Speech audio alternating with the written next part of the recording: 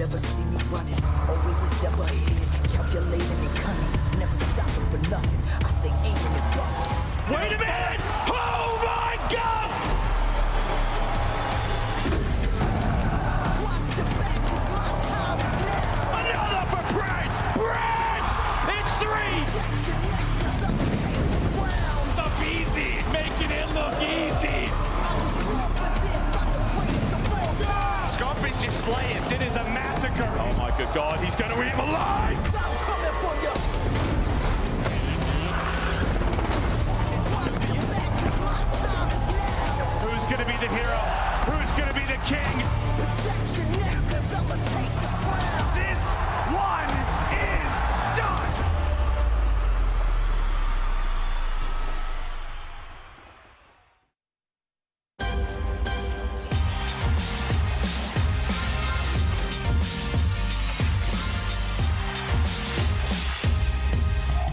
Morning, you gorgeous gamers. It's Puckett alongside aLLeY, Cat, and Nameless. We're back in the studio. It's day 2 online qualifiers for Major #1.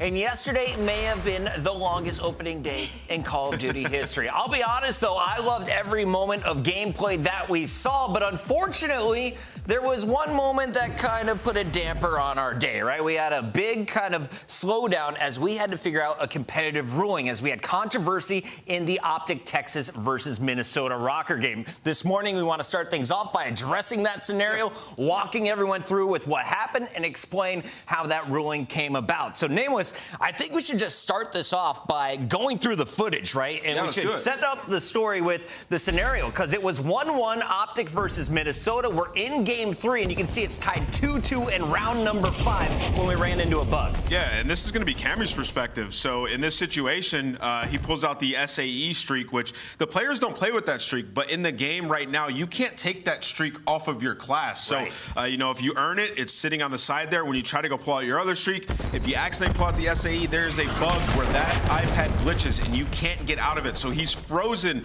on the iPad here, and in his mind, he couldn't make a play to potentially save them that game, and they lobbied for a replay. And you can see Cammy's reaction, instantly protesting as he reached into that bug. There was a bug. This is the official competitive ruling that came out. We read it yesterday. Here it is one more time. There was a bug at the end of round 5. Due to the bug, the Minnesota player couldn't do anything. So the official ruling was to replay the round. OpTic opted not to participate, so Minnesota wins the round and therefore the map. OpTic also elected not to continue the match at that point, so Minnesota wins. Final result of all this, we have Minnesota 3-1, and this is how the players reacted on social media.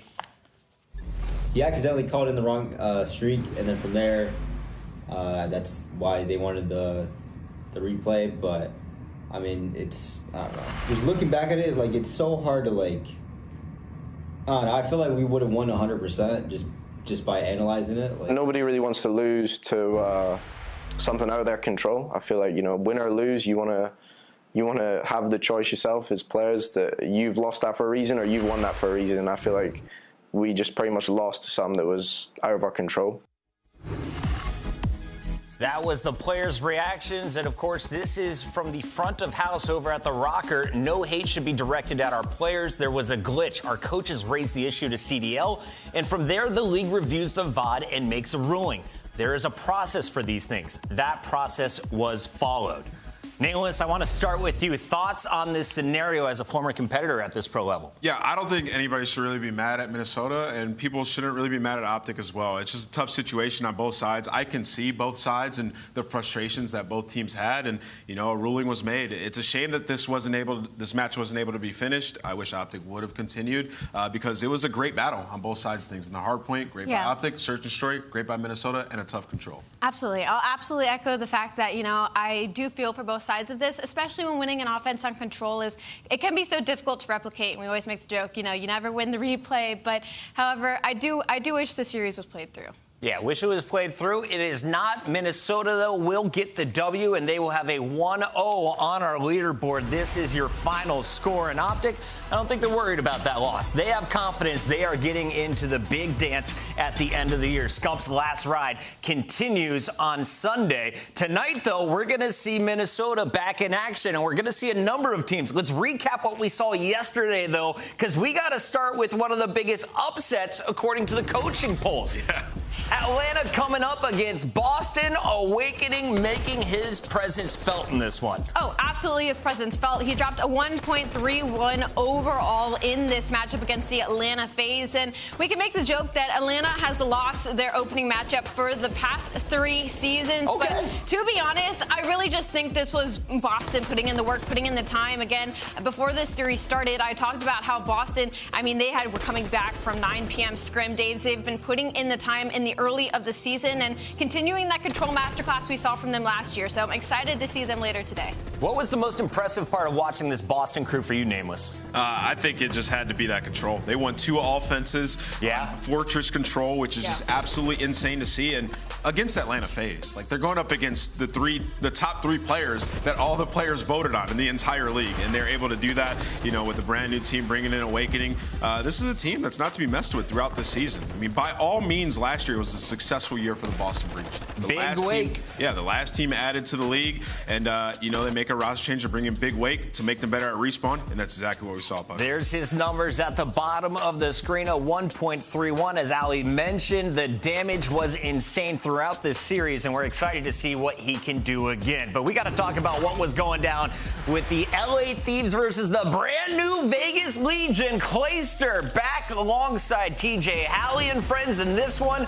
And I'll be honest, there was moments that we were excited for this Legion team. They're looking really clean. Thieves is just so good when it comes to respawn. Oh, Thieves is just so good. And this is a continuation off of last year. Their respawn was literally unstoppable. I believe they went on one of the longest hardpoint win streaks that we have seen in a very long time. So masterclass respawn out of them. You got to give props to Vegas Legion, though. They certainly looked like a more put together team than the start of last year, and their S&D looked incredible. So it's just about looking forward to the future for this team. Nameless, were you surprised to see this go game 4? Let's just make something very clear here. The LA Thieves are a force to be reckoned with. These guys are disgusting. I think the best break that we saw yesterday was that barbershop break out of the LA Thieves. Masterful. They know how to play the game. The teamwork is there. This team is going to do some damage this year. They figured it out last season. It seems like they're coming into this season just as strong. LA Thieves looking clean. Kenny running and gunning once again. Let's take a look at his numbers of 1.13. Control, this man, he was lighting it up. Yeah, he was going crazy. And I remember that B push off the rip that we saw in Hotel. It was Kenny who was at the point, getting the kills, getting the 2-piece. The guy was just doing everything he needed to do. Now, the final match we got to talk about here was probably, in my opinion, the match of the day. There was a big delay before Game 5. We eventually got it going. And now we got to revisit this series because the underdogs again, according to the coaching poll, the LA Guerrillas come out with the dub over Seattle Surge that was consistently amongst the top 3. And even in the middle of the series, LAG was still the underdog. The respawns from the likes of Seattle Surge, I believe LAG had 80 points by the set of first rotations by P2, and then they lost at 130. So they got nothing beyond that. Seattle Surge took the driver's seat and just kept it rolling. I will say though, LAG RCD's S&D has not missed a step from last year. He dropped a 1.73 in the series, and they end up closing it out in a Game 5 fashion, and it wasn't close like Game 2. They won in a 6-2, and there were some body shots, I heard, Chris. Yeah, that Game 5, we'll get to it in a moment, but I'll tell you what, I became a Spart fan last night as he closed out the game. He was exercising his thighs. He was making sure he was getting vertical movement in. The man's got the gunny to back it up. But honestly, if you are watching this series, if you are looking at the numbers, Seattle Surge outslayed the crap out of the LA Guerrillas. Yeah, Simp had one of the greatest individual performances we have seen.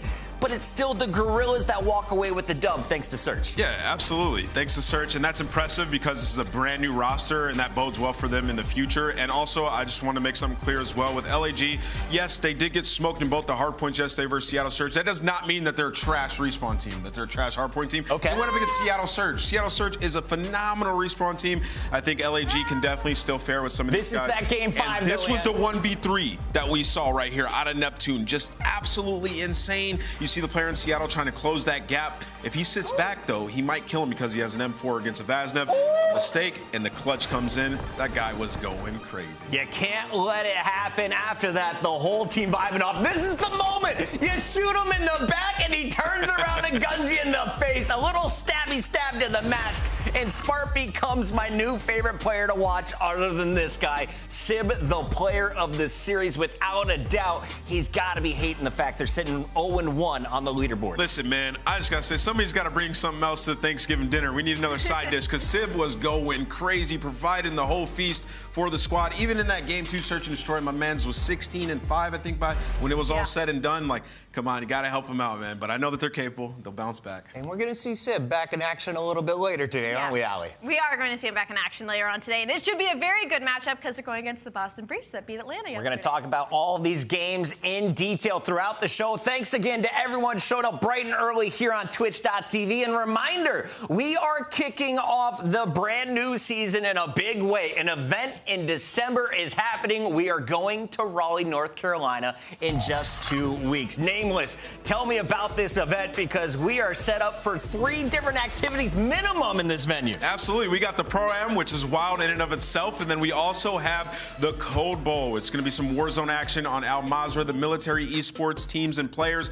with some of your favorite creators. That is going to be absolutely epic, but that's not it, aLLeY. There's some more stuff. It's not it. I mean, everything COD you can think of is going to be going down, especially talking about COD Mobile. Once again, it is the first in-person championship for their 2022 season. So there's going to be so much going on, a whole lot of exciting things going on, and you don't want to miss it. Space Force looking to represent for back-to-back titles in the Cold Bowl. Mobile in person for the first time ever, and tickets are on sale right now. Come watch the best in challengers and CDL all facing off live for the first time in the new title. It's happening in just 2 weeks.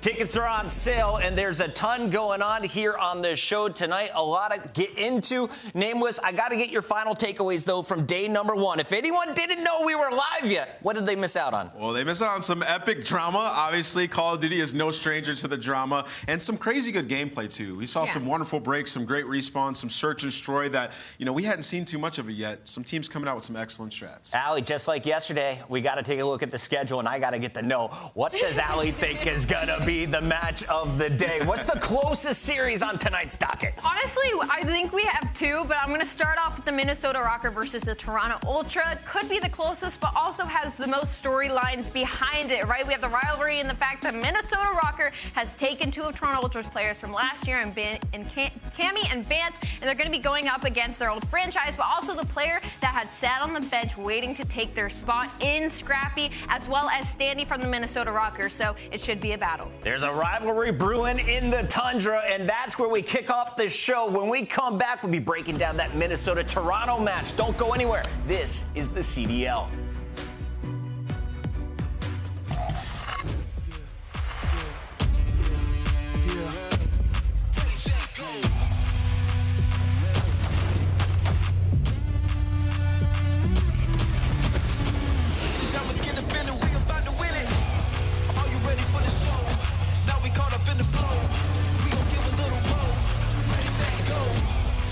Ready for the show. Now we caught up in the flow. We gon' give a little more.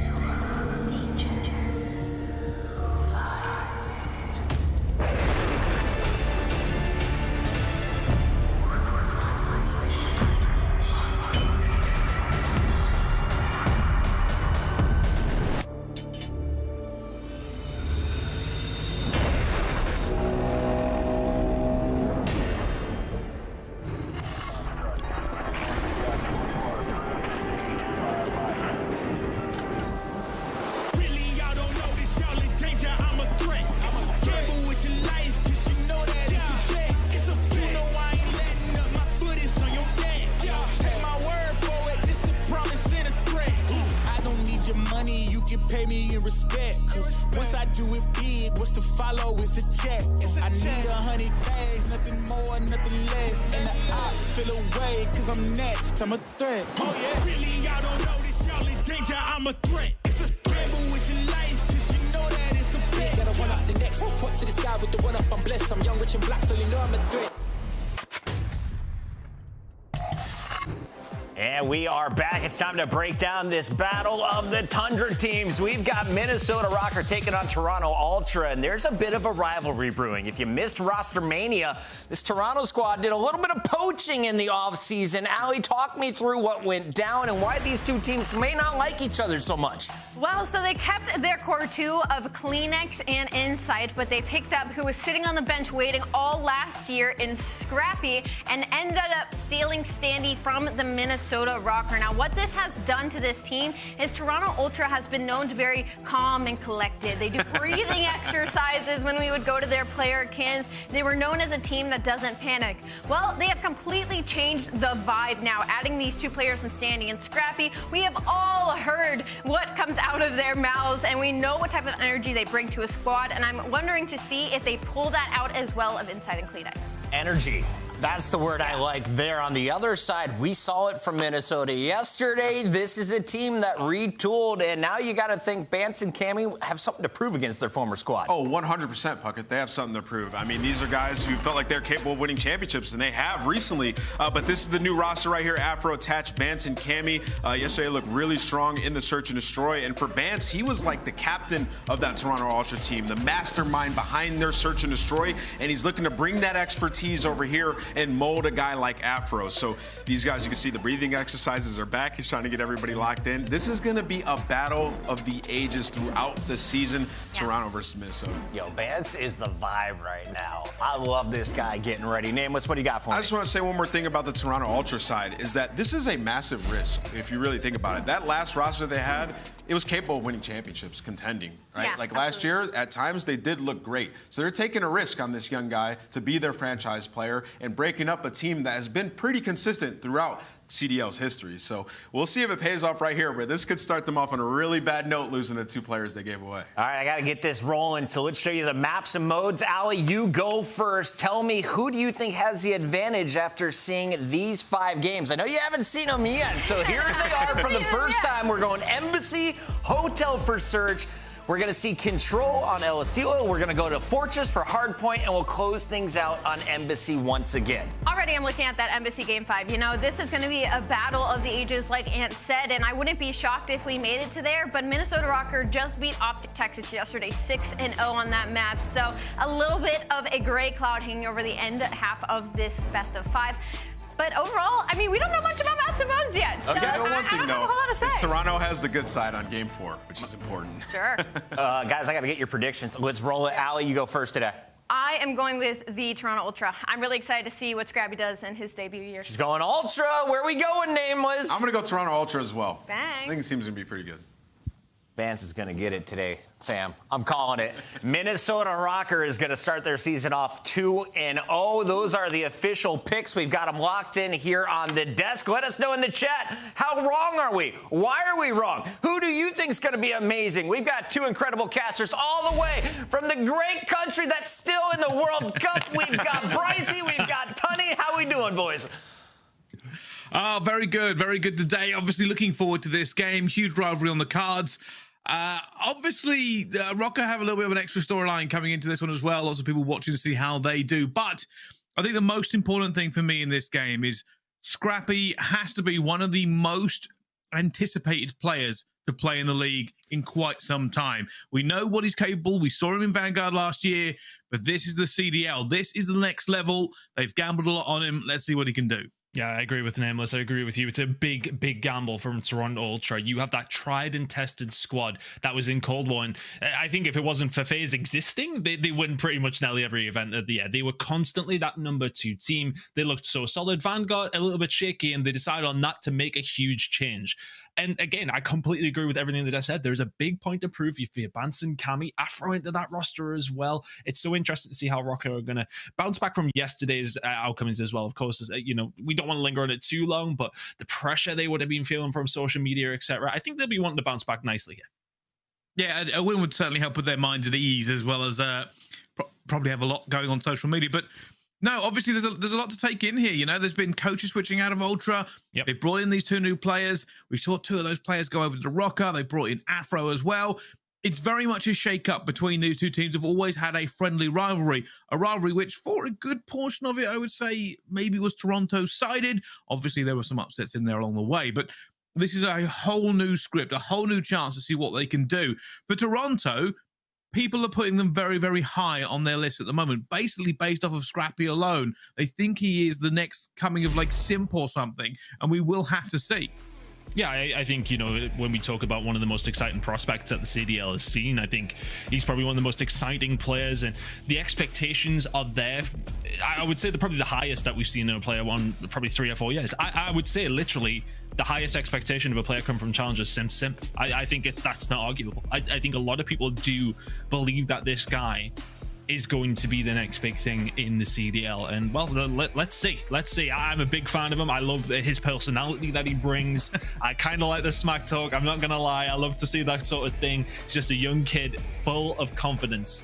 But for this Ultra team, and we've discussed this in content pieces that we've done beforehand, before we started the league off this week, we talked about this Ultra squad in the risk that is taken.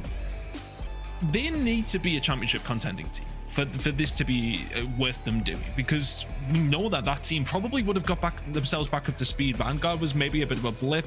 It's one of those situations where this team needs to perform and be challenging for championships, or it's not being the right move to make. Yeah, we are just waiting on a headset to go on, obviously.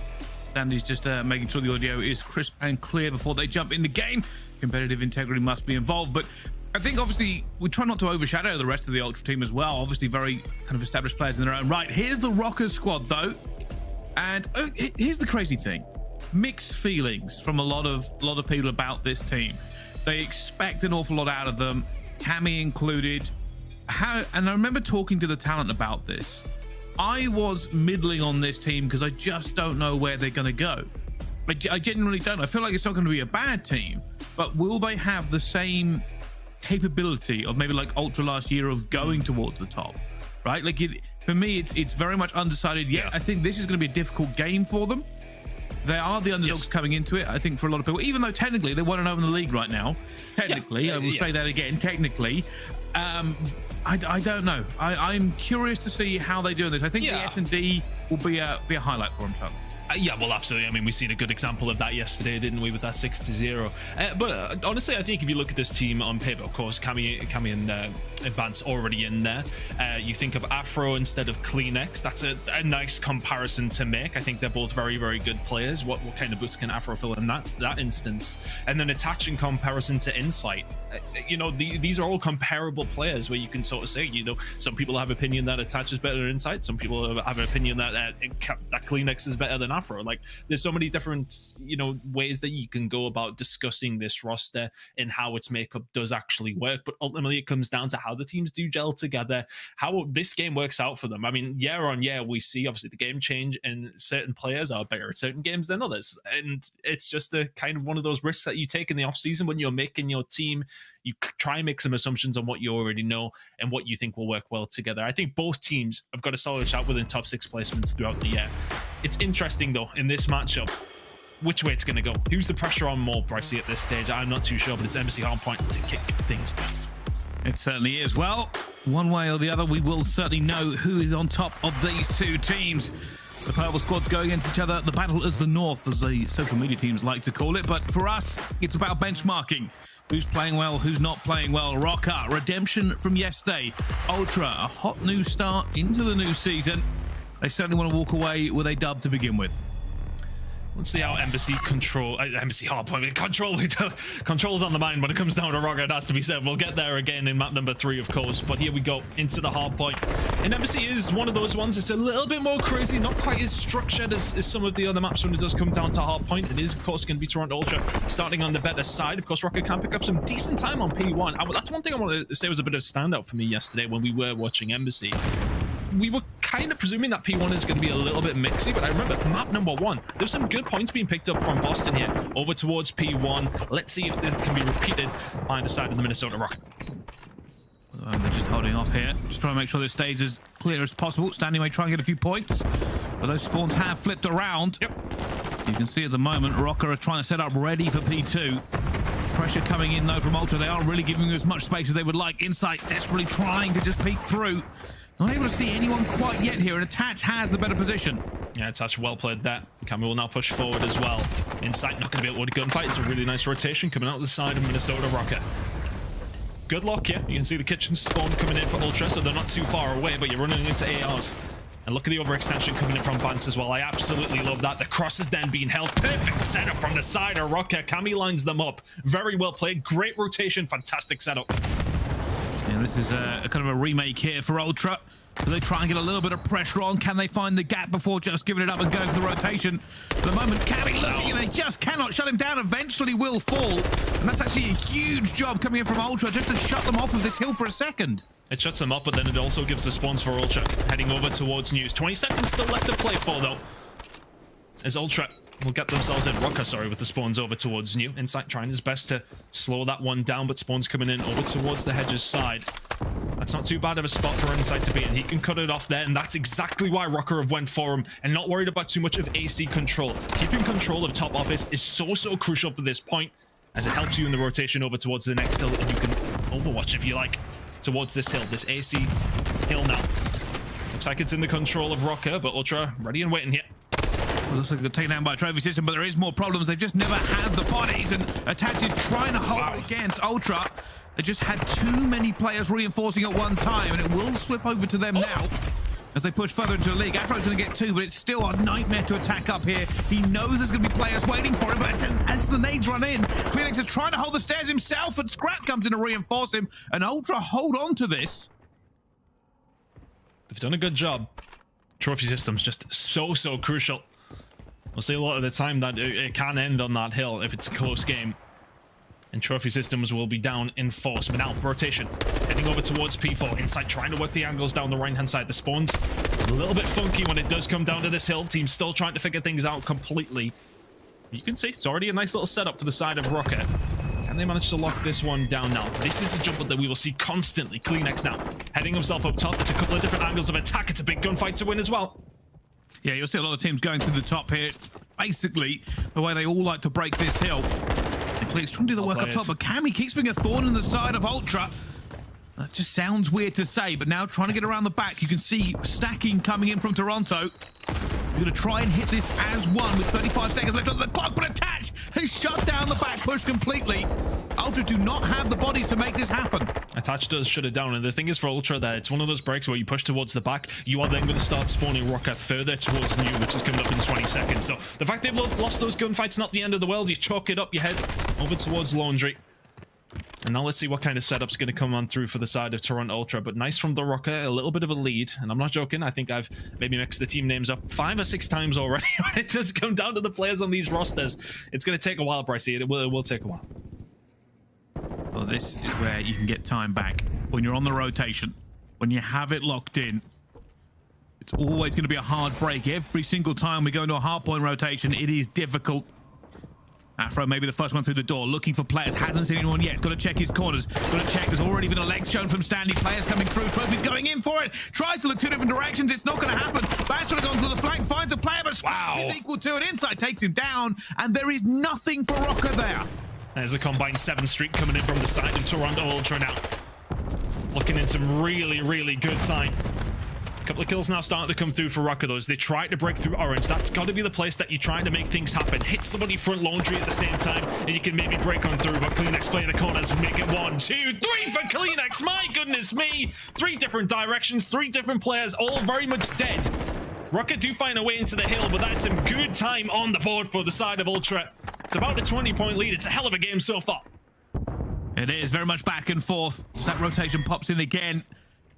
Who will get ahead this time? At the moment, Ultra leading by 21 points as they fight over P1, trying to keep it neutral at the moment before control can be established. Top bathroom, essential control for Standy and the Ultra side if they want to keep the points to a minimum for the side of Røkkr here over towards P1. But you look at the minimap in your bottom left corner, we are all over the place here. Nobody in any sort of semblant of control at the moment. It looks that way that Røkkr are going to get the spawns heading over towards P2, and it helps that you find 4 dead. Standy though, a little bit of a spawn over towards Hedges. They push maybe a little bit too far towards the kitchen side, and ultimately that is why Toronto Ultra start spawning over towards P2. That is in their control in 30 seconds. Bance backpedaling there to try and stay alive. We're in a good position for this as well, but Scrap and Cammy coming against each other, and Scrap will have that easy 2. That top cover disappeared, but they are ready for this push here. Inside, just trying to make sure he holds his angle. He knows where the players are going to be. He knows he needs to win this gunfight, but Afro guns him down again, and it's still slugging match going on at P2. Afro finding 2 towards that side. Fantastically well done, but then Ultra just break them back as well. All of a sudden, it's only Cammy left, Brycey. It certainly is. Well, let's find out how these two teams are dealing with playing with each other. This is the Minnesota Røkkr listening.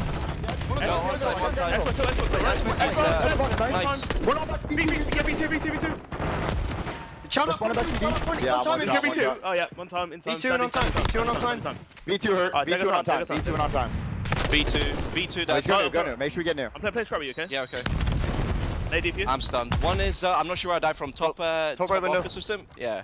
I'm losing right now. Right, top palm, one pretty sign, and top palm. Got one left, one low. Top palm, yeah, office. Remember, we can just stack. Yeah, I'm going to. Already on me, already on me. Zig right now. Yeah, close. One more. Line down. Nice. Listen, we're gonna flip. Okay. Stay where spawn, I'll tell you where spawn. Listen, I'll go hold Zig. You probably spawn God. You can get time, Toby. Yeah, I can. Top of me, Dad. Nice, we'll sleep. Look at over I'm too short. Yeah. Nice. Go Zig. Through Zig. Yeah, I've got Zig. I've all left. I watch out middle left. He's going in laundry. Wait, give me front. Yeah, top on me, Scrap. There's two on the bridge, two on the bridge. Good. Nice, bad. Two on time. That's one on time. Toby gone. Zig on time. Well, it's a big rotation from Ultra and lots of small talk going on, but they have broken. Toronto have forced their way into AC. And it was a great breakthrough in the end there, Tan. A beautiful bait and switch. Yeah, really well played. Pushing through top AC. It is going to be Røkkr to get it back, but then the rotation then becomes a little bit up in the air. Fights going on towards back embassy. Afro, what can he do? Trying to find some kills, not going to happen. It's looking like Ultra are going to have control of the next hill as well, and it's a decent chunk of a lead for them. It can flip very quickly, though, when it does come down to it. Ultra definitely in the ascendancy when it does come down to those kills. And the man that we talked about at the top is shows Scrap. Right at the tippity top. Ultra now in control, but look at this pressure from Røkkr. It's coming in from up top and down low. They've got to find some kills, and Scrap isn't giving them any of them. 5 straight for himself as now. Inside takes down another one. And maybe Røkkr are starting to feel the pressure. They cannot get near this hill. And that's the issue with rotations. You have to be there first. Is there any sliver of hope here for Minnesota? Oh my God, that's 6. And Scrappy, well, he's shutting it down in every single way. I'm trying to figure out if that tick is just about off, I think. But, I mean, he's 27 and 18. Here we go, Røkkr. Oh, they will manage to get a touch there, so I don't think that Ultra can win here. So this game becomes then somewhat a little bit doable because you have to push. You give the spawns to Ultra towards New, and KiSMET is already ready and waiting into mid alley. There's another 2. We've seen what he did on this hill last time. It's 10 seconds away from Ultra for finding the lead here, Bryce. They're going to hit it in force. Røkkr have bodies. But do they have the gun? Already found one. Afro jumps in, but it's gunned down. It's now just going to be standing left. He sees Cammy, but Cammy guns him out as well. And Røkkr break in with not a second to spare. And Scrap's coming straight in for this one. He's not even worrying. His teammates are going to come in just a second, but already the kills are going against him. Attach, a man on a mission, and a man who gets gunned. Toronto finds 2, though. They're still alive, but KiSMET finds 1, and that's all they need. Toronto Ultra shut it down in the end. And they look like the stronger team for the majority of that game. Oh, Scrappy's getting hyped already. And it's a marquee game from him in his first in the CDL of the Modern Warfare 2 season. And ultimately, I think it kind of comes down to that second rotation round towards AC. Ultra pushed it and found that break when Røkkr had a nice setup, and Røkkr kind of choked it just a little bit. They pushed towards it for a second time and give Ultra the spawns over towards New. So maybe a bit too much of aggression. I would have to watch it back from the side of Røkkr to try and retake that AC, and it kind of messed them up heading back over towards Office. But what a game out of Scrappy, leading the damage by some way at 3,100. The non-traded kills the highest, 31 and 21. A dominant performance from him and a comfortable victory in the end for the Toronto Ultra. Yeah, that's kind of the thing, right? Essentially, when it comes down to it, this is more or less what we were expecting done, right? We thought maybe on the respawns, Ultra would have the better time. Scrap comes into the league already doing exactly what he promised to do, dominate every single step of the way. They just weren't able to get the kills, Røkkr, in the position they wanted to, and when they started losing those rotations, that's when it becomes really difficult. I know it's kind of a hard thing for people to realize, but you aren't going to have a good KD if you are rotating late or rotating second to these hard points. Yeah. You are very rarely going to be able to just gun, break, and trade effectively if you are not in the position you need to be, and this was Scrap's playground. Yeah, we talked about it yesterday. I mean, what was that, 8? Did he break 9 in the end? Not quite. He's the one that baits in for that final kill. Afro finds 2. It's not good enough though. PaulEhx cooking up in kitchen, gets the job done for Toronto Ultra. We talked about yesterday though, you know, it has come down to it in multiple occasions already. We've seen hardpoint that the KD doesn't matter quite as much in this game, but when you are finding the important kills, and so many of them, if you're Scrappy in that situation, that gives your team that extra advantage. It's about an 80-point win in the end for the side of Toronto Ultra. But it has to be said, yesterday, let's not count Røkkr out whatsoever. Their search and destroy looked sublime, but I'd imagine that Ultra is going to have a pretty strong game as well. So this should be a really good search, but a great way to kick things off. I think, you know, as far as those rotations to go, it was the last couple of hills that really Ultra started to extend. It was a pretty close game up until that stage. So well played from them towards the end of that game. And I really want to highlight that CleanX play as well over towards the kitchen side. That was absurd. Fantastic play from him. Yeah, and it's kind of things like that where they're just able to pick up 3 or 4 kills in a row, and Røkkr didn't really have an answer for it. Things like they got that early rotation away. See, that was maybe the pinnacle of the game for me. If they had held that down, brought them back into contest just a little bit. But even with the small talk we heard in the listening from Røkkr there, they were losing more gunfights than they needed to. And once you start losing those gunfights, unfortunately, positioning isn't going to help you out if you don't win. So if you're dead, you can't basically hold anything. And I think it slowly but surely got away from them. I think that's the way you can say that game, right? Like, yeah. Essentially, Røkkr were doing some of it right, but then losing key gunfights and then the late rotation. It become worse and worse, essentially, as the hard point went on. Yeah, it definitely felt like Ultra on both rotations, actually. AC and then into Office and then over towards Kitchen. That's kind of where their bread was buttered, if you like. That's pretty much where they dominated for the most part. They picked up the most of their points there. And then if you're Røkkr in that sort of situation, you then need to look at your own game, sort of say to yourself, right, okay, we need to fix that for next time around. But an aBeZy hard point did not disappoint. And now their minds will be focused on search and destroy. But as said yesterday, Røkkr looked sensational in that search up against OpTic. Can they do the same here again against Ultra? I don't know. I mean, we talk about search and destroy. You have to talk about insight. 1.1 over the search and destroy in Vanguard last year. 18 different clutches, 9 1v1s, 6 1v2s, and 3 1v3s. The guy is an absolute god when it comes down to these unfavorable situations in the search and destroy, and I'm sure he'd like to find a couple of those against a couple of former teammates as well. It should be an interesting one, especially when it comes down to Hotel as well. Plays a little bit different to what we've seen from Røkkr playing on Fortress yesterday, of course. So very intrigued to see how this one does break down. I feel like Røkkr are definitely a team that's going to look towards that hard point, and it could potentially be their weakest mode. Search and destroy and control is maybe where it's going to continue that Toronto Ultra mold from last year, but the Toronto Ultra of now very much looking like a strong hard point team. Yeah, I also think it's starting to test Røkkr's mental game. You got to remember, coming into this game, obviously the interesting things that happened yesterday, but it's also their rivalry. They're playing against their ex-teammates. They want to win. They want something positive to come out of this one, and they are going to be tested. This S&D could make or break this Røkkr team in this series. If they don't get this one, they'll be very, very firmly on the back foot, down 2-0 against this team. They need an uptick, and obviously we know that confidence on Ultra is at an all-time high. Apologies, it was a Røkkr who played Embassy Search and Destroy yesterday, not Fortress. We've seen Fortress a couple of times there. The price, honestly, I was just kind of twisted all day yesterday. Here we are, though. Clean Mexico to head over towards B. Cammy ready and waiting 1-2. Oh my goodness, they dropped so fast. Standy's there for the trade, but nonetheless, it looks like Røkkr are ready and waiting here. But inside, big gunfight win, 2v2. Backing up for this one. Afro and Bance. Around the back for the first kill, and Bance catches insight. Cod timing there for it, but it is standing in a 1 versus 2. Bomb is not down. Just trying to figure out exactly where they're coming from. Afro and Bance playing this very, very patiently. Neither side willing to even blink. And this is the thing. Standy's got to be the one to plant the bomb. He's the one that has to do something, and then all of a sudden, it's going to be like fish in a barrel. It's a very small room. 4 different exits, though. 50-50 chance of getting out the right way, and not going to happen this time. He's going to choose to stay tight here, Bryce. Standy by name. Lay by nature. Here comes Bance, and he's going to get that first kill. Is it a huge kill for him? But no! Afro is there for the trade. Teamwork pays out in the end. Afro? Oh, just running out. It's dead silence, I think. But no, they managed to get that one done there in the end. And the timing was just good enough. They made sure they hit those doors at the same time. You can't shoot 2 directions in COD. Yeah. Always the advantageous situation there for the side of Røkkr. And they've just played that one well. There's no need for them to go into challenge. They know Standy is in there.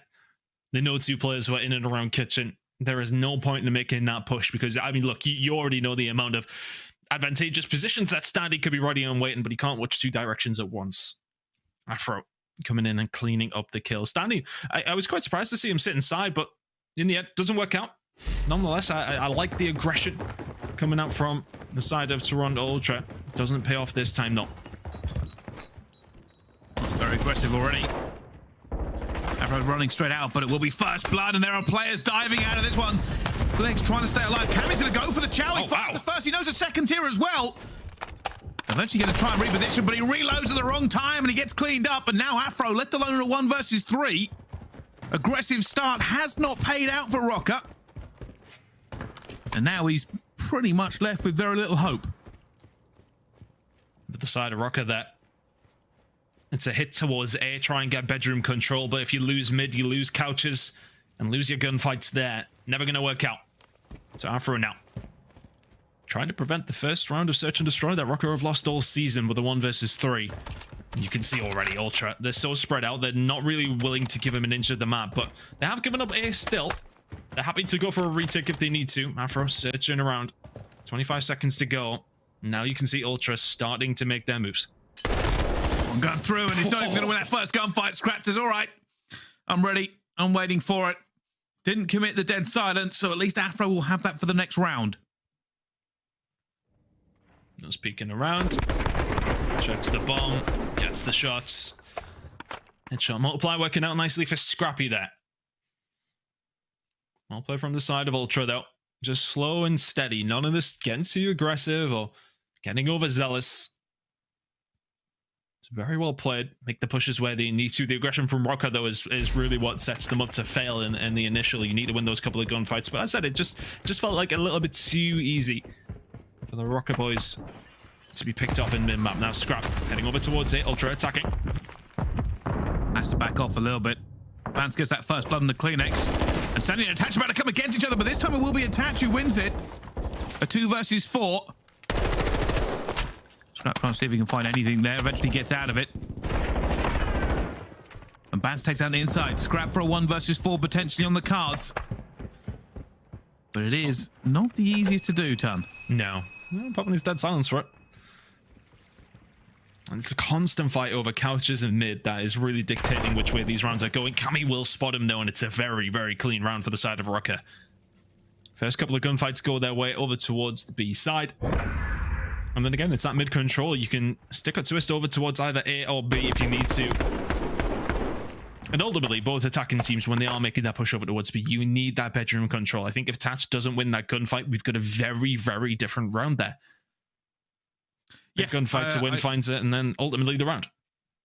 Yeah, it's kind of crazy, especially with how this game works out. As soon as you have numerical disadvantage, there's a lot of corners to check, so it makes trading very, very difficult. So if you're already at a number disadvantage, it means that you probably aren't going to be able to turn that around very easily unless you get very, very lucky. Oh, here we go. Oh, that stun check as well. And Ultra just choose to back down. I like that. Standy with the angle as well. Shots have gone in. They've got plenty of info here. But looking at Røkkr, that's not where the bomb is going. So is this a bit of a bait from the Minnesota side? Well, could start making a lot of noise here, Afro. Trying to see if we can get anybody away from it, but there is going to be a kill go down. And it has been traded back down to a 3 versus 3. It was Bance who got first blood, but fortunately a teammate was there to clean it up for Ultra. Keep an eye on Scrap. He's been just ridiculous here at top bedroom before. Keep an eye on Afro going as down. well. He's going to snap as soon as this goes on. He's going to know. Afro in the position in mid-map. He's the one catching the stragglers coming over from their bait over towards that side, but Scrap will find the first gunfight over here. Now a 2 versus 3. Oh, and Insight finds Afro. That's absolutely massive. That was the potential ace in the hole for this side of Røkkr. My goodness, they are dead so fast. Oh, nothing but a clinical retake there in the end. Honestly, I thought that looked really nice for the side of Røkkr. I love the setup. You lose the first gunfight over towards the site, though, and still you've got Afro in a brilliant position to do something, and, well, he just gets caught napping, essentially. Yeah, I mean, Røkkr were in a good couple of corners, and they were hoping to try and get at least a kill out of it, but that's it. Just found nothing. And if you don't find a kill, then obviously you don't win the round. Not a lot of finessing to be done.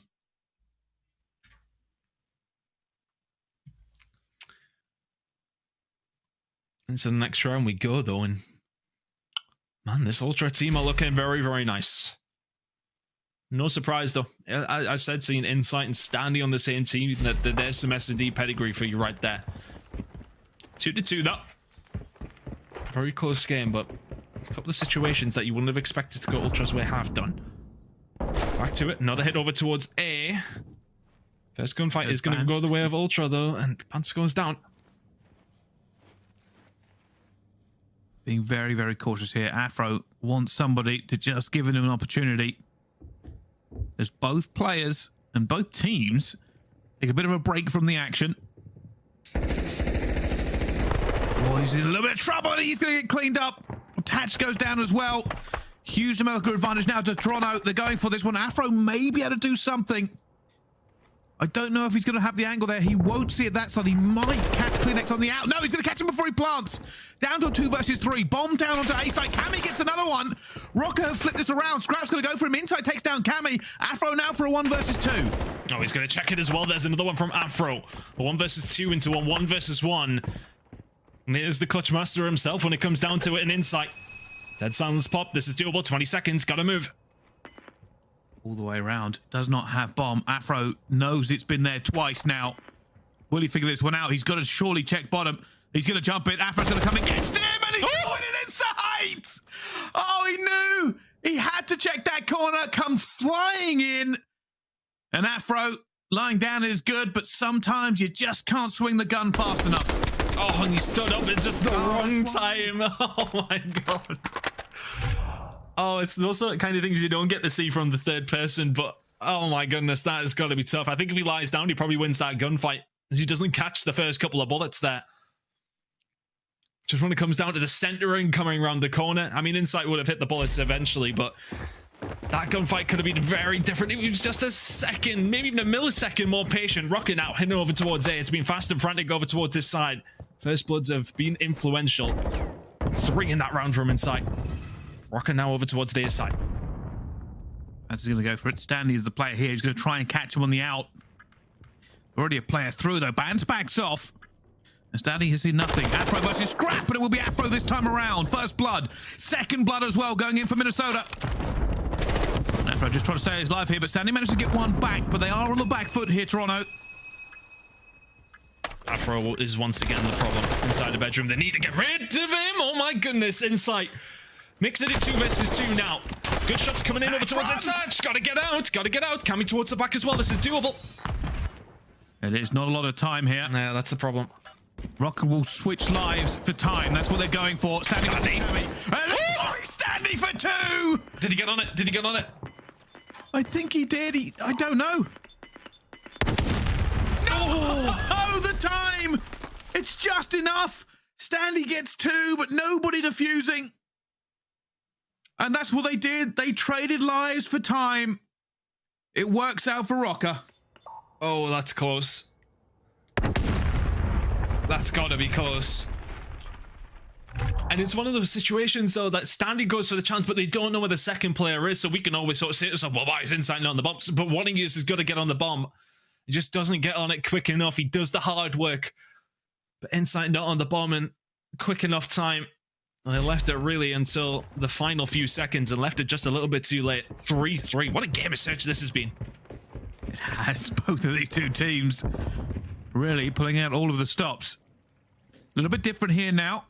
You can see Ultra trying to make a move and almost gets caught, and Scrap tries to get Bance, but Bance is just running. Shows him a clean pair of heels, but Cammy gets that first blood. Oh, they know where he is. Goes to the trade here, says, hey, quick you now, eventually Bance.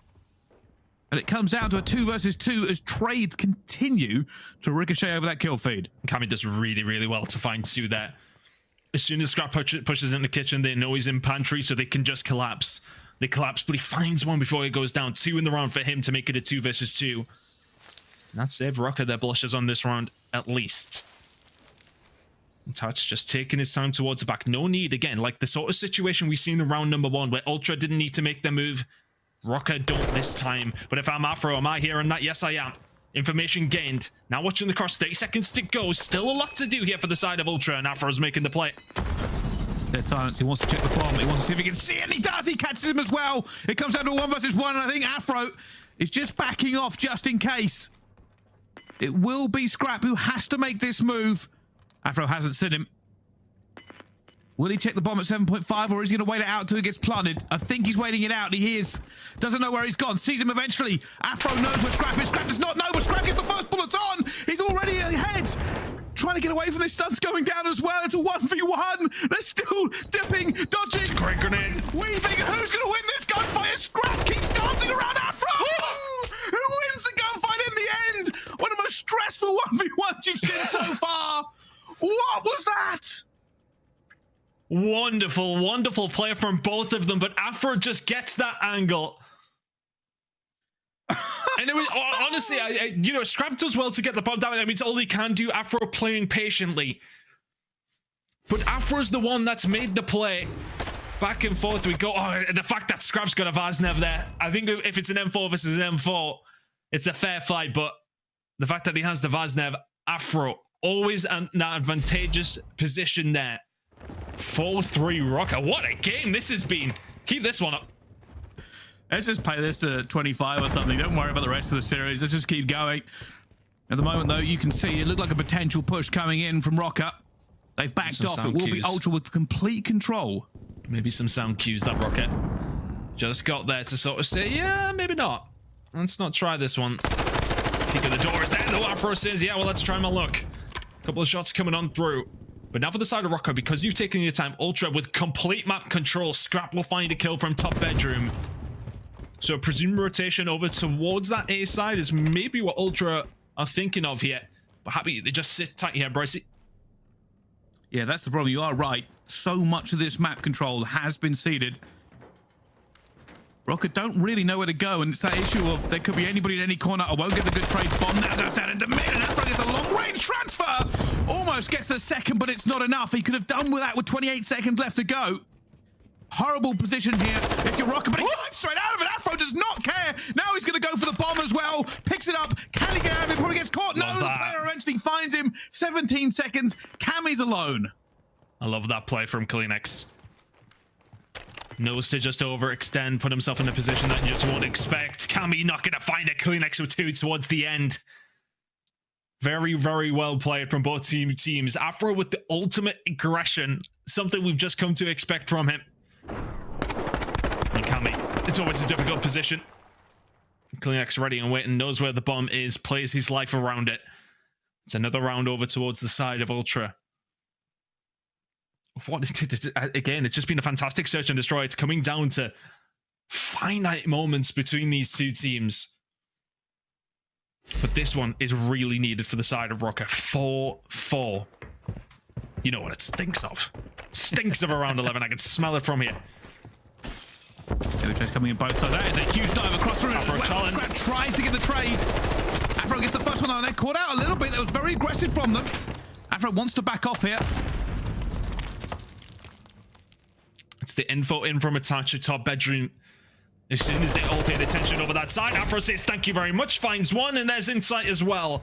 10 and 5 from him. It's a 4v2 now for the side of Ultra. Scrap will find one though, making this one a little bit doable, and scrapping it. Interesting position as well. KiSMET a little bit more passive. Scrap is looking to just take any gunfight he can. Cammy gets one back though. Scrap in a 1 versus 3. Finds Attach down to a 1 versus 2. He's still hunting. He's still looking for these players, but Afro is ready with a pre-aim. And Afro has been putting in a shift. Has not taken a single step back in this S&D. Keeps being the difference. I think that's 3 kills in the round there from Afro. Ups and up with first blood, as said. Attach up top. Kind of just draws Ultra in, if you like. And Afro down from bottom, lights, pops the door up and finds an easy kill, sits back, expects the angle to come, finds Insight, and then the final kill with the trade onto Scrap. It's a big ground from him. Minnesota now. Map points. It's Toronto Ultra on the defense. This one's been so back and forth, though. That's a big stun. Already been stunned. That's a lot of info for the side of Røkkr here. Cammy first blood, looks for the second on the standing and gets it. 2 versus 4 now for Ultra to try and hold on in this S&D. Scrap is in an interesting position here. I'm just curious at how patient he could potentially be here. Are they going to expect it? Shots into top bedroom, will find one. Can the trade come on through? Bance with plenty of shots taken, but fires some back. It's a 1 versus 3 for Insight. Insight, we haven't seen him close this year yet, but he finds the first, is not going to find the second. Not able to finish his dinner on that first kill, and that will be Røkkr, who walk away with the win on the S&D, bringing this back to 1-1. But it was not easy, and it was not clean. As build, this one has been exciting. But Røkkr just extend towards the end there. Røkkr, fantastically done. Afro with a huge couple of rounds, it has to be said. That moment of the 1v1 against Scrappy, and then in the next round, finding 3 all on his own. And the scoreboard tells that story as well. 11 and 5 out of him. Looking towards the first blood. Dominant from the side of Røkkr there, it has to be said. Ultra still kind of holding on, even with only 3 to their name out of the 10. So some situations, that's one of those though, Bryce, you kind of like, if you're finding more first bloods, you're so much closer in that game. The fact you were able to find 4 rounds even that far down is tippable towards the Ultra side, but not quite enough. Well, we'll have to see how it all plays out for these. We know Control is going to be next, but that map and everything that comes with it will have to wait. We're going to a quick break. We'll be right back with the Call of Duty League. Don't go anywhere. We'll see you right after this.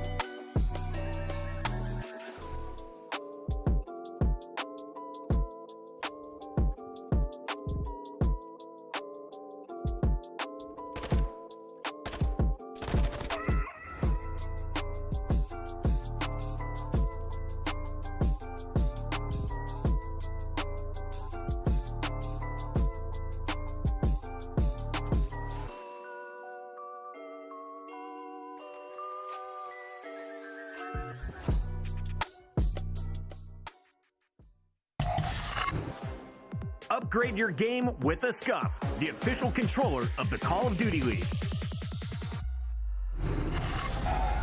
Ladies and gentlemen, welcome back to the Call of Duty League. If you are just tuning in, we are watching Ultra versus Røkkr. But I'll tell you something interesting. A little bit of a home watch party going on for Ultra. They actually have a small crowd watching them live at their venue in Toronto. So not only do they get the experience of playing every other team, they get that LAN experience, they get the hype, the momentum. And I love that. I love the crowd and the fans being involved every single step of the way. I've got a big smile on my face. I absolutely love to see that. That is a really, really good idea from the side of Ultra to invite the fans in to watch the team live as well. What a great opportunity for those guys. And of course, we'll be in Toronto in May. I'm excited for that because I didn't get to go last time, Brycey. And you heard you all had a wonderful time. Went for sushi all the time together. And I was sat at home with COVID, mate. So wasn't really fair. If you well, we didn't miss you, but what we did miss was the hardpoint S&D in this game. If you are just joining us or wondering what is going on, at the moment, Toronto Ultra had a very good game on the hardpoint. They took that away, and then Røkkr managed to strike back on the S&D. So it's all tied up 1-1. Going into the control, though, it could be anyone's game, and let's hope for a full control that plays out perfectly fine today. Yes, no issues today, please. Thank you very much. LSELO control, back to the scene of the crime we go. And yeah, look, I mean, it has to be said for the most part that Røkkr looked fairly solid on this one. It was just one smoke collapse towards the end that then obviously whatever played out, they still put themselves in a bad situation. It was looking likely that OpTic would go on to win that. Whatever happens, we know that Ultra have looked at that Røkkr game and have said there maybe is some weaknesses here. So it's an interesting one. We still obviously haven't seen Ultra on this map whatsoever. So let's see how this one does play out. But Scrap with a great start to his proper CDL career. We can count the game last season, of course, but this is his fully fledged first team starter game and having a hell of a time so far. Oh, at the moment, Bance is going to open up proceedings. Afro going to come through the door, and KiSMET is already waiting for him. Oh my goodness, somehow Afro stayed alive and got away. Surely KiSMET is eventually going to catch him. He's still running around. Afro!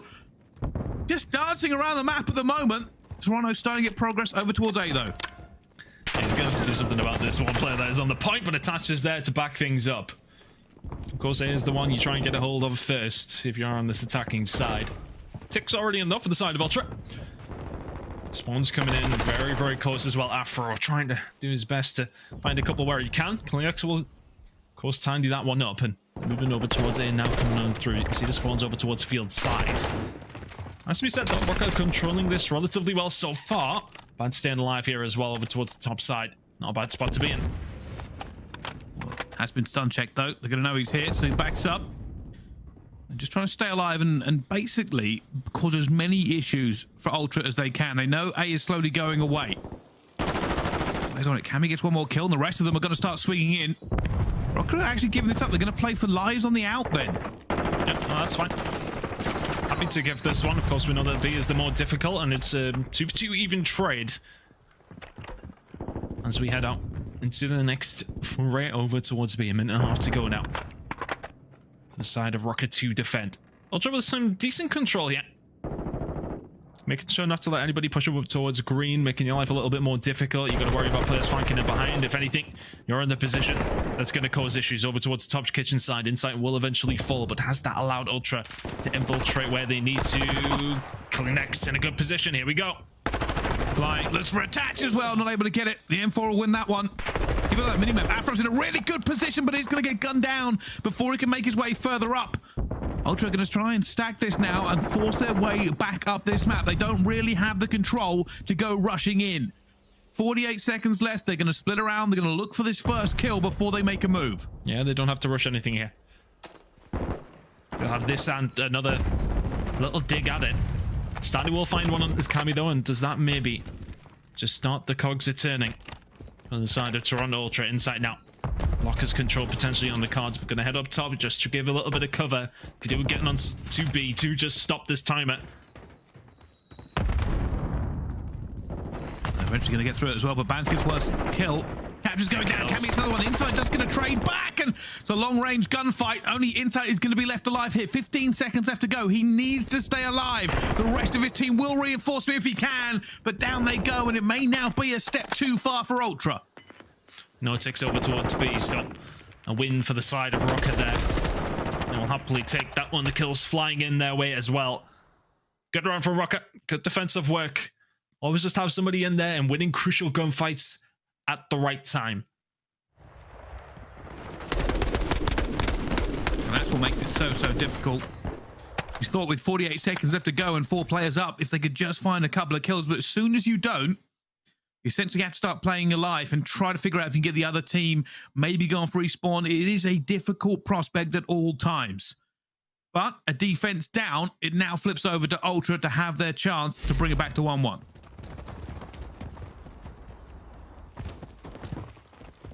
Attacking right now for the side of Røkkr. Also just setting up across the map here, but can see just a little bit of control, expecting some aggression outside of Ultra, and you're going to get it. Bit of bad timing for Bance and Afro. Snarly jumps around and finds the easiest 2 pieces of his life, but Cammy will enter back, but a little bit of pressure now coming in from Ultra. Røkkr going to have to slowly and methodically fight their way out of this one. Cammy looking for any kills he can find, checking every single nook and crevice. Bance finds one, but they're still just trading around the middle of this map. Røkkr look a little bit unsure. They don't know where these players are. Yeah, it feels... Where they are, though. Well, yeah.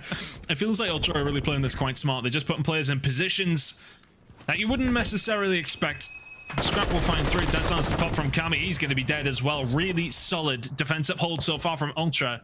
And only 30 seconds remaining here for Røkkr, and they need to at least get 3 ticks, and whether that be over towards A or B, doesn't really matter. Just to keep things even, you want to hold of that defense if you possibly can around number 5. Touch. Now starting to make the move here. Cammy will help him out. The kill onto Insight. Potential opportunity here over towards A for the side of Røkkr. They get straight into it as well, but they look for attach! Finds 2, and that could be an issue for him. Has 2 as well. Attach still going to be under pressure. He knows players are all around him. He exposes himself a little bit too much. And he's going to go down. Insight finds him. Reinforcements flooding in from Røkkr. They need to find something here. Afro jumps straight in where he knows he is. Bounces across Insight's screen. Oh, big gunfight. Attach wins one off the respawn to stop the player flanking around. So no pinch is going to be developed here. Afro's going to catch Scrap as well with the aggression. And try and get it from the jaws of defeat here if you're Røkkr. You managed to find a couple of gunfights, managed to find something over towards A. Afro goes with the challenge. Cammy is there as well. 10 seconds to go. They've cleared them off though. His Insight will find 2. 7 seconds. It's a foot race. And I don't know if Røkkr have got it in them. Ultra just won every single gunfight they needed to there at the end. And Insight just posted up, ready to gun. And they shut them down. Just 2 ticks there in the end for Røkkr. Ultra just looked better at it in the end. They had more control. Røkkr looked a little bit lost towards the first beginning of that. They just couldn't find where the engagements were going on. Yeah, Ultra just played that smart game. There's so many different positions that you can sit in on this map. Just make awkward little angles. Sit in positions you know players have to pass to head over towards those control points. With Scrappy, you found 3. Completely shut down an aggressive Røkkr attack over towards the A side all on his own. Does make a difference. Insight sitting 11 and 6 though. He finds those crucial kills towards the end of the round. Now Røkkr's turn to defend, but has to be said, that is a tick advantage over towards the side. Toronto Ultra now. Cammy will find 2 to open things up though. Standy answers back in kind with the kill on the Bance.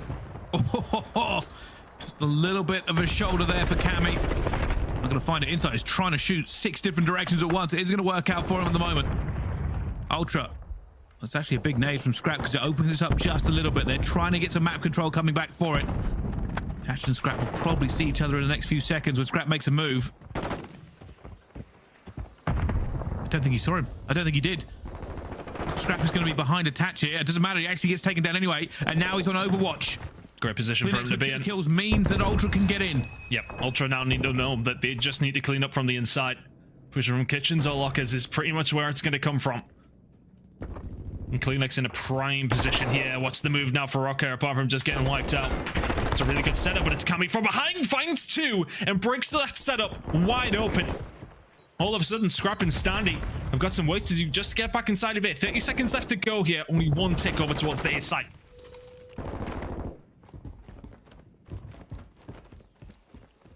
We're going to try and get a bit of a flank going here, but I think they're going to know. Find Standy, but not enough to actually put him down, and down he goes to Insight. It's so many bodies here for Ultra that A is definitely gone. And now over to B again. couldn't get it last time around. Ultra will be trying to make the difference now. But look at the body pile through. Attach is coming under pressure, but they both end up just jumping into each other. And only KiSMET is going to be left alive by B. Have they found him though? KiSMET around the back. He's going to be the potential. Oh, it's Cammy going to win the gunfight. Insight will trade it, but not from a position where they can do much about it. And I love this pressure coming in from Røkkr. Happy for the push to come over towards B. If you can just hold down up top. Afro now in a good spot. Got a little bit of backup here as well, but Ultra have time to take their time. There's no need to unnecessarily, I should say, run into gunfights here. Afro getting a little bit overzealous. Ultra ready to win. Now they can push forward. Just cleaning up the map a little bit, Ton. KiSMET with another kill onto Cammy. Attach may be the key player here. If he can pick up a couple of them, just relieve the pressure onto his teammates. KiSMET knows where Afro is going to be as well. Attaches up top. He finds the first one. KiSMET now has to look two different directions. He knows there's players coming behind him. Afro's going to take him down. Afro takes down a second. And Attach actually guns Afro in the end, but it is going to be a deflection. It's just enough from Attach to push this back. Ultra trying to get some mid-map control. Standing, it's a big gunfight. Cammy falls. And all of a sudden, this is now doable for the side of Røkkr. One tick in here. The tick's very much in their side, whatever happens here. But a little bit of purchase over towards B. And if you're Røkkr, this is now a hard push. Well, there's that second tick. Here comes the third. Gotta go. Nades are going to rain in, but the trophies are already down. He's looking for it as well. Sandy's on 1 health point. They're jumping in as contested at the last second, but Scraps gets a 2-piece. And that's going to be it. They get the attacking round. And they are not happy. Røkkr thought they might be able to hold it, but Ultra now have a defense. They have the advantage in this game. Wonderfully played in the end from Ultra. And honestly, I feel like Røkkr, and specifically going back to Afro pushing up top, maybe looking for kills a little bit too much there. You're in a situation where you're pushed far up the map. The players are starting to go past, and I think it's easy for us to maybe say this at times when we know where all the players are, but it was unnecessary for him to really start checking that. That was when things did start to mix around, but that is defense confirmed for the side of Ultra. No matter what happens here, even if Røkkr can find the round, they will be on the attacking side again once more. They need to make this count first. The next is going to be a problem up top. They know he's going to look for those players at pallets. He's already seen Bance trying to go for the fight as well, and Bance isn't going to be able to get away. Well, let's move faster than feet. Physics lesson there for you, and Sandy's also going to catch Afro. Dead silence popped. It's going to cause more of an issue himself. And at the moment, Ultra haven't really found anything. Sorry, Røkkr haven't found anything. It's a very easy mistake to make, man. I think we're going to do it all season. I don't think we'll be the only ones either. Ooh, easy clean up for KiSMET. Shots. I mean, some of these gunfights do not last a long time. Push over towards A though. It's got to be the play here, or has it, for the side of Røkkr? It's a little bit of a bait as Afro finds another 2. Afro now finding a 3rd. That's 6 in a row. And then all of a sudden, you look at where Ultra are spawning, and there has to be something done from Standy just to ease that pressure. He's now dead, and also spawning in Narnia, but it's a big gunfight win from inside. But is the damage already done over towards this B site? Well, I think they're probably going to be able to stop it. There are just so many Ultra players about to hit this, but Attach finds 2. I say that, Attach finds them all, and Bance might just pre-fire for this door. Doesn't matter. Scrap will take him down, but that is B point secured. He's secured. As said, defensive side is still going to go over towards the side of Toronto Ultra. Whatever happens here, may well be a Røkkr win on the attack. Bance now getting aggressive inside. Hasn't got a clue. Dead silence. Thank you very much. See you later. And Bance now in the Overwatch position. This is going to be difficult. It's going to be difficult here for Ultra to do anything, but they find the first kill. Bance locked in, ready for it. Looking for these players who are going to play at the same time, and they can't do the Afros alone. Bance eventually finds one, but it will be Afro who goes down. Cammy is not able to support his teammates. Eventually will find one of the pallets, but Attach hits him with a grenade. And it's now all reset for Minnesota. They have to try and start this again. But it's a bit of a fight for mid-map control, a bit of a fight for control in general as Attach puts the bullets in inside just enough, but not enough to kill him back from the other side of things. I think it's Scrappy trying to put them down. Cammy will find KiSMET. Afro will find Standy. It's feeling like a Røkkr round. My goodness, Afro. It doesn't matter what gun you put in his hands. And out for the side of Ultra, you're going to spawn absolutely miles away. That A-Tech is coming in. A little bit maybe too aggressive there coming in from Afro, but Attach finds 2 again. And that tick is slowly but surely going through, and it has. We're going to a round 5. Ultra will have defense. They locked it in before with the ticks. but it has been back-to-back offense rounds. And I don't know who's walking away.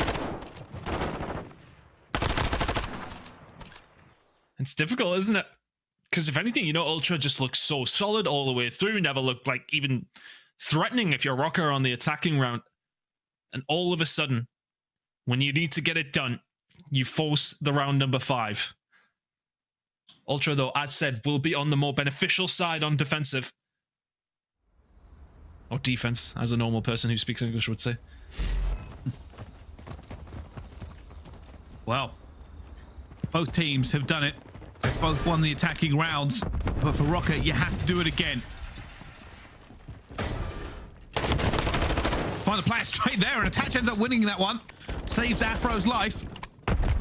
Few kills already going down. The catalyst for them last time was getting B early. It looks like they might be setting up for it again. Bance finds one. He's down at the bottom of the cliff, though. KiSMET gets the trade.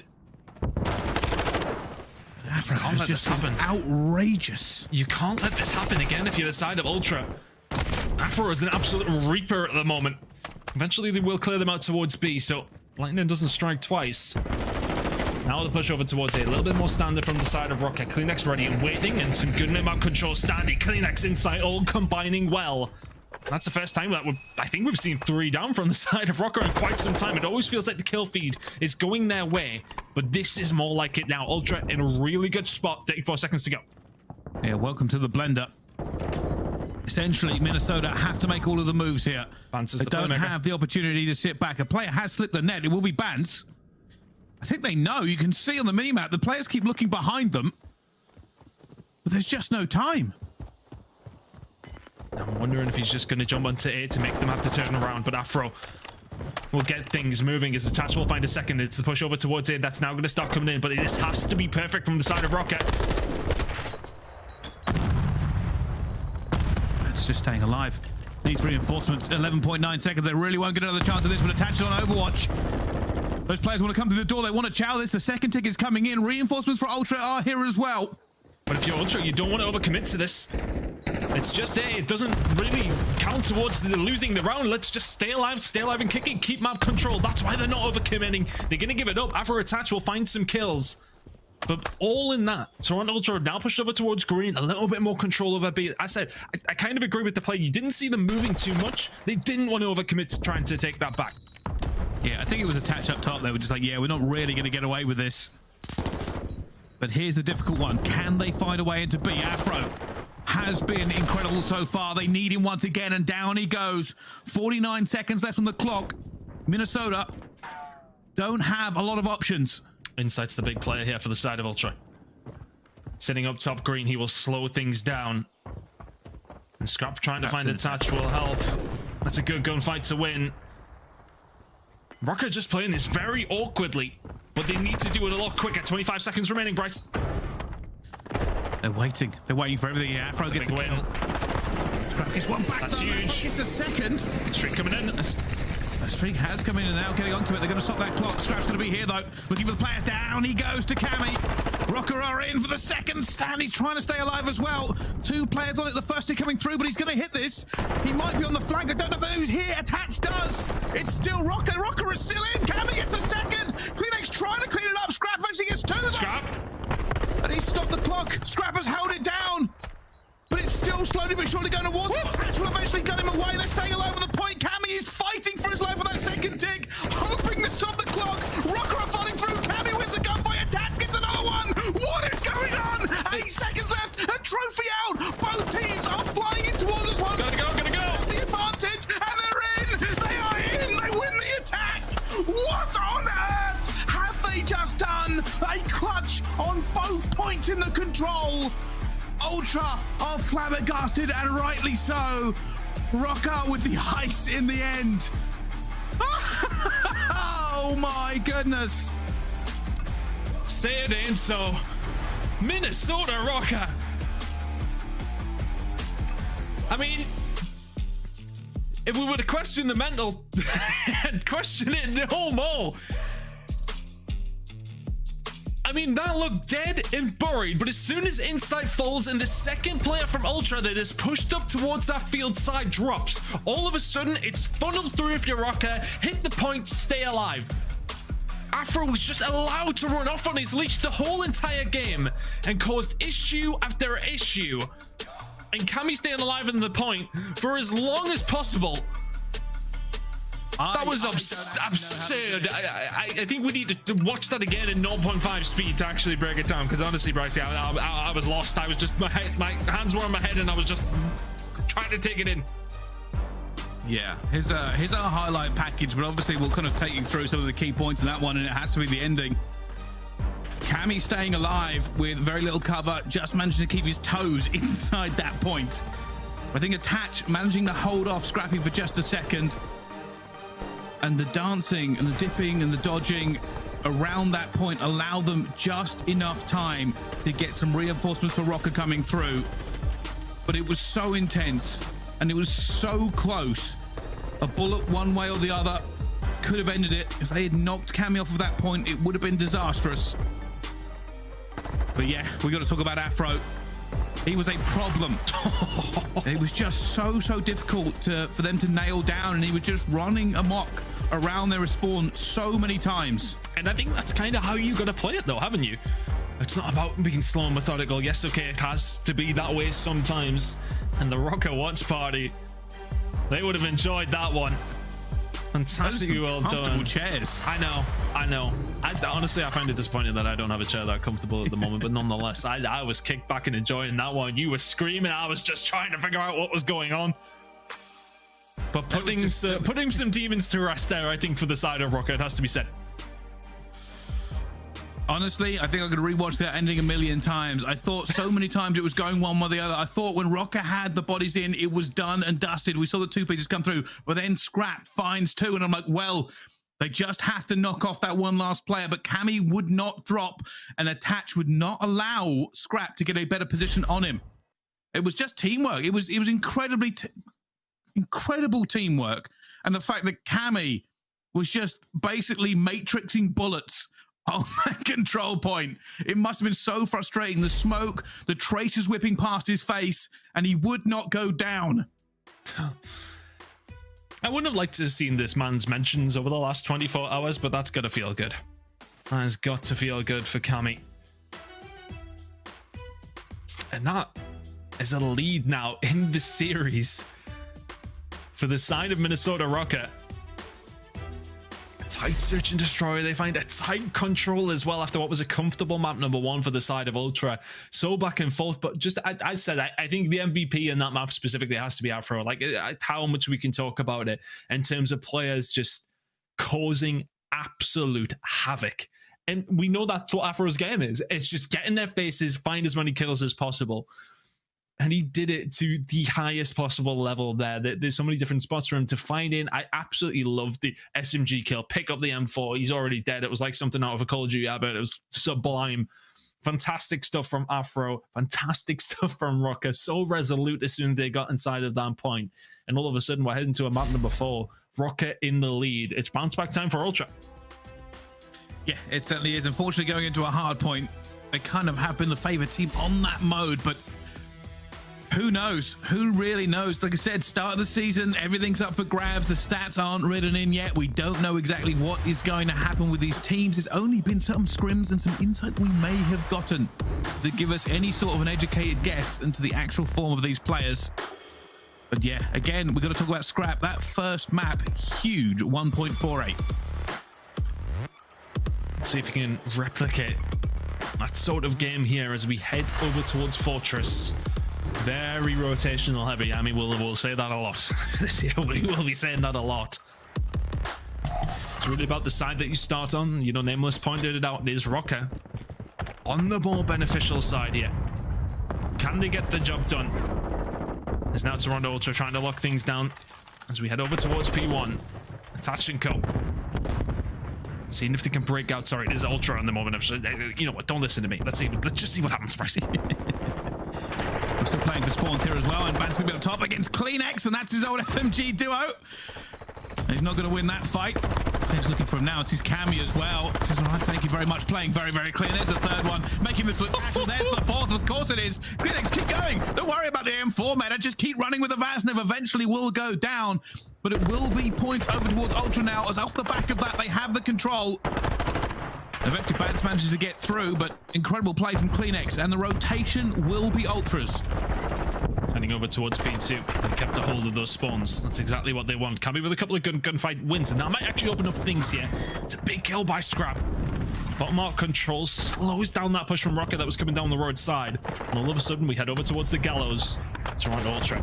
And a decent enough setup. Big win from Standy towards the back. You can see Minnesota Røkkr really forcing the issue to try and get the spawns back here. They're all being cut down, but Attach survives. Bance through the front door. Spawns coming in over towards Statue. And Ultra can start the funnel, or Røkkr are away. I think that you can already see Afro looking to wrap round and maybe get spawns for next as well. They know it's a money hill if you lock it in. PaulEhx still be an issue for them. Guns down, Cammy and Bance again. It almost feels personal at this point. He's probably dead silence, but he's actually going to have to wait. Afro, that's huge. At that point. That's huge. He's found 2 on the rotation here. On the side of Røkkr. Scrap trying to find a breakthrough. Not going to happen. Off the back of a very, very early rotation. I want to say it was minimum 30 seconds left. Afro rotates round. Tight setup coming in here from Røkkr. Inside from Cammy. Very tight. Holding this down. There's going to be some pressure coming through. They're going to know this. This is a very difficult break at the best of times. Already one coming through. Afro just guns him down. Says, all right, let's have a go as well, Scrap. There's too many trophies for them to make a difference with tacticals. And Afro is just holding it and waiting. Goes for the chow eventually. But they are going to lose that one out. Bance coming to reinforce in the end. And the pre-fight doesn't matter as Inside gets through. And this is all they want to do here. Ultra just want to keep that as neutral as possible and keep gunning it through. And they've done a fantastic job. They've done a really good job. That's 30 seconds now left on that time, and it's kind of up in the air a little bit. Scrap is over there fighting over it. He will not win the gunfight, but that's some crucial time. That was definitely going to go over towards Røkkr. I almost want to criticize Afro, but he's the one that sort of sets it up. That child out through the gate is one of those that I'm not too sure on, but this rotation over towards P4. We head over towards cannons. Cammy now up top art, trying to stay alive. It's going to be a long rotation over for the side of Røkkr, and it's an ever so slender lead as we head over towards P4. Where do Røkkr find this as Ultra definitely have this one locked through. KiSMET again. Eventually will fall to Afro. They're trying to break this up top. Scrap, you can see him looking in every single direction. Where are these players coming from? Eventually finds Attach, who goes for the challenge, staying alive. Nades coming out as well. Scrap eventually will fall to Bance, but they win the trades of this one in the end. And Cammy comes bouncing past and manages to keep it neutral for just a second more. Gallo spawns coming in for the side of Attach as well, and truly going to help Røkkr out here. It's Bance up top art as well. Pressure just starting to collapse on the side of Ultra. That setup was looking good, but as soon as they lose over towards open and close and over towards the Gallo side, that makes things so much more difficult. But now if you're the side of Ultra, you start to spawn out. That last little bit of time is going to go over towards Røkkr. It's going to be about a 10-point lead as we head over towards Blacksmith. It is going to be Ultra in the better position for this hill. Well, this is kind of what happened last time around. Both teams were very evenly matched for the majority of the hard points. And eventually, Ultra Slaying led the way. It's like looking for player. He hasn't seen Afro. The COD timing there is outrageous, by the way. And at the moment, Røkkr look like they have better control of this map. Ultra are honestly in a pretty decent position. Started spawning over towards stables, etc., but then started pushing just that little bit further over towards P1. They start to get the spawn there. Ultra in the tough spot up, and Røkkr just managed to push across. So very, very well played. Attached. Oh, that's a gunfight. You're probably going to win, and you thought you probably did win. I think a statue got in the way. I think that's what it was. The blacksmith statue ended up stopping enough bullets. But both teams seem content to let this go to neutral as they set up for next. Not only setting up for next, but setting up for P1 and P2 will be Røkkr, who will be in this point first. But this is all about map control. Soaking up some good time there. For the side of Røkkr and Afro. Slow down a little bit now. As Attach left all alone inside the truck, he will manage to start picking up some time. Need some support if he can get it, though. Keep an eye on Bance over towards the gates. He's just going to be cutting off any kind of reinforcement. And that's now the thing. So Bance starts to push through. They know that that's going to start coming through because the spawn that comes in from Ultra, they know exactly what's going on. Inside turns around, takes care of Bance, and it's close spawn that Røkkr now have to deal with. And deal with it they do. Cammy coming under pressure. Doesn't have the reinforcements for it, and so he has to let that contest sit. Look at this. They're going to try and pitch it as well, and KiSMET gets 2. Looks for the third. Cammy gets it, but not able to get the second one. Flip. Yeah, it is, but smart play coming in from Ultra to try and get that away before they give him the full 60. Dead silence from Bance. Slowly but surely coming through. Dashy waiting for that player to challenge. He knows Stanley's going to do it, but Stanley guns him anyway. And while Røkkr have the advantageous position for next, they're still fighting for this scrap time. Yep, might as well fight over it. You're not going to lose any spawn from the position that you are in there now. If you're the side of Ultra, you're still going to start spawning over towards the Fortress side. That's a Vaznev, everybody. KiSMET getting it done. Insight will find a gunfight as well, so a lot of pressure coming in to Røkkr, who do have the beneficial spawns. KiSMET pushing through, has some support from Scrap, and that is just a complete collapse from the side of Røkkr. Ultra just funnel through the front door, break it wide open, and there's 40 seconds to play for here, over towards Gallows. There certainly is. Well, Ultra will be holding this one against the pressure. Let's find out how they are coping with Toronto Ultra. Listen in. Two behind stage. Two behind stage. Lane behind stage. One guy's getting out low green. Getting out low green. I'm driving right back. Low green, one shot. Behind the stage. Behind the stage. They go in front. Hitting front. Spawn here. There's two front. Two front. I'd already be here, Jimmy. Behind me gate. I'm one shot. Bottom gate. I'm bottom gate. Try, bro. Stun gate. I'll kill gate. I'll come gate. Doing deep right, I think. Gate still. Gate dead. Yeah, he's hit me top green, on the box. He's jumped off of the box now. Close left, one's new. Yeah, close left to me. Box is new. Deep back, lane close. Yeah, one shot. Deep back, one shot. He's on time. Oh, stay alive. Yeah, two back. My top. Back, one more. How many gate? Weak on me. Gate. Back. Weak. Nice. Front. Not weak. He's going top green steps. They're gonna spawn low pillars. They're getting green. He's laying down green steps. They're gonna spawn behind. Yo, front of me. There's two front. Yeah, Two front. I'm on front. Stay I already fucking hit it. Already close right. Close right. Afro on time. All good. Wait up. Yeah, one could be low. Top green. Alright, low green. Chain these next few hills, okay? Left on hill. On the back green heady. Oh, good. One might be up P1. See the ring? No, nothing up P1. Okay. Lane on close, weak, attach. We're good. Trap him. in. Make sure we also go back, okay? One guy's top green. Nade top green. Okay, one's gate. He's still gate. I'm looking left. Looking right now. Gate, dead. Left side now, left one shot. That's absolutely stable. Left, dead. Could be top green on me. I'm backing up. Full 6, you were backing up. I'm backing up as well, okay? Yep. I'm gonna kneel. Yep. I got new. Yo, go pillars. Pillars. Nice. Alright. You have time? I'm going top it. I'm done. Well, Ultra trying to remain calm after losing a lot of time there. They have got their game plan ready. Don't let them out. Set up for 60. Get back into this game. Huge plays off that last hill for Røkkr. Fantastic. Well done. I think Bance is really the catalyst for them there. Helps them rotate over towards P2 where they get a good chunk of time, flips the spawns, and then over towards P3 and the statue, staying alive towards the stairs. Some absurd gunfight win for Standy. As Ultra, as you said, the composure is very much there. They need to lock in a full 60 here to get themselves back into this game. That is a good, solid 20-30 points on the board. Still around 50 behind. Attached does so well to win that gunfight against Standy, and these trades are going Røkkr's way. Ultra not out of this by any stretch of the imagination. But it's a 50-point lead and a growing one for Minnesota Rocket. There's an Insight just trying to do everything he can to be a problem for them. That next hard point is going to pop, and it is possible to come straight back in this game for Ultra. They have the setup. They're looking for it as well. Bance goes straight over, and Standy just says, thank you very much for the easiest kill I'm going to get. They're looking for a Cammy Tactica too, though. Standy's now coming under pressure. He knows players are going to be coming across him any second now, and they do, but it doesn't matter. He's equal to it. Big wins. And this is a lot of time for them. It's a P1 spawn. Do they know about it? I think they will start to figure it out. And yeah, okay, it's going to be down to KiSMET here. I hope he's got an info in that situation. He gets taken down straight away. Afro with the knife kill onto Insight. And all of a sudden, it's fallen apart again. There's been a couple of occasions that Ultra have had the rotation. They've had the setup where Røkkr are breaking it just far too easily at the moment. Yeah, look at this. They're already to try and get this next set of couple of rotations. Ultra don't really want to give them this scrap time, but they're also looking for their own positioning. Afro gets taken down as well. And here's the kind of the highlights for Ultra. They can chain this. They can get back into this game. It is not over. I think we're going to see this quite a lot this year. It is never over until it truly is over. But KiSMET has got a big job to do towards the back here. Does find one. He is surely going to get traded. Afro now. If you're Røkkr, you're playing this perfectly because you're just thinking about spawns, heading over towards the next. But you need to stop the side of Ultra, trying to bring this one back. Rotations once again towards Gallows. Do you belong to the side of Ultra? And that is important for them. But Røkkr, the ones finding the time here. Bryce, they're 15 away. They're looking for it. They're looking for the player up top. They know Insight's going to be here. He does go down. There's a fight onto the hill, and Attacks is going to win it as well. And they're so far away, they're just going to stack this point. Nades will rain in to try and make the difference. Ultra have to go. They cannot afford anything. And with 4 seconds left to go, it looks like Røkkr are locking them out of the hill.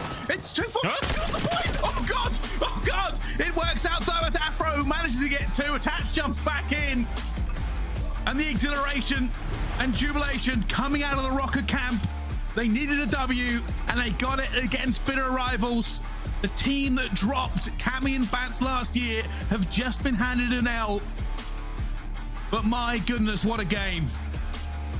A sensational game. Close maps across the board. Last night, there would have been one team going to bed believing and thinking about control, but I think Ultra are going to be the ones doing that tonight. That's going to be one they feel like that slipped through their fingers. And heading into a map 4 that you've got to win, Røkkr played superbly. Ultra, really, for me, a couple of rotations that they were winning. They were getting into good positions, but just not locking it down. And we spoke about this just in theory, that if players are rotating, if they're winning the rotation, you've got to be getting the points for it. I'd love to see the stats of the amount of rotations that Ultra won, but really found very little from. But I have to give props to Røkkr. Their rotations were better on occasion. And when they did find those rotations, they found the points. They found the breaks when they needed to as well. It's a big, big game out of them. It's a statement win. A lot of questions asked about this Røkkr lineup. We've all said that we kind of liked it, but where did we kind of put them? It's a bit of a litmus test, of course, against Ultra. Both these teams are going to be towards the top end of things, I believe. But Røkkr showing this time around they're the better. Afro was once again superb. Yeah, probably one of the standout players there in that game as well. I think KiSMET had an incredible start. Both teams really having highlight reels of themselves. Also got to point out the Bance play, you know, staying alive on that rotation to Statue and Fountain. I don't know how he was alive so long, but he just held up Ultra and kept making kills.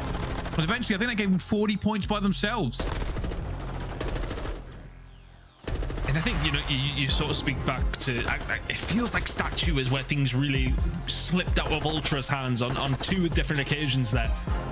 Afro with an early rotation round with about 30 seconds to go, finds a couple of kills all on his own to lock it in for Røkkr, and we know that it's such a massive hill. They did it twice.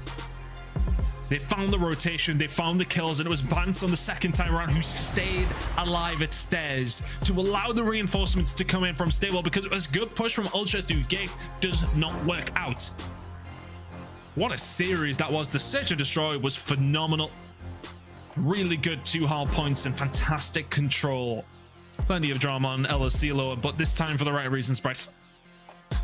Yeah, I think so. And again, I have to highlight Afro. I think I'm sure the desk will, when we get to them eventually, talk about how influential he was.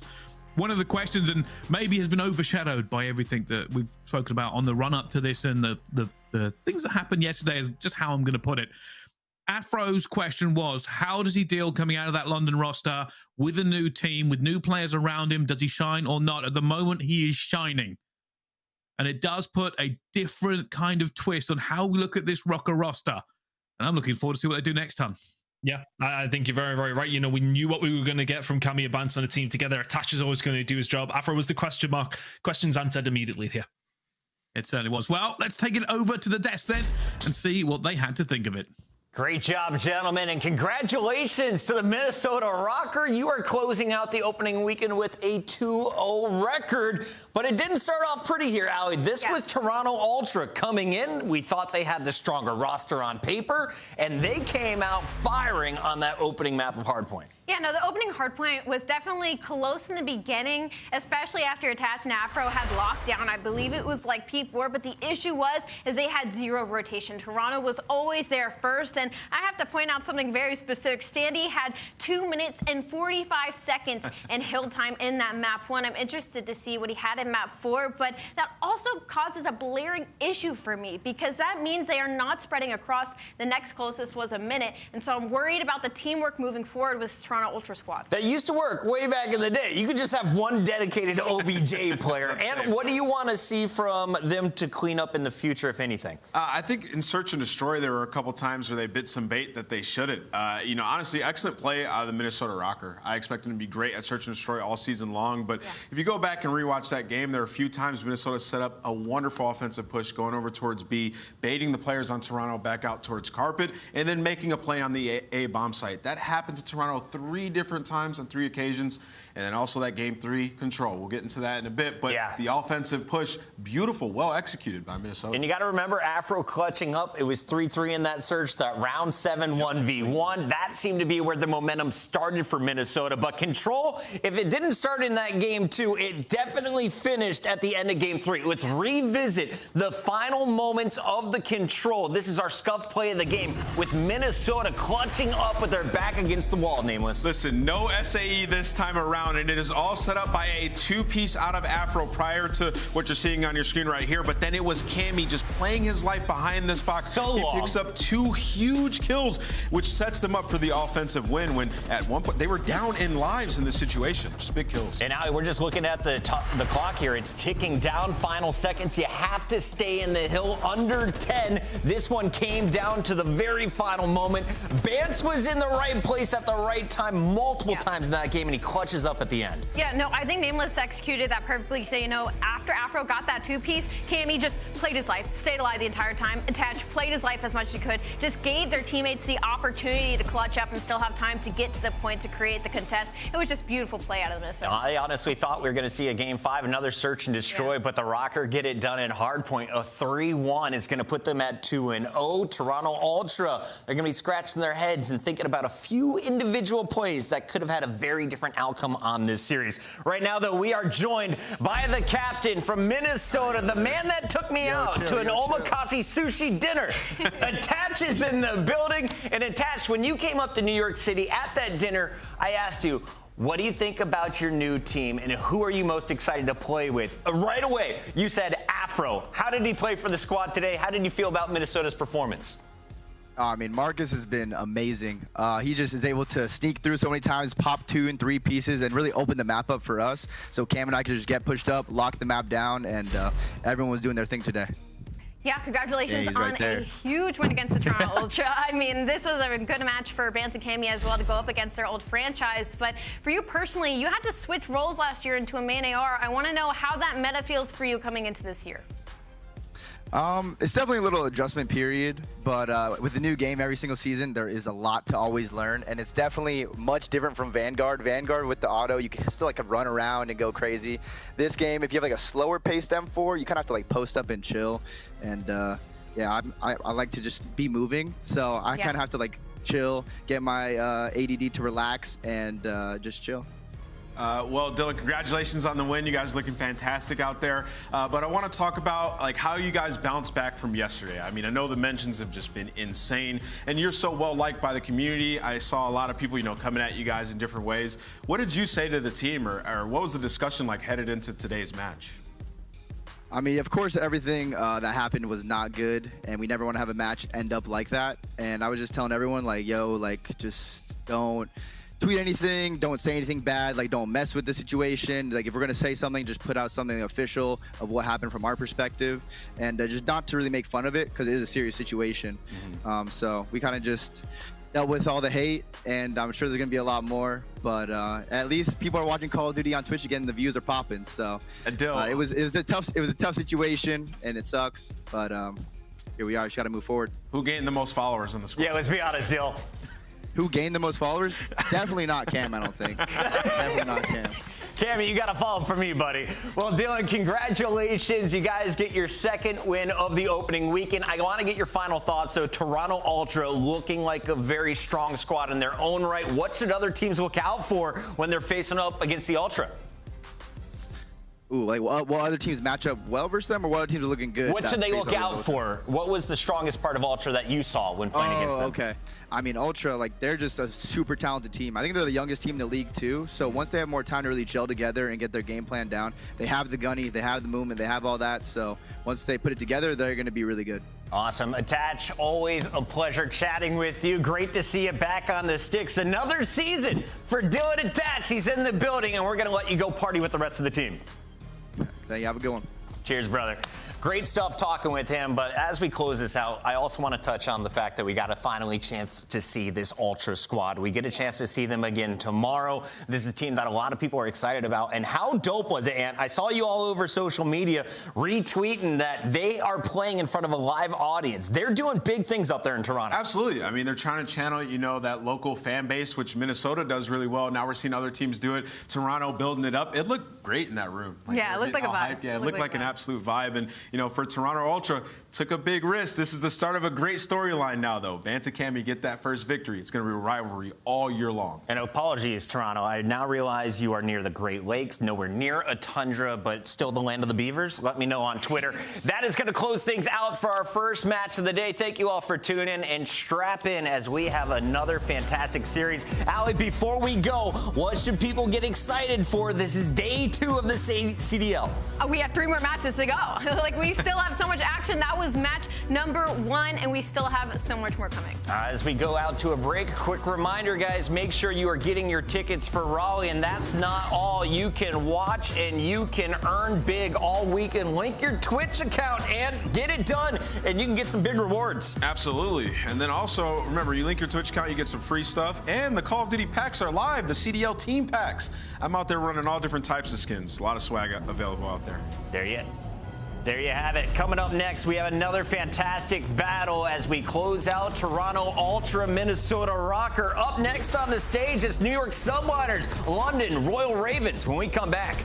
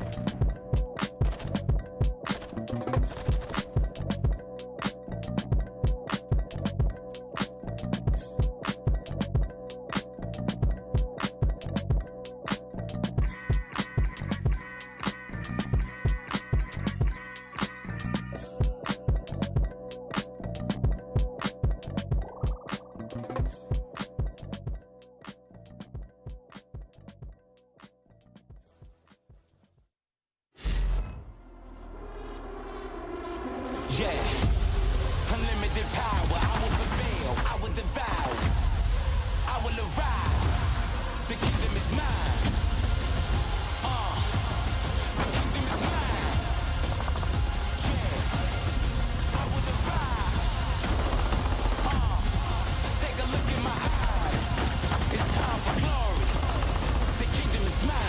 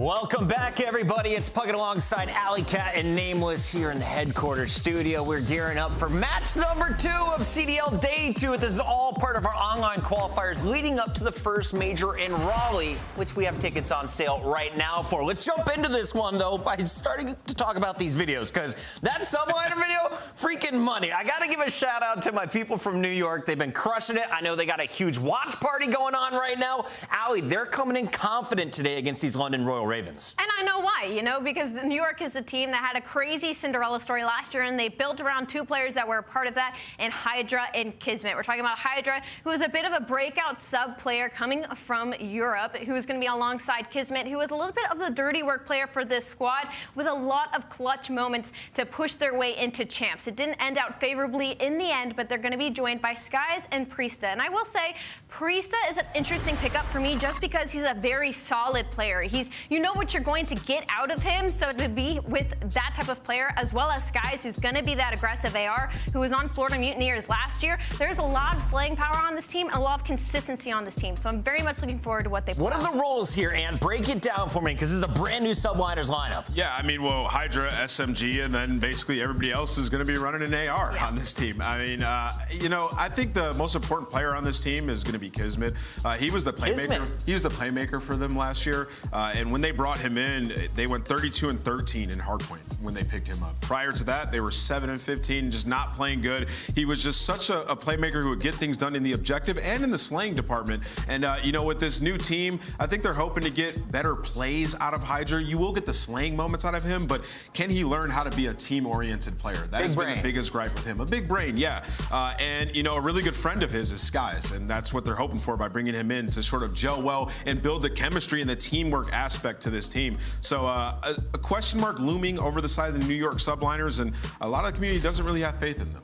HyDra, well, the man makes me giggle. I want to see what he can do in the new game, though. I'm also curious what I'm going to see out of my man, Zero, one of the old guard there for the UK. He's back with the UK team playing for the London Royal Ravens. Let's talk about this squad, aLLeY. How do you see it breaking down role-wise? What are you expecting? I'm excited to see that red-headed kid, Nastie, on the squad. I love Nastie. I loved Nastie all of last year. He was one of the rookies. Again, a little bit overlooked just because of the rookies that came out last year, but he was always a very solid player. And my issue with this squad has to be in the likes of aBeZy and PaulEhx. I feel like they are both very momentum-based players, and if they don't start out hot, there's not a whole lot I feel like Nastie and Trey are going to be able to do to pull them out of the mud. So I feel like a lot of hot seats on both of those players, but again, beginning of the season, you never know.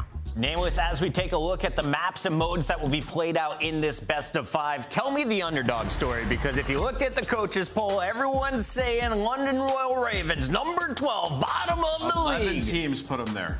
11 teams had them dead last. And I think what aLLeY said is a very fair statement. 2 very streaky players in aBeZy and PaulEhx, but when they're on, man, they can really beat some teams. You know, I think that this team composition I am a bit worried about, so this is a huge match for them. Well, it's time to get the match started. New York's ready to rock. London is ready to go, and so are our casters. Gentlemen, take it away. It's time for series number 2 of day 2. Let's party. Let's do this, Chance. We're well rested, we're well fed, and we're ready to party. This is going to be very, very interesting. The debut of the New York Subliners and the London Royal Ravens. Brand new rosters here in the 2023 season. And I must admit, between the intro videos, I am dumb lit, mate, to get into this one. It's going to be a lot of fun. And we get to spend even more time on hotel. And yeah, 3 hotels in the middle of the series, so we will be extending our stay, racking up the points as it were, and get ready for our trip to Amsterdam, probably in the off season. But this is one of the very few times where I feel like there legit might be bad blood in this match. Both the team and PaulEhx, former players of the Subliners, and I gotta tell you, PaulEhx, his stay was filled with a lot of drama. So already a fun couple rivalries we started our day with, Minnesota versus Toronto, and now an even better one. Yeah, these players certainly put the D in drama. Here we go, though. Hard point in the hands of the New York Subliners as the brakes are on. An exciting and riveting way across the map. We saw a bit of parkour there. HyDra, known for his high-octane gameplay, high speed, high impact. Certainly found that one there. Asim, newcomer to the roster now for the London Royal Ravens. Now, the talk of the town right now is that the Ravens are coming into this one as the heavy underdogs, but we will see just what happens here in our first matchup. And so far, all good in the hood, New York Subliners. And I also blinked. I'm pretty sure New York started on the bad side. Yeah. And within 10, 15 seconds, completely flipped the map on its head. Already have the spawns for P2 getting set up, ready to go. So that is, that is best case scenario. That might be one of the single best opening breaks we see on this map all year, because there's nothing really you could improve upon. And now you're set up, ready to go. Priestahh inside the hard point has plenty of clearance. HyDra getting the cuts, and Ravens, they are just getting turned into meat on their way to try to get to this new hill. Trying to find a kill or two along the way towards that new hill. The gallows has been fantastic so far for the Subliners. 20 seconds and counting now and climbing. The yellow icons on the minimap, they're going to be your players from New York. London in the white as they're now trying to make their way across map. Priestahh, a player who has been lauded as an interesting pickup for this roster, but he's doing fantastic work so far, proving his worth in gold in this hardpoint chance as Subliners, again, proving to be the stronger team so far. And honestly, by a pretty wide margin, because Skyz, unfortunate timing with the stun, and maybe Asim can buy his teammates to come help him out, but he was very far in advance on this rotation, and eventually he does get chopped down. But for the moment, you have a 3 versus 2 for the Subliners to try to get towards new, because you still have players on the Ravens that are actually spawning out. Nastie is now the last man up for the team. He needs to go large just to buy his teammates time to get towards new, but so far so good. He has done exactly that, and hey, extra couple gunfights on the back end. That's 3 in a row for Nastie. Not just going large, he's going massive, bruv. Clean 3, the backline now safe and sound towards the statue. We now have it. Whoa, hello, Streaks already get involved. Thankfully, no one takes the hits. 3 kills in the feed there for the Ravens. They maintain control. New York Subliners now on the approach. 2 of them down and out, though. You're going to have to worry about that going forward. And Chance, I love this spot out of 0, already playing for next. You're trying to, at the very least. Again, if you at least get one man out, potentially for those back spawns, it's where you want to be. But HyDra's there to find them. But at the very least for the Ravens, you have one of the worst opening breaks you could possibly have. P2 doesn't go your way, but at least they make something happen on this 3rd hill. Maybe not quite a full 60, but a good chunk of time right back in this game. And unfortunately, they're also right back to square one of being potentially stuck in that spot. It's interesting, again, the score lines in this in the game mode, especially here in Modern Warfare 2, don't really matter too much. Again, teams are willing to hit these perfect 60 hard points back to back. You will see a very large disparity in the score lines that will change on the, the spin of a coin. But for now, it's all good. Ravens crawling back in this one slowly. This is the New York Subliners' chance to push the lead forward again. HyDra, this could be massive. It's good. It's a 7 spree, and it's a wonderful hold so far. Yeah, a 7 spree where the guys really aren't even shooting back. He should have another freebie directly in front of him. There's number 8. The spawn's in the back, but Subliner's still in the hill. So HyDra's done a little tour around the world here on the map and finally gets cut down. As I didn't even see how the spawn's actually developed on that side for the Ravens, but they'll take what they can get. Fighting for just that little bit of scrap time over towards that art room is, well, the Subliners will use that time to try to set up for New. KiSMET, the man on screen here. A little slow in the kills department, but playing the objective very well. Lane was called him out as one of the X factors in the team, and he certainly was. He was instrumental in that historic run towards champs last season. We'll see what he can do here on Modern Warfare 2. But so far, all good. Over towards the Blacksmith we now land, and the New York Subliners firmly in control. And this is a really good setup as well. You had number 2 and number 4 basically watching the full cross towards the middle of the map. Everybody else can stay cornered up around the hill. So it's a good setup. And so far, 15 seconds have gone by before it gets broken down. But 15 seconds is all they're able to get. London able to hit that with the quickness. And now again, it is spawn trap, at least opportunity time. Of course, those streaks not going to make things easy. And a little bit of confusion on the map. And Subliners just basically retake the hill over. Yeah, that's a good bit of work for him to keep the hard point in hand. Again, use of that precision airstrike. It finds the most open lane to land that shot on there, and it just so happened to cross over the hard point there. So now, all good. Subliners managed to stop the bleed, get the Ravens out of it one, and maintain control here on Blacksmith. P1 is abound, 10 seconds away. We get into our second set of hard points here on Fortress. And this might be one of the sort of game-deciding moments, or at least one of the bigger ones. If London end up, again, that spawn trap is pretty much all it comes down to on Bagger Fortress. And for the moment, great pressure on the map. But this next set of gunfights could be the decider. But it seems going on the flank. This is your route man trying to make the play. He's able to pick up 2 and doesn't quite flip the spawns because New York, they get the squads, or, well, 2 of them do spawn back. They're all going to fall. Asim's going to kill them all. And now, because the one errant player for the Subliners actually did spawn out, they end up in the trap. There's the flip. Subliners on the right-hand side. The shoes in the other foot now, as the New York Subliners will have to battle out of that right-hand side of the map. Can Asim keep the spree going? Spotted up. Nades coming through. Perfect timing. Almost. No. Big win from Priestahh. You've still got numbers there, though, but the Subliners are now through. The lead is getting ever so closer to changing. We'll see what happens over by P2 in 15. And honest to God, it feels like that was a little bit too easy to get out of that setup. Like, Asim gets a big 3-piece. I feel like the Ravens should snap as a team and just get the map on lock. And I mean, I guess all's well that ends well. They get enough kills towards the middle of the map, and the team kill from Priestahh is going to help them out just a little bit. But even still, no pressure from top art. So Priestahh is at least able to get into the archways with HyDra. It'd be a nice little double hit through the front. See how it goes. We've got London Royal Ravens holding the point. Let's have a hear how it goes down with a quick listen in. Coming. What's coming? One on your back, Paul. Going in bottom right. You went from bottom right. Go on. Top. He's not. He come down. Back. 2 1 shot on statue. On stage. Which one? He's flag corner now. One more front. HyDra, you went A2. Make sure we get A2. Nice. That's him. We're new. We're chilling. Play old though. We gotta play strat. I'm playing A2. I'm not scram. I got stuck down there. A2 one shot. That's not him. There's only 2 on old. No, there's 2 old guys. Kids in 1. Alright, I'm holding maps. P1's open. I'm getting to the left. I'm playing this corner. I'm playing this corner. Get a trophy in time. Okay. Pick up wood. I'm saying. We probably shouldn't play it. I mean, we'll probably get maps here. Can you get maps? That's fine. I got time. Go. I'm getting your maps. Yes. I'm looking at it till you get there. Bottom maps there. Now. Okay. I have maps now. One more top map. I'm just shouldering my maps are confusing. One top roof and one top map. Last 2. The other one's on maps from last week. Alright, and one's on roof. Roof spot. One front of me. One bottom right. I want Wood on top. Quick. There's one bomb out. Go show One more. Weak. Nice. Last guy looking for one. Dead. Nice. So it's one bomb out, right? So it's one bomb out. Yes. Bomb out. Dead. Nice. Good shit. Come on again. Trap, bro. Nice. Keep the trap. Nice, Byron. Come on. He's going P1 from lower. Nice. Good shit. I'll make sure I block this people. Behind you. Left in the back. Oh, my dead. Try to get the time. I'm going. Can you get that? Yeah. Stay out, Byron. Stay out. On me old. I'm moving. I'm coming. I have a cross. I'm setting it. He's in the back. Back left. And into one shot, HyDra. You want me? He left you. Yeah, he left me. And on stage, guys, they're all out. Okay, one top curve, one cannon, one's Cali P2. Or A2, I mean. You hear him P1 right now. He's running bottom right. Here. I see him A2. A2 dead. A2 one shot. A2 one shot. Alright, A2. Yo, one's A2. Kill this guy A2. He's like I'm one shot.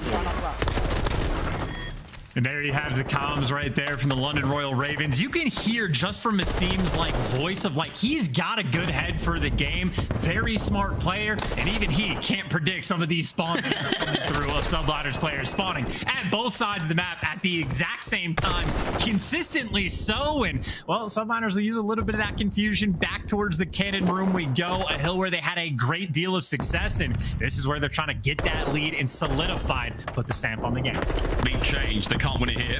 It's going to be an exciting finish, whatever happens. Fortress has been a banger so far. I think the Ravens have turned enough heads. Can they win the map, though? What a shocker that would be for the subliners now. It's hold on. All angles covered. A big 2 and a KiSMET. Nice work. That's a 5 spree as well. Time still ticking. Again, they will not win it here, but they're going to get close. And this is where KiSMET's in his like final form as well. He gets the hard point. This is where he goes on sprees. That is number 6. That is the precision lockdown. And honestly, I mean, it is right over towards P1, but the spawns for London, you still have players at P1. You got them in stables. You're spawning out of Gallows as well. So it is a scattered map, and Ravens take advantage of it. They're trying to lock down Blacksmith, and they might have subliners in the trap. Subliners, the iron may be hot, but they're not able to get anywhere near enough to hit it. And for now, Nastie once again from the top side of green, getting shots across map. Zero soaking up the time. Streak's now invested. KiSMET with an opportunity to get in here and try to get the break. He's made his way in. He's got the kills. Subliners with a break. That could be the game.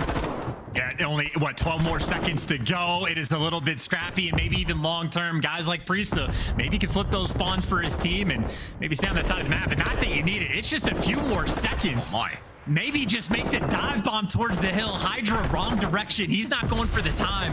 It honestly looks like subliners are like partially trying to set up for P1, but they're not out just yet. They're not out. They're still trapped. Paul, the red menace, back in the Ravens colors, trying to hold them down. Asim up top, cleaned up. It all comes down to Nastie. Save it right here. Try to keep his team alive. It's an exciting finish here on Fortress. Streaks in. It's about to get messy. Danger close indeed. God only knows where this one's going to land. Paul keeping the backline still safe. Another one goes into the pile as the kills are on. Ravens in a hard point chance. It is madness. Priestahh goes down. My God, non-stop here on Fortress. And Nastie's still the guy that's at least trying to live, but it is a nade fest on both sides. No trappies out on the map, but it seems made the dive bomb. He's gonna get there. KiSMET trying to fly. He gets caught. Subliners trying to make moves, but they can't get it. Ravens still holding on. Trophy's there to keep everybody safe. Here comes KiSMET once again, trying to find something. Can't get it done. Ravens hold the point. The lead is about to change hands once again. An incredibly close finish. You gotta get going. Zero from the hip gets it done. Now you go. The lead change into the point. Soak up the final seconds. The Ravens have somehow done it. What a comeback there in game 1. And they are on their feet, and deservedly so. What a ridiculous start to the series. Yeah, what an absolute clown fiesta. I don't know if there was a game plan from those teams. Subliners, it seemed like they're trying to set up for P1 when they can win in 6 seconds on old with like 20 seconds of scrap time left. So I don't know, weird, funny business, but I gotta say, Nastie just won every single clutch gunfight possible towards the end. His precision is getting him clutch kills. I mean, Nastie MVP by a mile. I thought for a long time, I thought it was going to be Asim who was the man of the moment. But these are the final few seconds there. Again, the subliners, a measly few seconds chance. And I think, like, is this the moment where a couple of his teammates get chopped out? Actually, no, it was a bit before this. So Nastie is making the precision plays a little bit earlier, but even off respawn, he's the guy that's like right back to the hill, soaking up the time. And like Ravens players are flying out, just trying to bait. But Nastie and Zero, the two actual points on the team with the tight setup nearby. I mean, get the job done. A wild finish to aBeZy, where there was, I mean, just complete chaos on the map. No game plan at all. An absolute nail biter there. You got to tip it though to the New York Subliners. A great start on the bad side. They had a wonderful opening gambit to get the spawns flipped. They get that job done. From then on out, it's find the hill time, keep the rotations up, and it was looking so good. Ravens, some managed to pull that one out, and I like to think, as far as the predictions coming into the series go, I don't think too many folks saw the Ravens walking away with a map 1 win there on Fortress. But alas, that is where we find ourselves. Subliners, though, a bounce back opportunity in the search and destroy. And again, totally new looks for both of these rosters. Yes, there are a few pieces remaining from last season, but ultimately, this is a totally new look. Hotel, the trio now is upon us. Search and destroy, control, and hardpoint coming up now. And I think for both of these teams, I don't know if I have any sort of honest prediction of like how this is going to go at all. Nope. I mean, really, there's just like no semblance, because again, I know the Ravens early on, I know Nameless touched on the desk of like in the coach's poll, expected to be towards the bottom, but sort of the the gassing themselves up on Twitter indicates that they were starting to show some signs of improvement. And obviously, hell, that's a game number 1 that's definitely going to put a ton of wind in your sails. And I don't know, smiles on the faces is Zero. Whoa. Bad timing on that. My bad. It was a smile for a second, but I don't know. He's obviously an incredibly lethal player with a sniper rifle in Search and Destroy. You could pull that one out in Search and Destroy as well.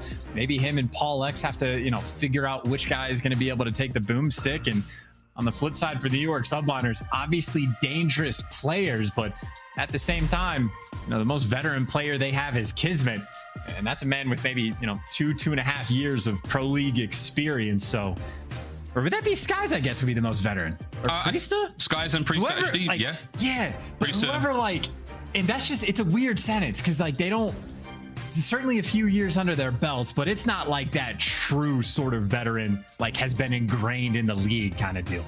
No, it's not sort of older players in their sort of mid to late 20s that have got world championships. That's where the sort of more veteran call comes in these days. But yeah, definitely the sort of the more wiser, older heads on the squad. But I mean, that's not saying too much right now. Again, this is a young, exciting team. Obviously, the New York Subliners building that roster around HyDra. They've invested a lot into him. Clearly, they're holding on to him. KiSMET being a great supporting piece of the pie there. Again, I think the roster's got a lot of promise. That map there absolutely, you know, sells it to me. However, it is the experience. It is being a closeout, a very, very tough game. And we know how hard it is to make a break in this game. Rotations are all there.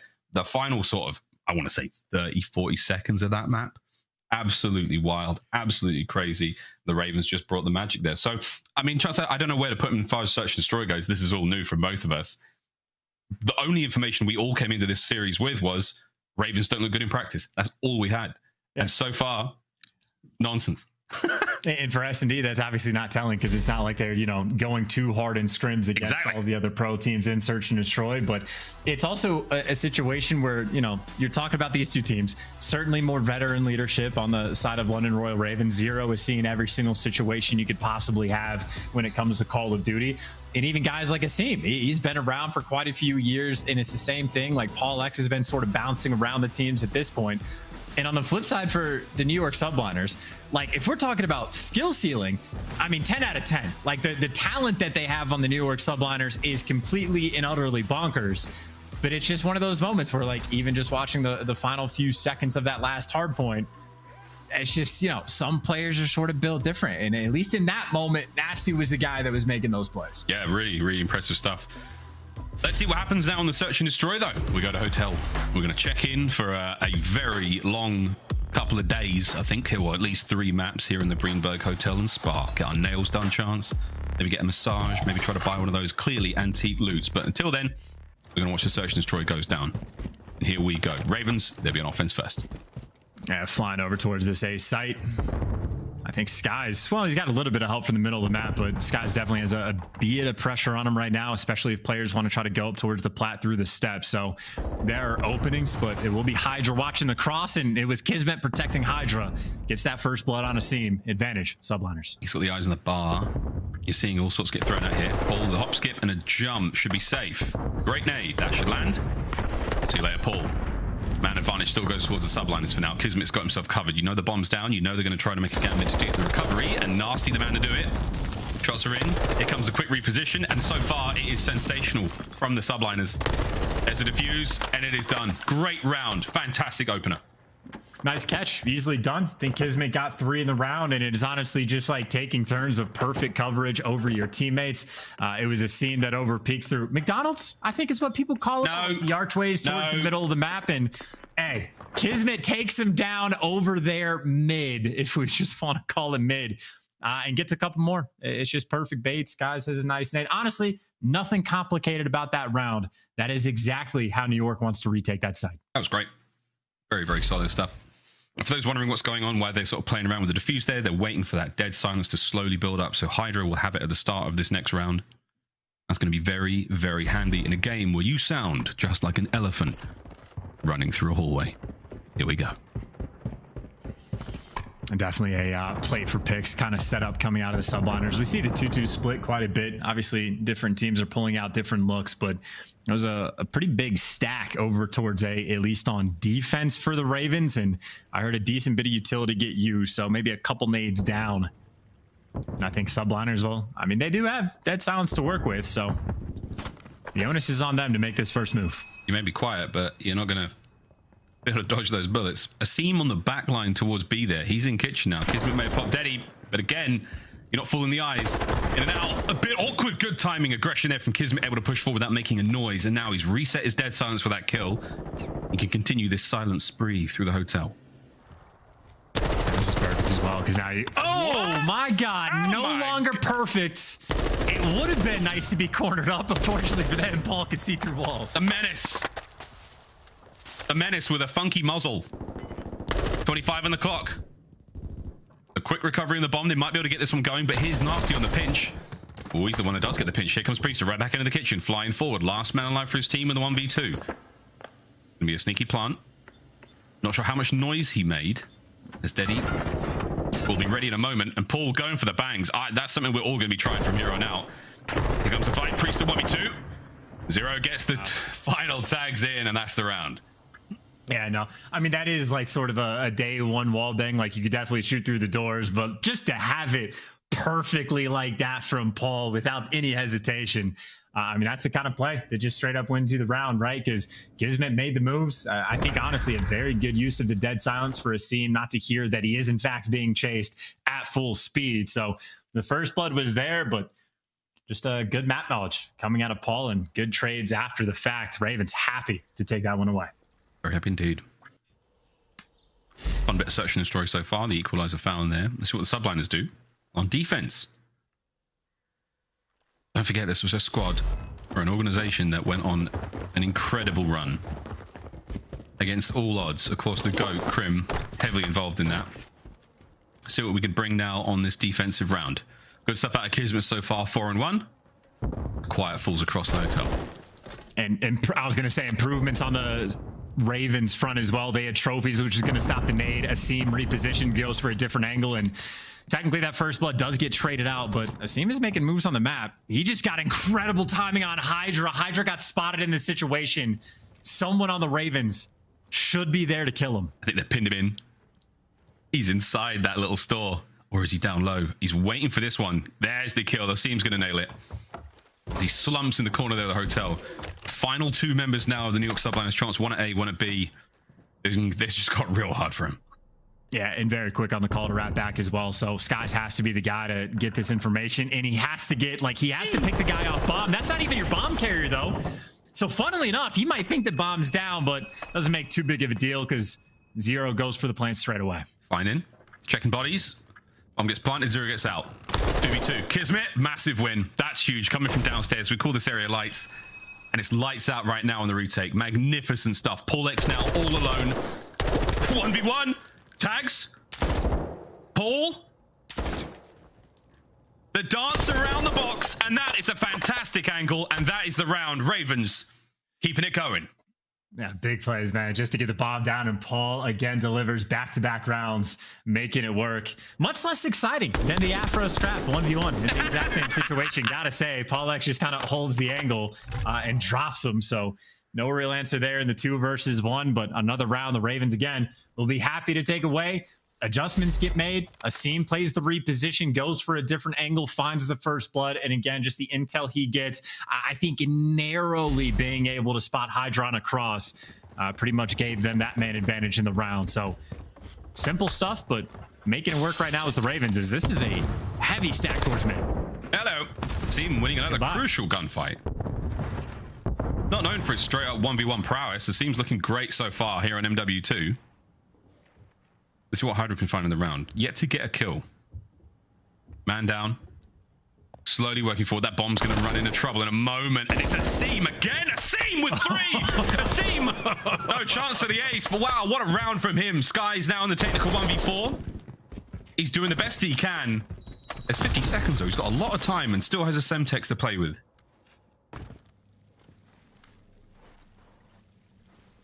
He will have dead silence in a moment as well. So I suppose if he gets a kill, he could always pop and try to make something special happen. We'll be able to collect the bomb as well. And I mean, he obviously doesn't know it, but he can get this bomb down for free. Doesn't necessarily make the round any easier, but there are openings. Paul's got his number though if he comes around this corner. Run out of time. A little bit of hesitation, a little bit of bad timing. The Ravens gifted that one off the back of the Herculean effort from aBeZy. Those opening 3 kills Absolutely crazy.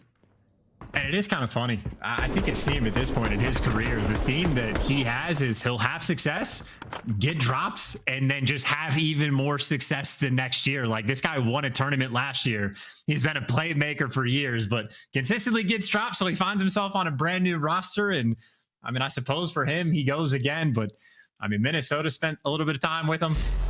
After that, I think it was the Subliners that spent a little bit of time with him. They drop him. He goes to LAG. He wins a tournament with those guys. He gets dropped again. Now he finds his way to the London camp. One of the few teams left in the Call of Duty League yet to win a major, the London Royal Ravens. 1 Grand Finals appearance, no wins. And only a few wallbangs as well. I really thought Asim was going to get more on that play, but either way, bomb in hand, he's made his way across. First blood from Nastie. This is a good start. Yeah, and Skyz is getting back down through the wall as well, so no opportunity to try to shoot a foot. Full flank coming through. That's Priestahh going to be taking a wide swing around the map, but Priestahh does get spotted. KiSMET trying to maybe come help out if he can, but PaulEhx has that angle covered, and this is just too good of a setup yet. PaulEhx there to gun him down with the tack, and everybody falls like dominoes. Ravens, clean execution on the map. Back-to-back rounds where it has just been Ravens from start to finish. It's the final 1v1 with Nastie. Had Priestahh's number from start to finish in that fight. They saw him on the cross. They had full knowledge. Didn't let any funny business go down. First bloods, bomb plants, you name it. Search and destroy so far. The Ravens looking very strong. God, Zero's just coughing straight into that microphone and maybe spitting some comms as well, because I think it truly has been just incredibly simple stuff coming out of London to get these round wins. They're not doing anything over the top, and Subliners just don't have any sort of response just yet. But back on the attack, HyDra very aggressive into bottom bedroom, but HyDra's still looking for his first kill, and it's one that he needs to find because KiSMET gets caught. Man down. PaulEhx pushes Priestahh back, pushes Priestahh right into the jaws of Asim, swallows him whole. That is kill number 6 for Asim. It's a 2v2 though, Zero and Asim, Skyz and HyDra. Due diligence now done on attack, making sure these bomb sites are clear, but they have to recover the bomb. That's Sky's job, and he's in trouble. Doesn't get the bomb back. Should be able to get this and get out, because you know that you got that bomb site clear towards the top side of the map. Yeah, and this is going to be HyDra, by the way, looking for the ace in the meantime. So this is a 2v4 that the instant double kill HyDra was able to get. Completely turns the round on its head, but still one man to maybe put all that momentum to a stop. Asim, and honestly, prime position. It has an angle over towards A. Nothing's there. Bomb plant at B. Unfortunately, doesn't have dead silence, but he at least guessed correctly. We've got super quads, and this could be the ace. Here it comes. HyDra.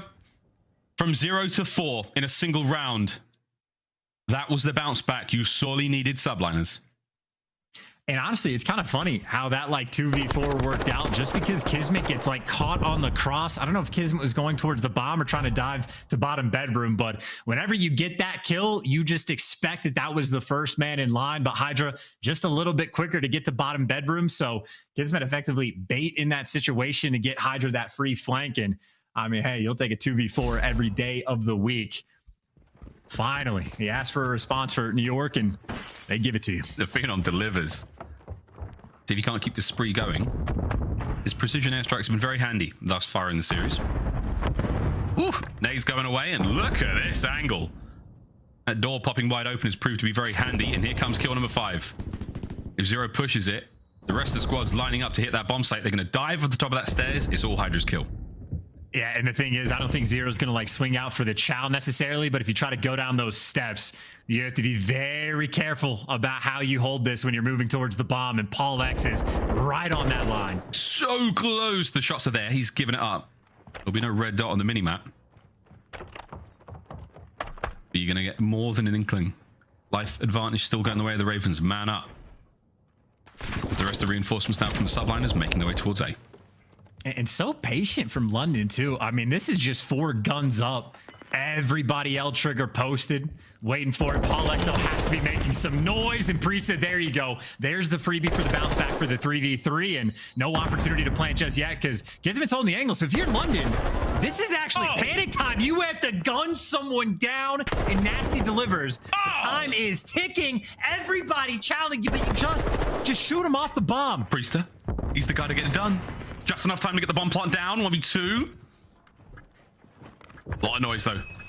Priestahh, one big thundering footstep above him. Here comes the dead silence play. Sees Nastie. Nastie once again with a huge 1v1 win. My good God.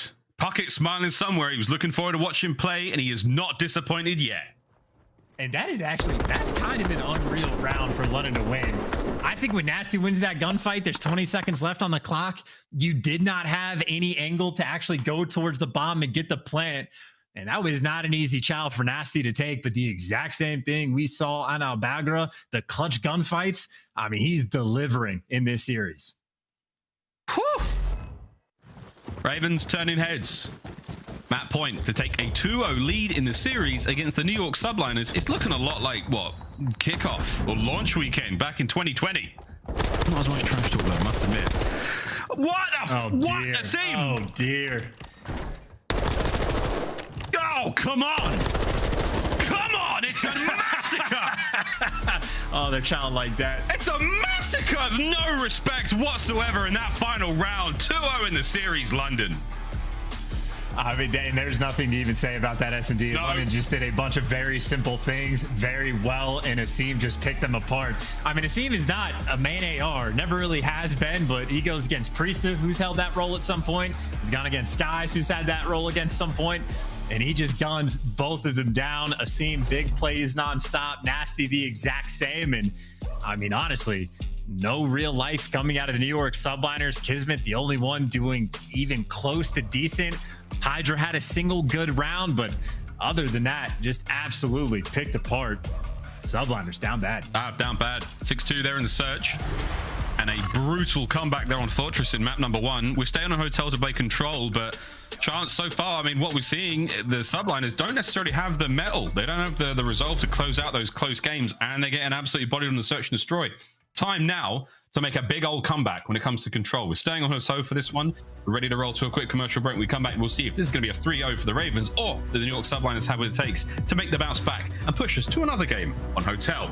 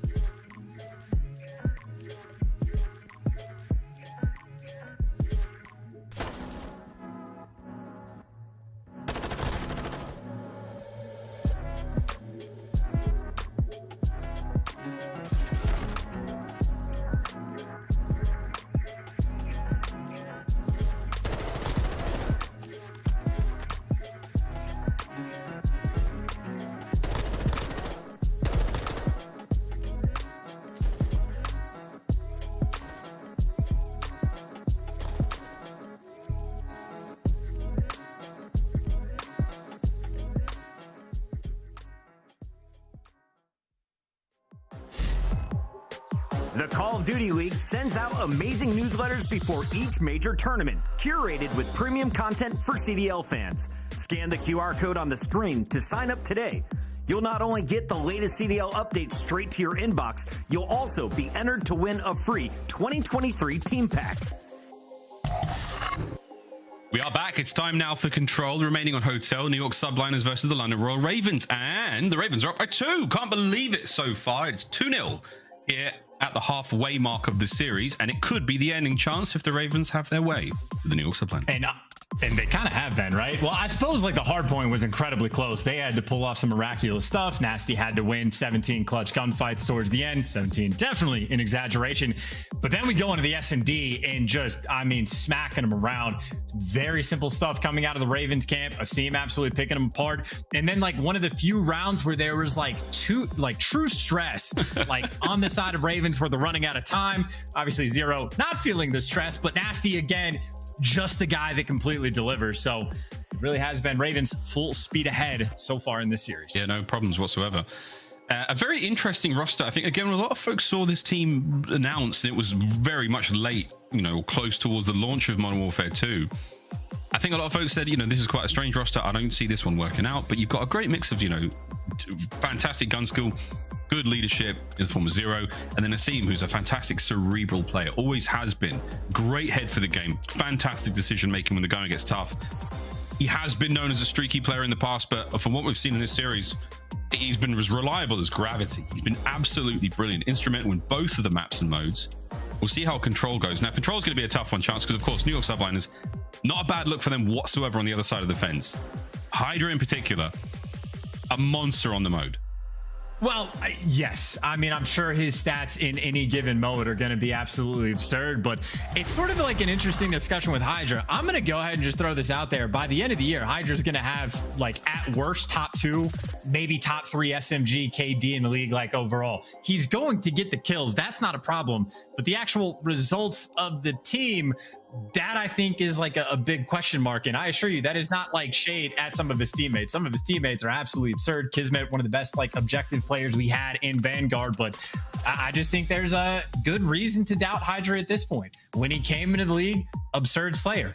Where he's evolved to in the past, 2-3 years, kind of the same spot, absurd Slayer. But I don't know. I think there is like more room to grow.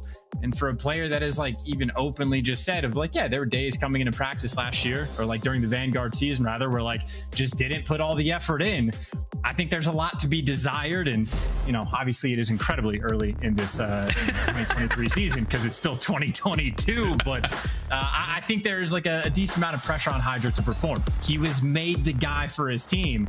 You got to start getting some wins. Yeah, absolutely. Well, that's the difficult thing. And again, it sounds very obvious, but there is a skill to learning how to win in the most efficient way possible. You can have a fantastic gun skill, good game knowledge, but if you aren't playing specifically for the victory, there is a true art to it. That sounds insane, I know, but you know what I mean? It's honestly just like, it's the moments, Biles. It is like the very strange moments of the chaos of like the final few seconds of an aBeZy in a situation you've never been in before to like make the reads in times like that. So that is, again, even just to touch on like the veteran nature of like, I think it's really just the Subliners in Toronto that don't have at least what I would consider like a true ingrained vet. So it'd be fun to see how like these guys and who on these teams will be the ones that step up. Watch these boys level up and grow throughout the year, and eventually they'll become men. For now, they've got all the kills. Ravens down to the last man up, who's going over towards A on the defense. B is now heavily stacked, 2 members up.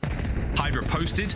Here comes the third man. That is a heavy stack. That progress bar is going to go way fast. And Nastie wins another 1v1, but B is essentially gone. Done. Forget about it. You might get the kills here, and this could be a big swing moment for the Ravens. Yeah, 3 down. Wow. Wait a minute. It's not done yet. They've just come in there and saved the day. B is still safe.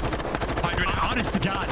Oh, sorry, Bob. I didn't mean to cut you off. HyDra's popping off, though, and there you go to try to get the 2. But that looked to me like London was actually chalking up the B point. I thought they were just straight up like rotating over towards A and just giving up on it to swarm in the final seconds. So I apologize for jumping the gun a bit there, but that is a ridiculous moment for the Ravens. They're keeping in the fight. I can't believe it. Well, A now is the next point to vanish. You've got another 2-man stack. A will get in here and possibly stop this one. Nope. Yes? No? Maybe? How has this happened again? What is going on? Another Subliners, they may start it, but they can't get the job done. They can't close them out. And this is just a problem that, you know, I'm not used to having, of seeing people not able to finish. And right now, London, I mean, again, fighting tooth and nail, literally just for the scrap time. And they're still taking the fight to him. Finally, Subliners able to get the clearance as two Ravens players were pushed out up over towards Plat. But then PaulEhx is still like, they're just consistently toying with the idea. They are happy to pour on the pressure and just make sure the Subliners are never comfortable. Well, the good news for the Subliners is, you know, you got real close in the first go around. 2 segments complete. There's only 1 remaining at B. And for now, flying forward, find a couple of kills. Getting through Nastie proves to be very, very challenging no matter where we are on the map. Good reads, good awareness, but you still managing to make your way forward. This is a big moment now for the New York Subliners. You've become so close. Can you close it out here? I think, you know, 11 lives as well. Not ideal, but you are just looking for that one moment, but you're getting picked apart around top and bottom bed. You try to flank. I mean, Nastie, God, is watching the cross and is just melting people along the way. KiSMET wins a gunfight on the flank, but Nastie's still in prime position to deal with a few different things. And funnily enough, the player that KiSMET killed basically spawns up right behind them. And I think they're trying to keep it trapped, but that pressure's coming in through blue. Creep and crawl in less than 30 seconds now to go. Jump on the point, stop the clock. Bedroom side covered, Paul's about to run into trouble from KiSMET. 20 seconds now remain. Got to get on the point soon. And you also got to read the flank as well. Yeah, there you go. KiSMET's going to turn around because Nastie should be challenging quick, but KiSMET only wins the single one, and every single one of his teammates falls, and you never actually were able to successfully clear out bedroom. So that is a miraculous round that the Ravens were able to win. It was all about the break that they had towards the very end. I thought B was captured. I thought it was done. I thought the Subliners had literally the perfect opening break. But just like out of Bagger Fortress, where they had the perfect opening break, they could not finish. Wow. It was a matter of pixels on both zones to see them captured, and somehow the Ravens swoop in and stop it. It was a goal line clearance for you football fans. Unbelievable. We now swap sides. It is first to 3 here in control, and I am absolutely flabbergasted, stunned, shocked, amazed at what we're seeing already. Good series thus far. Feels like it could be far from over. Well, I don't know about that. I feel like Ravens are trying to speed run this one and find out. I'm trying to build some tension charts. I'm trying to build some. Sell the dream. Hey, you got to do what you got to do, but I think Ravens are just trying to take care of business. You don't see A hits off the rip too often. Again, A is sort of the zone that you expect to get captured like at some point because of how consistent those like kitchen spawns actually are. But maybe in a similar sort of style. I think we've seen a few teams do this where you really only leave one guy on the point to actually go for the very slow capture. So Ravens aren't doing it quick. They are playing for kills, and you might make the read on the flank. That doesn't make the gunfight any easier. No, that was an absolute smoking. First segment A gone now for the Ravens. Subliners there, moving around. Great timing from HyDra. The Slayer. Oh no! He let that player get by.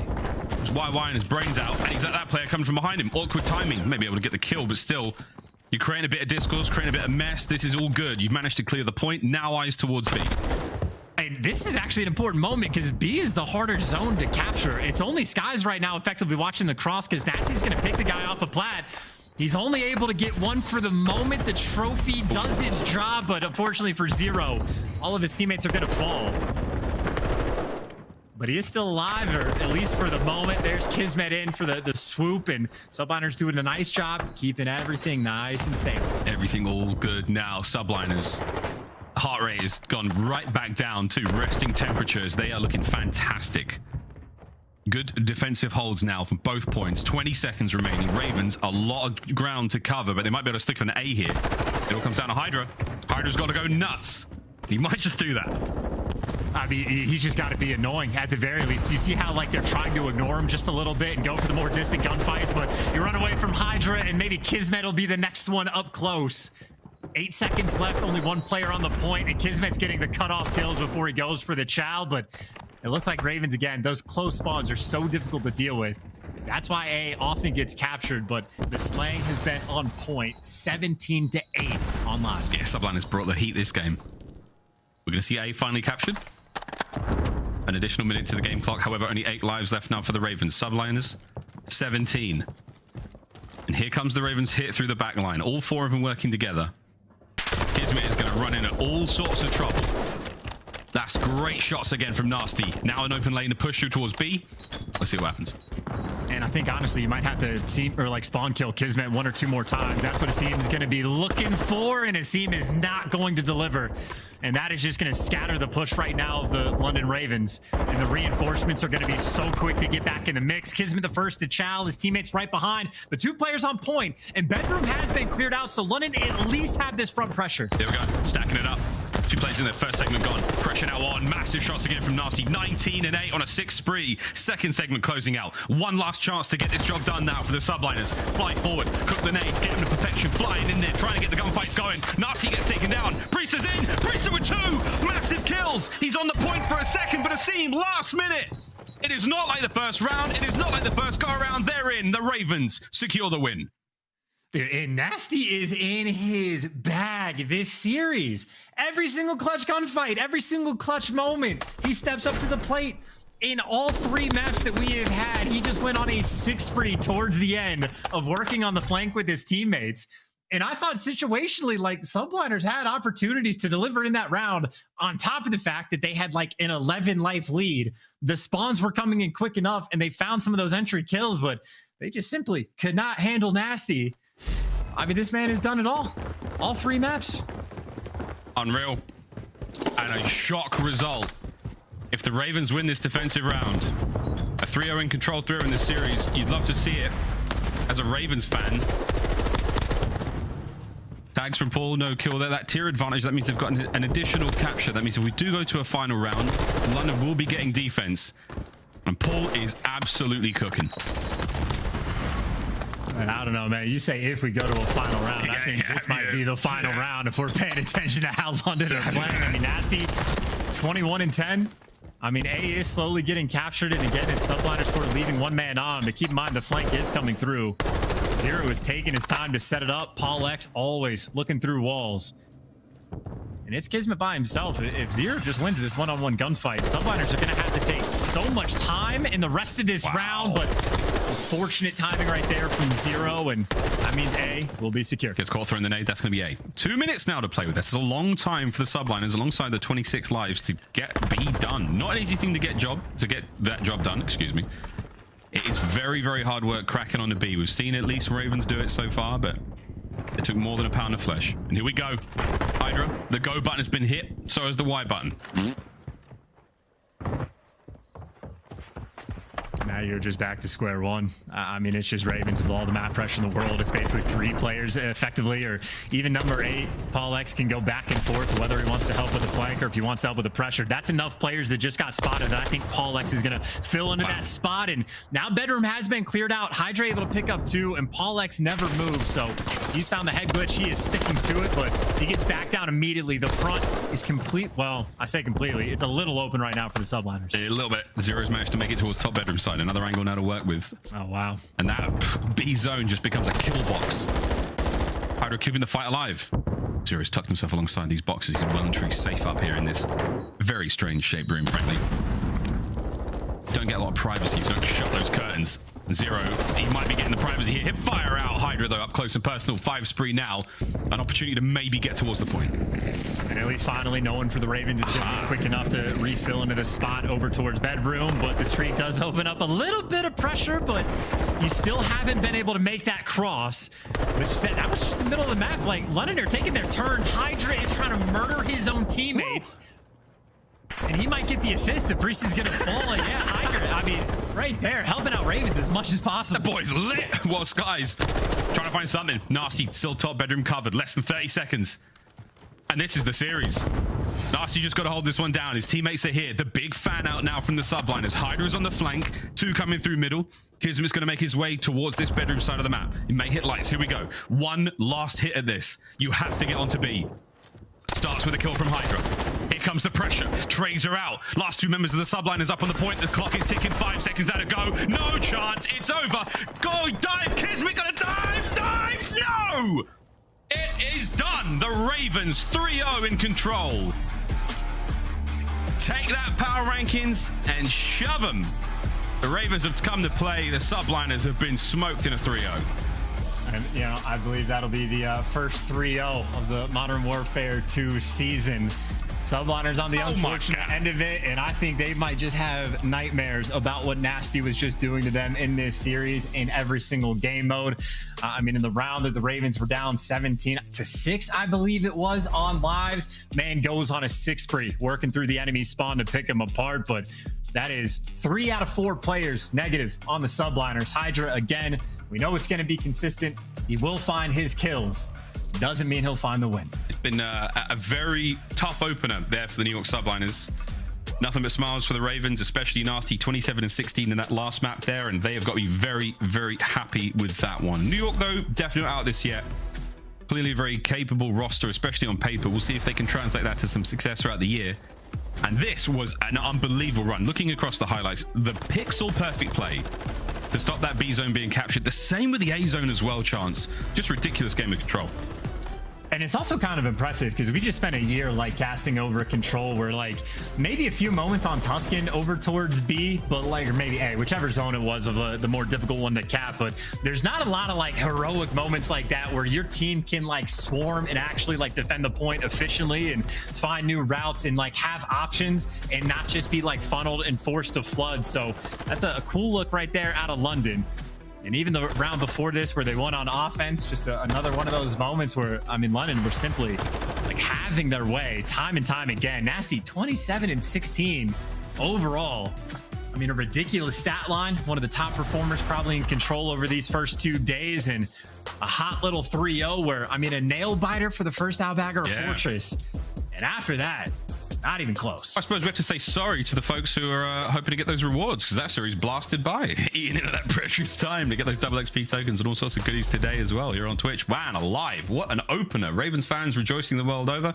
I know the chat's popping, Twitter mentions have flowing as well, and they've got to be feeling very good after that one. Again, a great opening season they had last year, Chance, but this time round, if they can maintain that pressure, who knows, man, this could be the year the Ravens finally do get a win for the org. That is it from you and I. Desk, is it coming home? Like, what? Is it coming home? All right. I like this question. I like where we're at right now. How are we feeling about this matchup, aLLeY? Fast? Just a very prolonged. I mean, map 1 was very, very close, very, very chaotic. Honestly, I thought New York was going to pull it out in the end, but London had 2 beautiful fountain holds. They were even late on rotation at one point. They got the full 60s, and then they followed that up with a beautiful P1, and then just continued to make it mixy to have that final P1 at the end. The S&D, though, New York was just getting gunned. Like, I just have to say it. Like, they were just getting out aggroed, which I did not expect that to happen against a team like the New York Subliners with aggro players like KiSMET, like HyDra, like Skyz, who like to get in your face. And from then on, again, it was the momentum. London Royal Ravens is a very momentum-based team, and Asim and Nastie ran with it. I just got a text message said, most dominant performance in the CDL we have seen in 2023. Nameless, a hot 3-0 for the London Royal Ravens. But more importantly, I'm concerned for my New York City boys. The New York Subliners had a whole lot of talent picking them on our predictions coming into today. Yeah. And that was based off of kind of the history of the players and just thought that the team was going to be able to be a more cohesive unit. What did you see?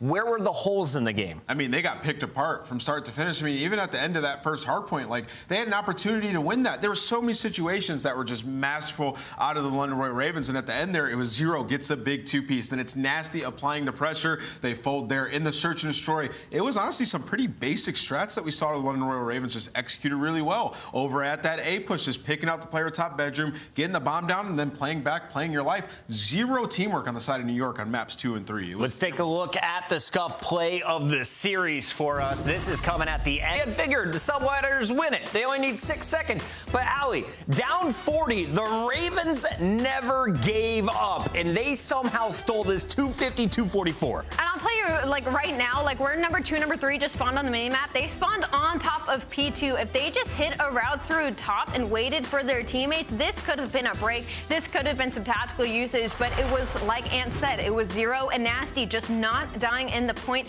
Zero having the read on the 2 players in the back, and Nastie was even ready for that gunfight. So should that last contested second had gone through, he still would have gotten the kill. There you go. And I had to give big props to Nastie. The red-haired hero comes out. He was firing on all cylinders, and so is the man who we're going to be talking to right now. aBeZy is going to be representing the London Royal Ravens here in 2023, and the team's starting off with a 1-0. How we feeling, buddy? I'm feeling good, man. This being my 4th team in the CDL, I'm just really excited to be with this group of guys and be regrouped with Trey. So it's been a sunshine and rainbows so far. Can you break it down for us? We're just rewatching the final moments of game number 1. What were the comms like? Because it looked like Subliners were just knocking on the door of the end of that game, and somehow you guys pulled the rug out from underneath them. Let's just say that was a very gritty one. A lot of chaos, a lot of chaotic spawns, but luckily we pulled it out. Shout out to Nastie. He called game for us. He definitely coached up. Asim, I gotta say, a huge congratulations. I feel like whenever we speak to you, it is because you have once again proved a lot of people wrong heading into a series. And I mean, when I saw you fly out top castle and get that 6 free, I was like, wow, this is the momentum that they need going through the rest of this series. I gotta know what it's like teaming alongside a player like Paul, who's also fairly momentum-based with yourselves. Do you two hype each other up? Yeah, me and Paul are more of like the energy duo on this team. Yeah. So I mean, we sit next to each other. We're always gassing each other up. I do feel like me and him, our energies do feed off one another. So I'm really excited to just build on that chemistry with him. aBeZy, congratulations on the win, my boy. You were frying out there, especially in the Search and Destroy as well. I want to ask you about the transition to this title, because typically you're a hyper-fast player. You're in the other team's face. And in this game, you have to slow down at times, even pull out an AR. So for you, how's that switch been? It's been really well. I think the biggest learning lesson I had from last year was that I was just trying to do it all, and knowing that I just need to give him my 25% of the team, it's helped me a lot so far in this year, because this game really does force you to slow down. So that has been a big learning lesson, but I've been actively working on it daily, so it's been working. Now, aBeZy, I know you're a very confident player. You believe in your team, you know, despite what other people say. How did it feel for you guys when you saw where you were ranked on the coaches poll? I do think when it did come out, it was valid. We didn't scrim at all during that time. We were still moving into LA, so we were behind by like a week from other teams. So the practice wasn't there, but we knew going into like after the poll that we just need to put in the time, and that's exactly what we did. You did put in the time. It didn't faze me. And you walk away with a W because of it. Congratulations on the first win of the season. Before you go, anything you want to say to the London Royal Ravens fans? They've been quiet on my social media feed. Not a whole lot of hype coming into the season. Now they got a reason to celebrate tonight. Yeah, shout out to the UK fans. They're one of the greatest in the COD scene. Hopefully we can have an event soon to perform for them, but I hope we're holding down the fort well for them. But they're the GOATs for sure. Yo, I never got to go to that London event. I have been thinking about it ever since that event. Guys. One day, CDL, I'm ready to party with the people in the UK. One day. Hey, Simp, thank you so much for joining us. Congratulations. The London Royal Ravens now 1-0 on the leaderboard, and we'll look forward to your next match. Appreciate y'all. See y'all tomorrow. Great guy right there, and great stuff coming your way. After the break, we got Seattle Surge and Boston Breach taking the main stage. But before that, we want to remind you, first of all, have you linked your account here on twitch.tv? Because you can get some free drops. I just claimed mine. And not only that, check out the CDL store for extensive collection of official CDL apparel and merchandise, including classic favorites like team jerseys and hoodies. Visit shop.callofduty.com to gear up today. It's easy. It's at the bottom of your screen. Put it into your browser during this commercial break. When we come back, it's going to be Breach versus Surge. Let us know who you think is going to win.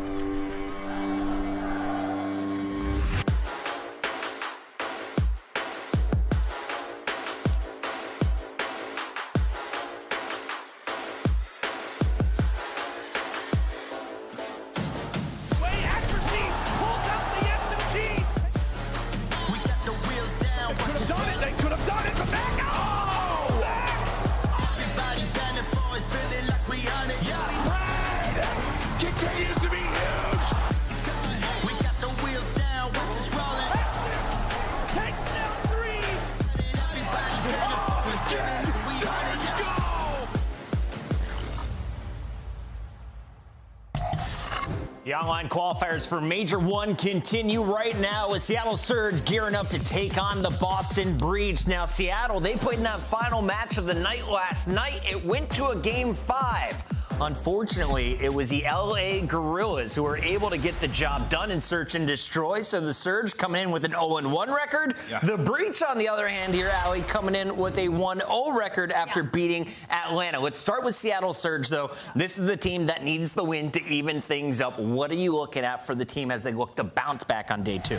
Well, I'm looking at continuation from the Simp show, right? Like, he came out incredibly hot day 1, had the highest KD overall with a 1.89. So clearly feeling himself in this game, and I'm really looking at that middle game mode in the control, right? Because they were up 2-0 and then they just choked it, which put them in the situation to have to go map 5 and to have to lose the series against the LA Guerrillas, because their hard point looked fantastic. The first S&D, I mean, again, Simp dropped 16 kills. You've got to be kicking yourself knowing your teammates putting numbers up like that and you're not able to close it out.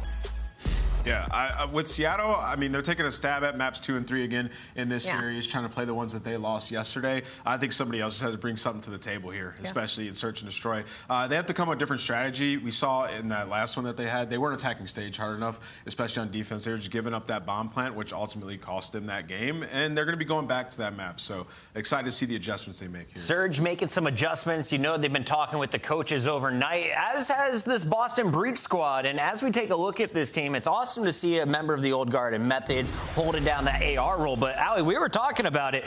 You've got a GM from Australia in Dens. You've got a head coach from the UK and Zed. This is an international group that is putting together some success in Boston. A lot of success, and you know, we can see it. I know that Dens himself is also incredibly involved, which you don't see a lot from the quote-unquote GMs for a lot of these teams, and it really showed through in that Atlanta match, right? They are continuing their masterclass control from last year in that hot 3-0, and now they're gonna have to go against the Seattle Surge, whose hardpoint so far has looked incredibly on point. So I think this is going to be a very grueler of a matchup. Let's take a look at the series. Nameless, you already touched on the maps that we're gonna see in here. Surge, they get a chance to play some that they struggled with yesterday. Looking to clean up as we go into that Game 2 and Game 3. Break it down for me, though. How do you see this 5-game series playing out? Are we going to a Game 5? Well, I mean, it's very possible, honestly. I mean, Embassy Hardpoint, we saw Boston lose that map to the Atlanta FaZe, although they did have an opportunity to win it. Maps 2 and 3, Seattle struggled on yesterday. They're trying to take another stab at it. It was a 6-5 on that Fortress, and it was a pretty obvious mistakes they're making, so they can definitely adjust. But in this series, you know, I'm going to go with Boston. Feeling Boston. Let's go ahead and just jump to the predictions. Put them up on screen, and I'll start first. They lost last night, but Sib still won. I'm going with Sib in this one. He's my pick to win. That's a good pick. That's a good pick, and that's a fair pick. I'm actually going to go with the Boston Breach in this one. I feel like they just have a lot more going across the board. Yeah, I think they have a really good understanding of the game. They capitalized on a lot of the mistakes that FaZe was making yesterday. It was very impressive. I'm going Boston Breach. All right, from one dad to 2 more dads, let's get this party started. We got Landon, we got Study, boys. I hope you got some sleep last night, because you got to bring the fire today. Well, Chris, not as much as I'd like, but, you know, we'll take what we can get nowadays, Jay. Tell you what, man, I'm just going to go and say it. This is our real first series that we've had so far of the season. I know. Yesterday doesn't really count, but, I don't know, based off of records, Seattle Surge, Boston Breach, I thought that both were going to be kind of in reverse, but hey, pick'ems are chalked right now, I'll tell you that much. Oh yeah, I'm 0-5 on pick'ems. I'm a straight donut across the season so far. It's not looking good. Who do you have in this match? Who do you have in this match? I gotta know, just so in case it keeps going. I think I picked Boston this series, just simply off the way that they looked yesterday. Taking out Atlanta FaZe in the 2-3-4, that's a big answer from them. You pick up that Awakening guy, and that guy is the answer that you guys were looking for. You needed the slang last year. You pick him up this year, and you saw what he was able to do yesterday. A 1.3 in the series, even clutching up in search and destroy. Awakening is a man on a mission for this Boston roster. And on the opposite side for Seattle, it was just basically chokes. They dominated in their hard points, but if you think about that control, they had it in their grasp and they let it go. But let's get into this map number 1.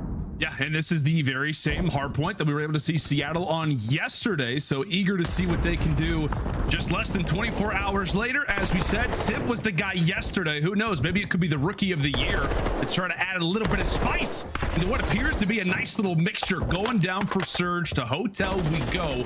P1 already nicely contested. It is a straight 30 seconds, however, for Breach. Yeah, Boston, they started off on the better side right there. If you're not spawning towards P2, towards his back plat, you're not going to really get a lot of time off that P1. Your main job is to simply not give Boston at least 40 seconds off of P1. So Boston do a great job early on off the rotation. It's going to be Seattle. One player does end up dropping across the map, but they're controlling the spawns. They're winning the gunfights. They're going to be fully set up for this P2 push. Yeah, and that's the positive, I guess. The bit of evenness that you have on a map like Hotel. You have one side that has preferred spawns for P1. On the other side, you do have preferred spawns for P2. So Seattle finally starting to see a bit of that success. And here we go. Pred starting to take over. Nearly found his 6th kill in a row. Could have been some streaks, however. Really going to be Seattle Surge hunkering down, being prepared. Boston Breach, a lot of different entries in this hill, Jay. Yeah, so far Seattle, they've done a great job of just holding it down, getting their kills. Pred with another 2-piece. Last player up is going to be Vivid contested. Take care of him. Another clean 4 dead. And with about 30 seconds left on this hill, you're already forcing Boston to hit that early rotation. The 9th comes out from Mack. Wasn't really looking forward to getting that team kill on the accuracy, but it's okay. You're going to be able to take this lead with this remaining time. Unless you lose that gunfight, Vivid actually challenges the hold. And now Boston Breach have that rotation to kitchen. Seattle have to figure out how they want to decide to break this kitchen hill. It's just an accidental knife. I don't know exactly what was maybe said in the comms. Accuracy, maybe critiquing a bit of the gameplay for Mack, and McKenzie not happy with it. Regardless, Seattle Surge sent a few through the back lines. Mack, well, at least he's still alive. We'll see if he can contribute a little bit toward this play. A bit of information, but so far that is it. Seattle Surge tell you to come out with your hands up. Boston holding corners, trying to hunker down themselves. Awakening able to at least find one through the corridor. Surge with more preferred positioning, but Boston Breach still here. Yeah, Boston Breach doing a great job of just keeping the kills stagnant. I thought it was going to be easy, beautiful break coming in from Seattle, but Awakening, your main slayer, already 12-6 to start off the map. Number 1 is taking over in this kitchen hill to give Boston a nice, comfortable lead. Great shots from Vivid to find that 2-piece, but now it's all about this rotation. You see Seattle once again playing from the back foot, knowing that they had to rotate early, continuously giving this junk time to Boston Breach as this lead continues to grow. They did stop the bleeding right now with a great hold. And it feels like from a confidence standpoint as well, really, if you are Seattle, this is a hill that you need to try to get at your back, try to even up the score a little bit. Nero going to do his best to try and disrupt things. M4 in hand, and he can beam with it, putting it on display. Oh! Now also has some words with the Vaznev. Some great work coming in from him. However, the same cannot be said for the teammates. First wave cleared for Seattle as they'll make the 60 mark. Yeah, it's all on Mack right there. He finds a 3-piece from that top middle head glitch on Des to allow his teammates to eventually get back into the play. So now final 30 seconds, probably one more push coming in from from Boston until they decide to hit that early rotation. That's going to be 3 dead. Last player up is Simp. Make it all 4. And we got rotations. Right now, Seattle, they're playing from the back foot, when yesterday in both of their hard points, they were always the first on rotation. And that is what's so scary, Jay, about this Boston Breach team. I mean, I think all of us kind of agreed in the little roundtable discussion that we had. We talked so highly about Boston Breach. It feels like they made the exact roster change that they needed, bringing in somebody like Big Wake to a team that really just needed an upgrade when it comes down to slang. You already see what this team can do. Seattle Surge, such dominant hard points yesterday. Definitely seeing their very first real test here on Hotel. So far, this has been a great hold, though, on this Hotel hardpoint. Towards the diner area. They know exactly where all of Boston are trying to attack this from kitchen. You're holding out both of those doorways. It's not going to be easy to sprint on out. But Mack is doing a great job staying aggressive in towards Freezer. Unfortunately, he is going to drop. But with the final 30 seconds, Boston just want to make sure that they're maintaining this back control, because we're going over to P6, which is all the way towards top plat. So even with Seattle getting all this time, they will be able to eventually take this lead. But Boston Breach, they're definitely thinking big picture. Unless Nero has something to say about it, he gets taken down. Now everyone's off the rotation. Yep, great little answer coming in from Seattle. That's just the way the hard points work. When we talk about MW2, you're down a major amount, you rotate, you set up, and now just like that, you're back in the game. However, the same thing could be said now for Boston Breach. Ready for P6, as you called it. I know we're familiar with just 5 hard points, if not 4. In this game, sometimes we've got 6, if not 7. We're going to be seeing ourselves on Mercado Las Almas. Ooh, I like that. I like that. You like the way you said good, that. Huh? Yeah. I'm working on it, Jay. You know, sounds as good as you. Man, Mercado Las Almas. But we're not even on that, man. That's a 2-piece coming in from Seattle. trying to execute that break towards the back, and they do it beautifully. Woo. Now all of Boston Breach running out towards the middle of the map. Seattle are just soaking up as much time as possible. You see Boston, they just have to commit towards winning these gunfights, trying to get some good time off of this, knowing that they're going towards this P1. Trades going back and forth, but it's Boston still coming out on top. Oh, it looks like a shooting gallery right now for either side. Everybody hitting the beams, but right now it is Seattle Surge with the current time. Methodz gonna have to jump inside of the hill here, and shots coming from every single direction. It's 2 for one side, it's 2 from the other. The final 10 seconds of the first set of rotations will be awarded to Boston in what has been a very hard-fought hardpoint up to this point. It's basically a tie game. At the end of the first rotation, the hardpoints Awakening does find 2 to the middle of the map, though. This is where Boston Breach found a lot of success, getting 40 uncontested seconds off P1. They do have the preferred side, but right now, Seattle, they're just doing a great job of maintaining that bedroom side, maintaining couches, and not allowing Boston to get any time off of this P1. But you got to be careful, though, because you don't want to die, and then eventually flip these spawns out, gift them basically to Boston for that P2. Yeah, at least for the moment, Boston Breach with some interesting spawns. Seattle Surge going to be aware of that top side of the map. You want to try to limit them. There it is. Boston, in just a moment's notice, are now going to have those favorable positions. A few pushed up players toward the restaurant now has turned things a bit on their head. Accuracy aware of such. Wants to try to bring things back to a more favorable spot. Final few seconds of P1 gonna go to Seattle, but Accuracy making the long route, tosses out the stun, but again, it is Big Wake causing problems in the back lines as 3 fall for Surge. Advantage still with Seattle, but Breach on the cusp of taking the lead back themselves. Yeah, currently a 20-point game. Boston are not worried at all because you know how strong, how much of a money hill this P2 can be. As long as everyone is holding down their lanes, you cannot afford to lose the first gunfight. Nero finds 2, is going to shut down that push, make it 3 dead, all 4. The combination of Nero and Vivid take care of Seattle Surge. They're going to be able to take the lead right on back, and now this is going to force Seattle Surge to give it one more good push because P2 and P3 are both money hills. It's just great awareness of the spawns as well for Boston. They instantly find 4 down. A few players from Surge starting to reposition. But here is Nero again. The SMGs previously known of Boston apparently can rock it out with the M4 from time to time. Back and forth we go again. Vivid, well, he pops dead silence, instantly gets challenged. Great work to try and stay alive. But the one hill, Jay, that could really turn the tide is this one that we have coming up. Vivid does fall off of the spree. This next one is so crucial. The rotation now coming in toward the kitchen. And we'll step aside and go to Aliston in this very big moment with Seattle. One's bread at me, 2 bread, 2 bread. Try to stay alive, 3 at a time, bro. One's close mini and bread side time. I'm watching mid. Middle dead. Nice, 2 on time. Hit it. I got one. I need to watch out near the door. Find the dead. Dead. Nice, I'm about to stand on you. I'm hitting bread out. Yeah, I'm on you. I'm hitting bread. In bread, one shot. One's con. One's in bread. Alright, I'm looking at your bread, Amir. 2 con on me, 2 con. In cat. He's going top cat now. I'm gonna jump out on me. We're on you as well. Yeah, I'm back on. Side door dead. Nice. He's bread. One shot. I'm coming up here. One shot. Side door dead, and one bread. Okay, we got him. I'm looking for you right now. Feel my heart. Bread absolute. Okay. Where'd he go? I'm coming up. What's your left back? I got him. I'm absolute. I'm going to put him mid. Big door on you, old. Okay, Reese, he's running up mid, couches area. 2 mid, 2 P1, they could hit TV. Side door dead. I'm trying to look at TVs and shit. 2 P1. Square going big door. I'll get him. Nice. I'm pushing on mid, I'm going top time. Okay. There's one big door dead. I think one's long. I have mid. I'm in the corner. Long came out, he's absolute. I'm in the corner pinching art, okay? I'm getting art. I'm getting art. 2 mid, he could pinch deep. I don't know who it is. I'm looking long. Long dead. Last guy Nero. I'm looking bar. We went up this guy. That's in. I think one says long. Holding on the bar. I kill him long, AG. I have a trophy on you. I have long. Okay. I have top bed. I'm top bed right now. They're gonna have to go to the back, bro. Yeah, in the back. I'm watching And the comms right there from Seattle Surge are hot and ready to go. You seen the hole that they were able to put on at that kitchen hard point. I thought it was going to get scary. Accuracy was the only player in that point, but he stays alive just enough for his teammates to get back into the play and they get some good time off of that P3 hard point. Now, you see the lead switch already. Boston Breach 15 seconds away from potentially closing it out. Nero's the only guy here off the rotation. Oh, Nero's here. Here. That's going to be 2. The nade comes in from Mack. So Seattle with current control.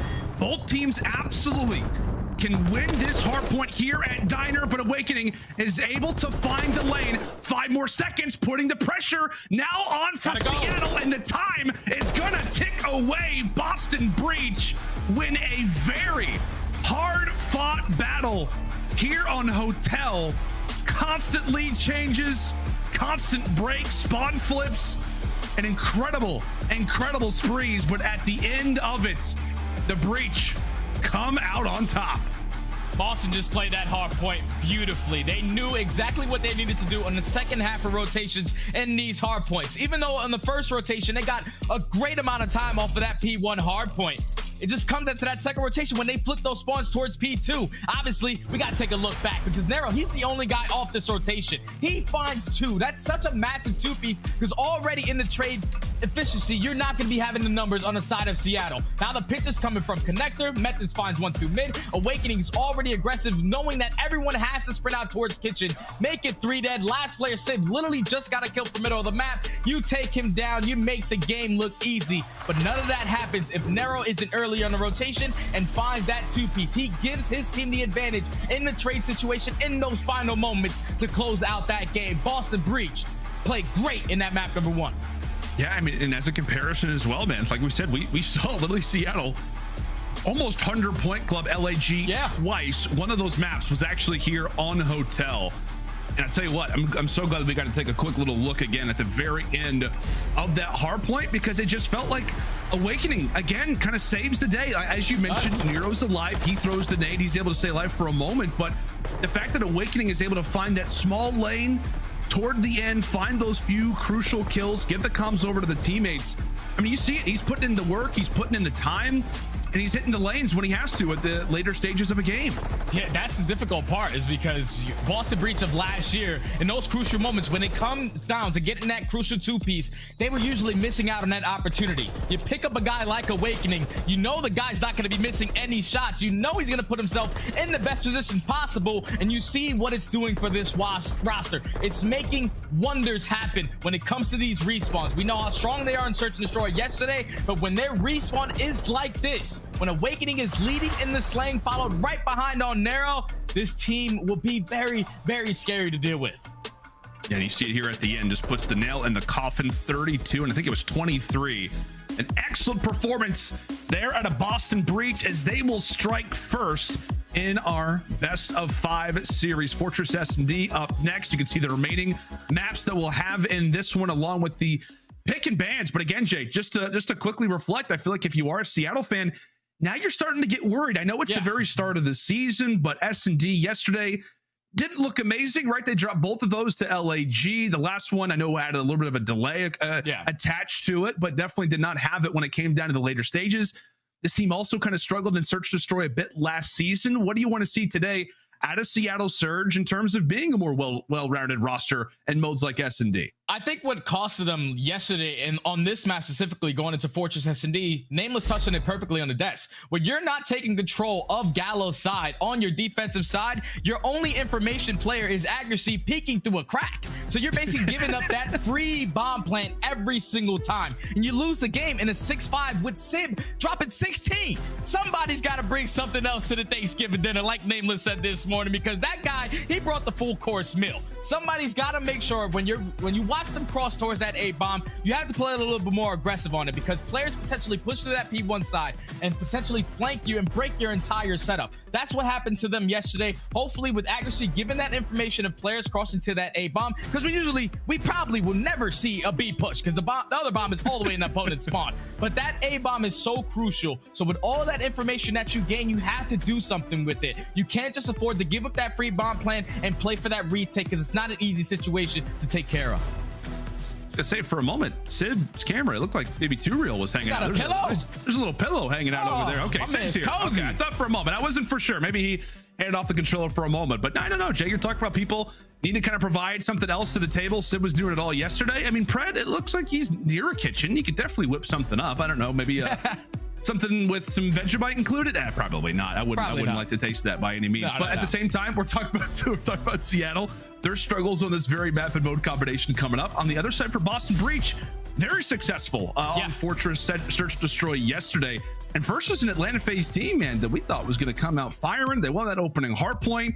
But this is where Boston Breach really started to pick up their pace yesterday on this very map. Yeah, Boston Breach led by Vivid. He whips out the sniper nice and early, just shuts down that first lane. At that point, when he uses that sniper, when he's going towards that closed arches with the double doors, he's basically shutting down that push towards back A, because now you're afraid to peek those back steps. You do not want to give him that crack angle where he could potentially open up with that first blood. So he was making plays. And then you also got Owakening, not afraid of the moment. Had an insane 2v1 clutch yesterday versus the land of FaZe, wraps all the way out while earning his dead silence and just makes plays happen. Right now, Boston Breach, they haven't probably, you know, some of those new team jitters, that honeymoon stage where they're feeling really good right now. Everyone's smiling across the board. You start the season taking out Atlanta FaZe. You're up 1-0 in this series. All smiles for this squad.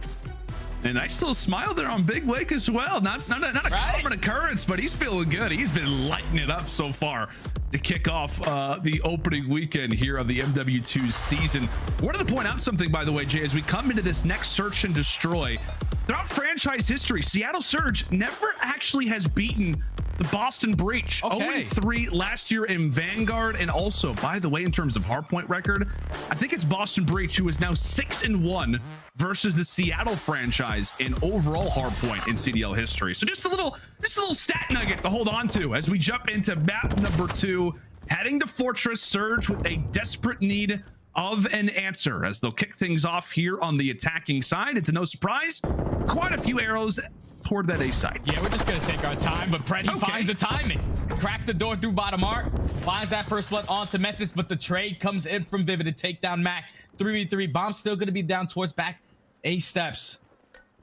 So now they give up that cross. They only have Vivid, just basically the only guy looking over this A bomb, but he's playing it so safe. Not just trying to hold every single angle down. Seattle eventually have to work towards a bomb plant because you know you're not getting towards B. Oh, and a great shot again coming in from Vivid. Pred with the instant chow. He's been the only guy so far to find some kills. And right now he's working off a bit of information. Bomb is going to be claimed there from accuracy. 30 seconds still to work with. And every single inch of really map control that Pred gains, he is giving that over to accuracy. Here comes the engagement.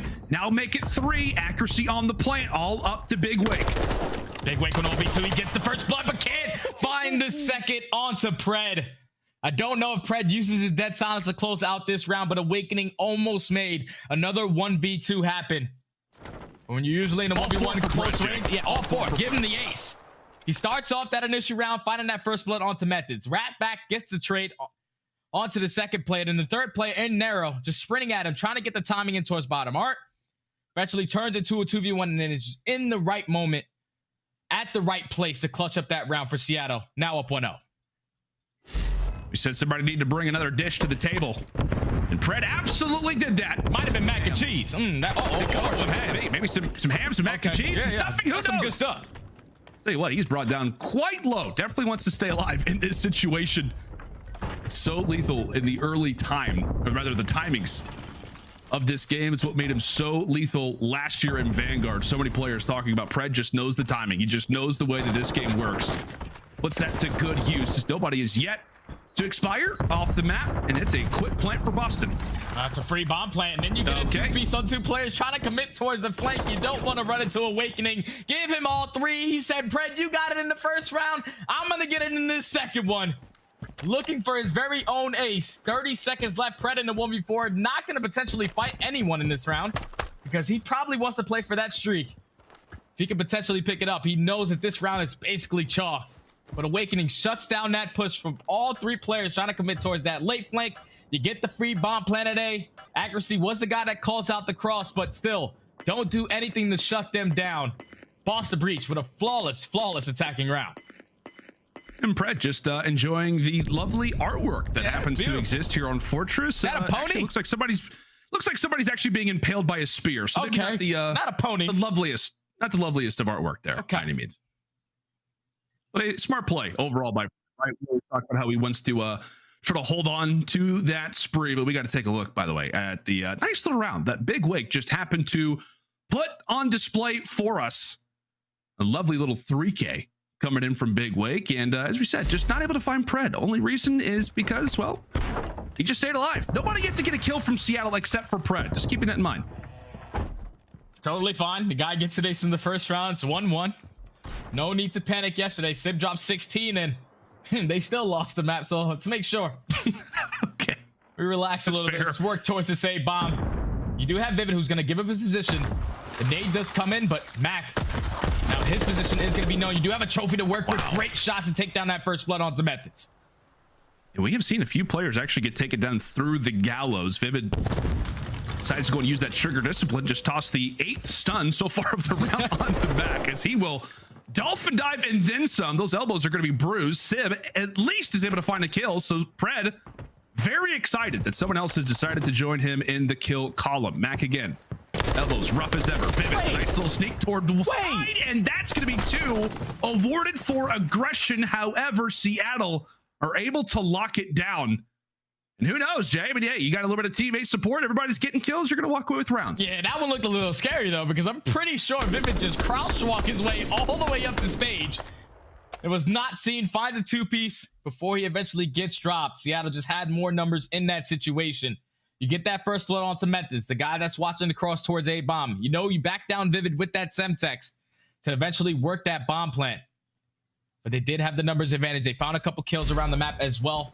And now Seattle Surge find themselves up 2-0. Pred on a 5 spree. Potentially earn himself that airstrike. See if he can snag it. Maybe Mack trying to play a little bit of bait. Tag up somebody.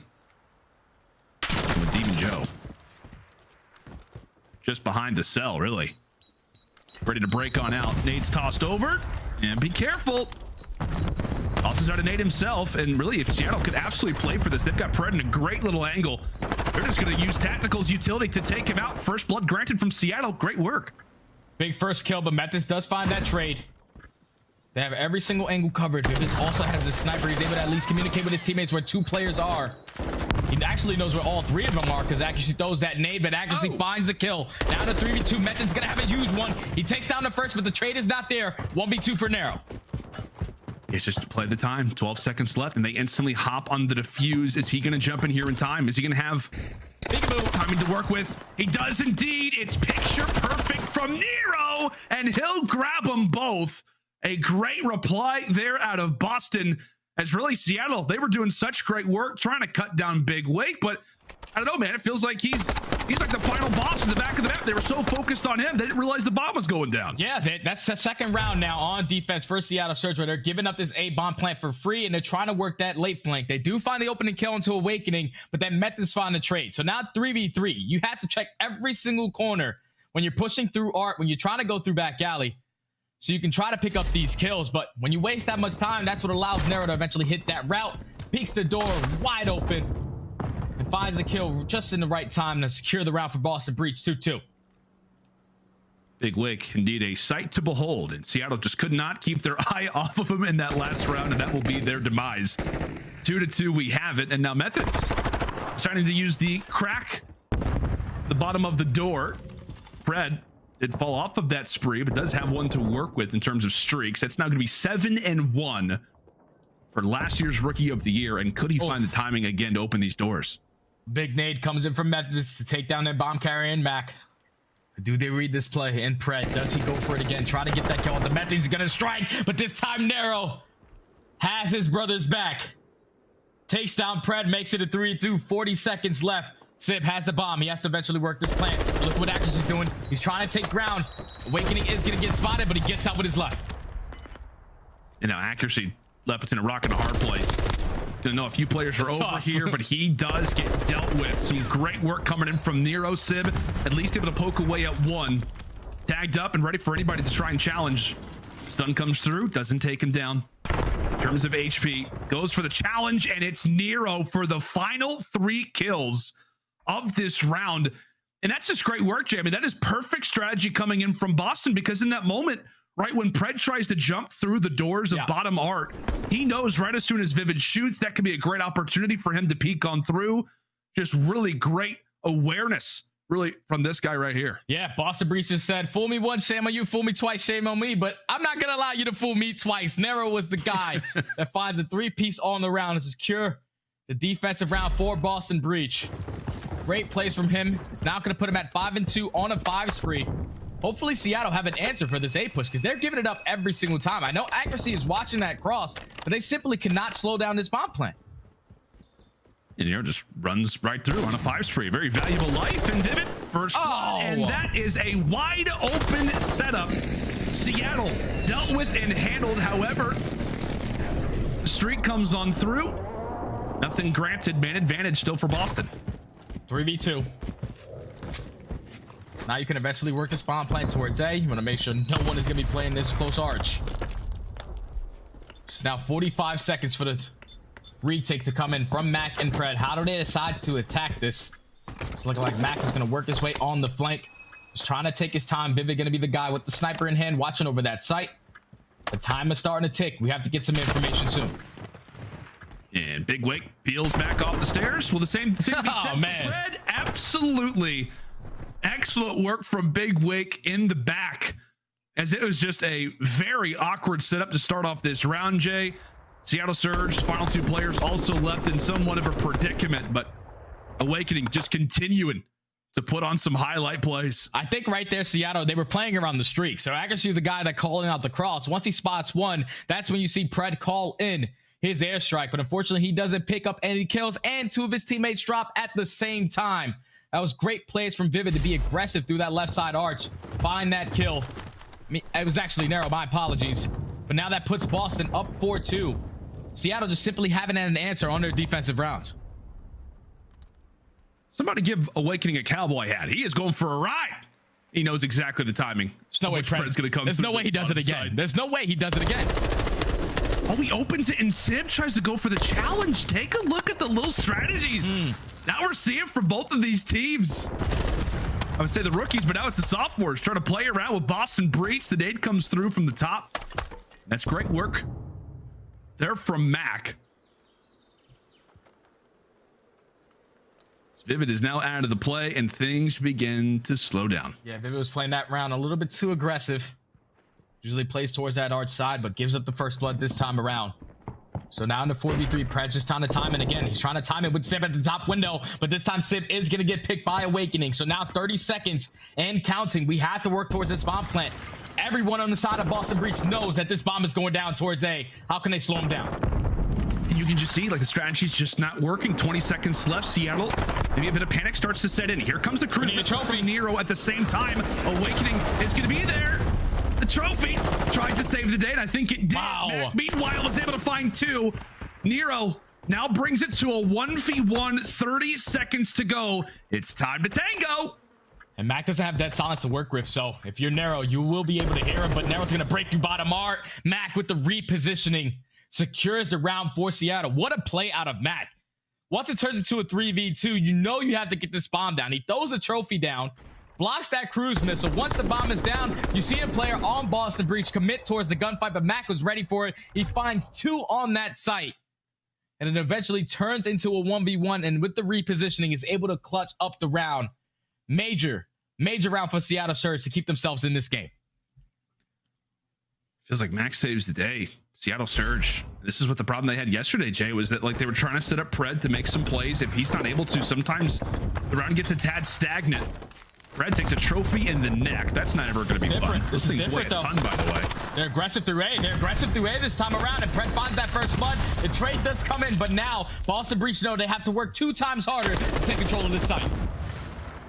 Great shots from Vivid. By the way, Accuracy hanging out in the corner. Nero's going to be there to read him. Some early shots exchanged. Either which way. My Nero's God. the trade, and now it is on to Mack. 1v2. Nothing but his wits and his rifle remain as they call upon him to try to make the clutch. And could it be? Wait a minute. Very first time we see somebody try to plant it B. Wait a minute. It's possible. Oh, this is a difficult round for Mack to now win, because in the positioning that Owakening is, he has the entire cross. He's able to spot him, and that is a beautiful, beautiful play from Boston Breach. Even after losing all Mack control on that A bomb, they trade that first one with a nade, and then Nero, no hesitation from side arc, jumps out, finds one, challenges Simp towards the archway, and then commits towards that B bomb. What a beautiful play call coming in from Boston to now put them at game point. Some great work from this Boston Breach team. We talked about last year how it really was this thing of, you know what, they're great at search destroy. Then they make some roster changes. Now they're great at hardpoint. They were never able to find that combination, and right now it looks like they're starting to. The pieces beginning to come together for Boston Breach, 1 round away from going up 2-0 versus Seattle Surge. As Seattle will begin things here on attack. Bomb in hand as Methodz looks to lay down a few early shots. Vivid receiving more than 1 tack. He is stunned and then some. Here comes the plant. Oh, here comes the plant, but look at Simp. Works his way on the flank, is only able to pick up 1, and Vivid takes down Mack as that bomb gets planted. So now it turns into a 3v2. If you're Boston Breach, you can attack this right from the front. The repositioning from Seattle, no one has a line of sight on that site. aBeZy gonna wrap back, finds a big kill on a Vivid, 2v2. All comes down to Awakening and Nero. However, Pred, hungry to strike, is now able to bring it into a 1v2. Big Wake has got to go big. And can he do it here? Living up to the nade. That's going to be the first. Just has to take the right. Oh my goodness. He puts in some solid shots toward Pred. But the 1v1 will go the way of Seattle as they narrowly stay alive. Big kill from Pred. Got very, very scary towards those final seconds. Pred is able to secure the round for Seattle, keep him in this game a little longer. But now they just have to find an answer on defense. 0-4 on the defensive side so far on this Fortress S&D. It looked like in that previous round when they were aggressive through A, they found us a little bit of success. They just couldn't win the trade fights. This time they're going to switch it up, play it nice and slow. aBeZy not going to play that position from bottom maps to watch across. He's going to play from the close arch this time around. If Pred decides to go in top green, he very well could be spotted. We got to get up. By Awakening. Is that jump? He's going to make it through. Does Awakening get the call out? Really is the question. Or has Pred found himself behind enemy lines? Sneaks through the doorway. Does not expect Awakening to be there. First blood Boston. Mack replies. Now 3v3. 3v3, and the bomb is not going to get down towards that A site. aBeZy still that player holding that cross.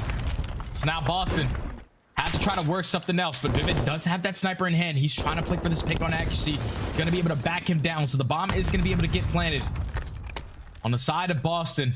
But how fast has Seattle decided to play this retake? We've got 2 players toward that left doorway from Vivid's perspective. Mack, meanwhile, trying to make the play. He's making it. Is he going to find the timing? He hears Methodz toward the outside. Bomb is going to be planted. Down for Breach. 40 seconds to work with. It's about finding this initial pick. Can Mack be the one to find it? No more Daddy. Or could it even be accuracy? No more Daddy. No more Daddy. He gets taken down. Now it's all left up to Simp in the 1v3. Makes it a 1v2. But the plays from Boston Breach on their attacking rounds make it flawless. 5-0 compared to Seattle on defense. 0-5. Boston Breach just made the plays right there. Pred, he jumps into that top window, but Awakening has that line of sight. So if he jumps up there, we can give the call out. Once you pop them doors open, he's free aiming. Even if you're laying down, don't matter. He's waiting for you to turn this corner to get that first blood. Even though it turns immediately into a 3v3, Boston do a great job of just backing down aBeZy from his position to eventually open up that A bomb. I thought Mack, when he was in that position towards top art, he was going to be the player to make that play. But once he runs out of that dead silence, all the sound cues start popping in the headsets for the Boston Breach players. They turn around, they take him down, and they close out the S&D in the 6-4. Now up 2-0 in the series. Great plays. Great plays, man. And take a look at those first bloods for Seattle, by the way. They finish off with 7 despite the loss. So early round success, but late round clutching that comes in from Boston Breach. We just thought, like, in a number of different situations where you could see, you know what, it is somewhat of a new roster, 3 of the same players from last year, but you bring in a new guy in Awakening. How is the team going to mix? I feel like they were hitting it all strides. Seattle made some great plays. Obviously, we talked about majority of this game for the Surge side. Boston just look like they are in sync right now, Jay. I think that would be the word to describe this team as it stands up 2-0. All 4 players are firing on all cylinders right now, man. It's hard to shut these guys down. They got the honeymoon going for them with a brand new team. They're looking good to start the season. I'll tell you what, man, they've got a good destination. Hotel, maybe could be their next spot when it comes down to their honeymoon. Can it be a quick 3-0 for Boston Breach, or will Seattle Surge start to show some signs of life? We will find out. We'll be back right after this.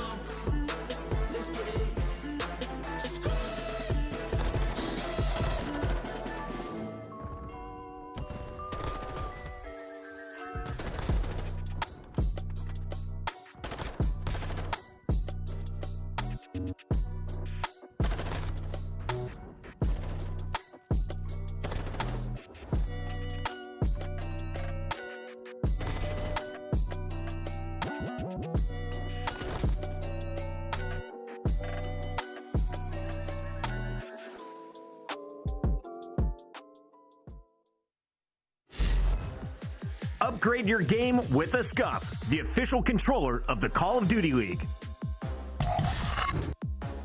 Welcome back, ladies and gentlemen, to day 2 of opening weekend. Seattle Surge, Boston Breach. We get ready to jump into some hotel control, but so far throughout this series, it has been all about Boston. That's right, a YouTube series just waiting to happen, really, if you are the Boston Breach. I just went ahead and put it out there now. I don't know, Jay, I feel like you're a little concerned right now if you're Seattle Surge, not just because you're down 0-2, but also because we saw Boston do some wonderful things yesterday versus Atlanta FaZe in this very mode. Some wonderful things? You mean some miracle things? They played Fortress Control and they won 2 attacking rounds and made it look easy. I know we're not going into no Fortress Control for this one because Seattle, they got rid of that. They said, nuh-uh, you guys are doing that. No way we're playing you on that one. They're going to go back to the hotel where Seattle didn't really have a good time yesterday. They were up 2-0 on this map versus LAG. They did for a little while. Yeah, it has a little bit. Yeah, I guess they must have only had like a 3-day stay. Boston has a 7-day. They're there for the full week. They must be platinum members or something like that, getting full-on suites. But Seattle Surge, they just need to find something, man. That S&D, like I said, you don't win a defensive round, which is very, very tough. So far, they played Fortress Search and Destroy twice, and they lost a 6-5, 6-4. So it could have went either way. All you got to do is change the way that you play your defensive rounds because you just kept giving up that free A bomb plant to Boston, and they capitalized on it every single time. Now, going into this map number 3, Pred, so far, he's been having himself a series. Simp, he's kind of not the same guy as yesterday. That guy was Thanos on the map, 1.9. My bad, Slash. I didn't mean to call him that, but the guy was a god on the map. Basically a 1.9 throughout that entire series. Really looking for that guy to really step up his gameplay going into this map number 3 to give his team a little bit more life because they need a spark. They need someone to turn up to a different level. What like character would Sid be? Like if Slasher's Thanos, what would Sid be? Like Spider-Man maybe? I don't know actually. I don't know if that applies. I don't think Spider-Man. I think Spider-Man Shotzzy with the way he moves around the map. But that's fair. If I'm Sib, I don't really got one. It's a conundrum. Deadpool. I don't know. Deadpool. It is what it is. Oh, that's a good one, Jay. I like that. That's a good one. Maybe some Hawkeye in there? I don't know. Lots of possibilities. That guy's got arrows. No, not that guy. Is that straight shooter? I don't know. Just trying to connect the dots a little bit. You know, maybe we'll leave the Twitch chat to decide that one for us. But we're having some fun. We'll see if we can keep this series going. I'll tell you what, I want to see at least more than 3 maps. That's just the way that I'm feeling about this series. A lot of people are hyped to see Boston versus Seattle. I think that the expectations are high for both of these teams coming into the season, but Breach flexing right now to kick this bad boy off as we head into Breach on the defense, Seattle Surge meanwhile on the attack, and Mack just hit one of the longest dolphin dives I've ever seen. Yeah, he gets right across over towards that B point. But Boston Breach, right off their break off, they were ready for this push. They know that they're probably not going to commit towards A because that's a lot easier of a point to capture. They're just slaying all around this B point, 3 dead in the feed. And now with Nero in this position, they're going to consistently spawn at bedroom unless they spawn behind the Matt kitchen. Now this opens up that A push for Seattle. Quite a few cooks in the kitchen. That is the favorable spot for sure on Hotel is how fast you can spawn. However, Vivid, I actually think this play could work out. Rockstead silence. Nobody from Seattle is going to expect him to be here. At least you'd like to think. Accuracy picked apart from the back, so time will continue to tick away. Some annoying play so far out of Vivid. Tries to buy some time, but really, he was the only guy trying to go for that strategy. The rest of Boston remain over at that B zone for the moment. Seattle Surge just really leave Mack all by himself. Yep. Okay, Simp spawns up, so there's 2 there now. They're not worried though. They know how easy it is to capture this 8-point as long as you're winning your gunfights. But Nero and Vivid combined to take them both off. Now 40 seconds left. Boston Breach have full control of bedroom, but they're all swanning out towards bottom lights. So this play's going to fall into the Awakening's hands. He's in a position to take him down, but he gets taken care of. So now the time of progression, the clock stops, and now Seattle are able to work towards this B point. First segment already done. They're finding every single kill in the feed, and this is the worst case scenario right now for Boston.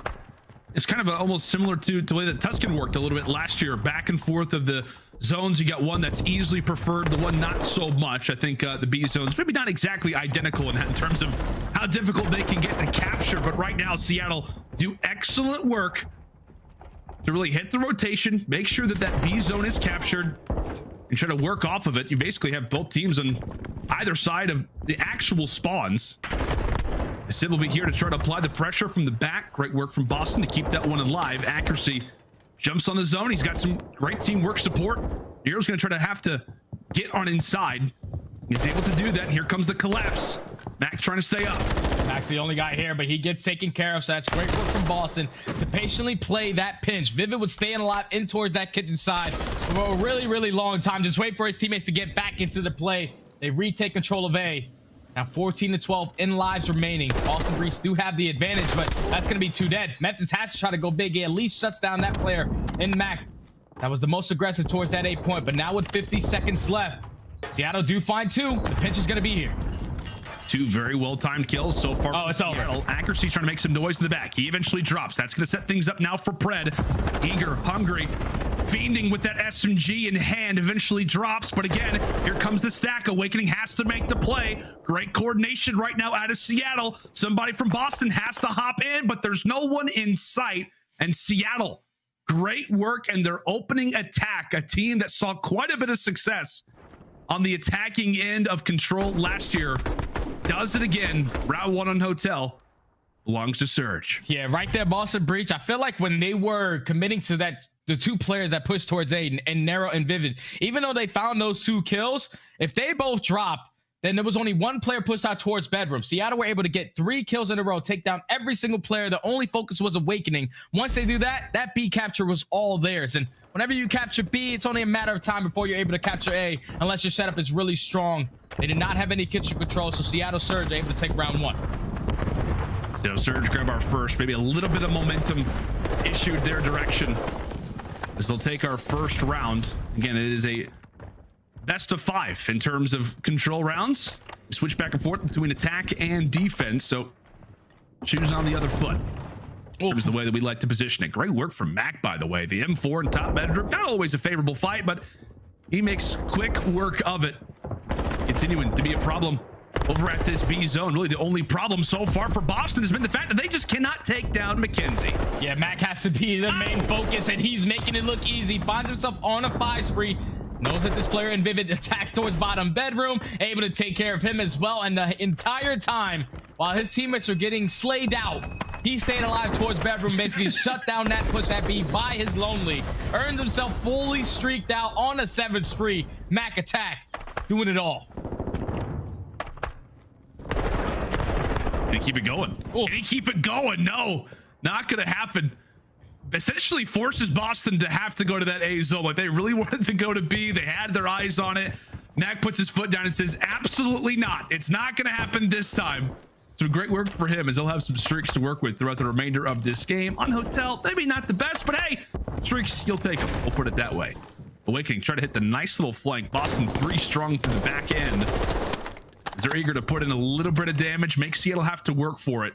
So again, essentially the flipping of spawns. You've got offense on defense side, same thing on the other end. Nero puts in some good work over toward the diner. Breach with those spawns where they are, considering how accuracy's blocking them. They're forced to work together as a pact and go through the Surge base. Nero does find the opening, so that's going to be 2 dead. Now you know that accuracy is the play that's all the way puts that towards your back flat. Fortunately, Vivid can't win that gunfight, and Mack finds a second. So both the players coming off spawn for Seattle Surge. All they have to do is just fill their gaps, watch the deep flank, watch the middle of the map, because they're consistently always spawning at kitchen. 45 seconds left. Boston Breach have to try to execute a push here. Currently down 6 lives and also down 3 segments. As the pressure's going to come in towards the back, and Vivid actually eliminates accuracy and Mack from bedroom, but now you have to focus on Pred. The biggest problem is that Fred's still alive. Brought low in terms of HP. Tosses out a nade. Dead though. Does not end up finding anybody. Boston with a little bit of a lane. Seattle, a little bit of a... Simp and accuracy combined for 3. Simp wants another. Not going to have it. And take a look at those close spawns. Take a look at those close spawns right now from Boston. Mack was a feed here earlier, and he's only going to continue to be. Lives running low, and so is the time. Mack ends up having to sacrifice his life, and the time will stop for the moment. Nero, a prayer, hoping to have a few of his teammates come off spawn and join him soon. Here they are. Here they are, only 5 seconds, 3 lives remaining. Accuracy, the player that watches the cutoff. I don't think any other Boston players are going to be able to touch that point in Seattle Surge.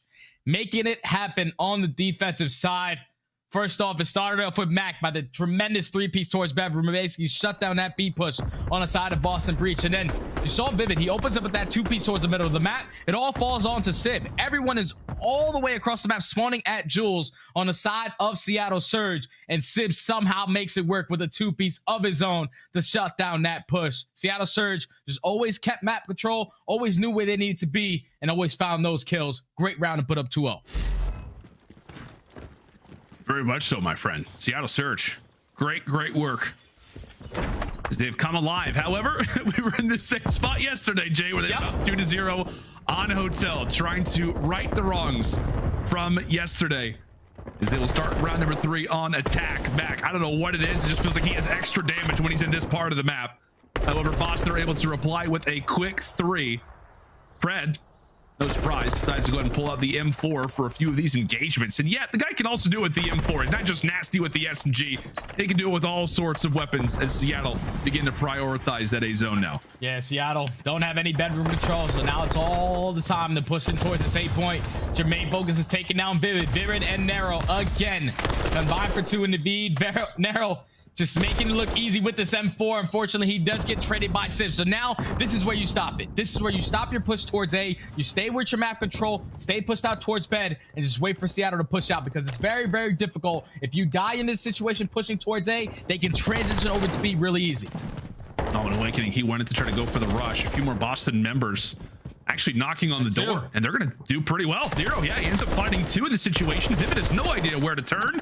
But Nero still alive. The soulmate right now for Boston, holding it down. He's got a reservation. He's hungry. He's ready for a few of these kills. Seattle Surge still on the objective, and they may just have to let this one go. Still fighting to the bitter end of this objective. And really, Jay, it just kind of feels like with the odd angles at times, maybe sacrificing lives that they don't have to. Extra minute added onto the clock.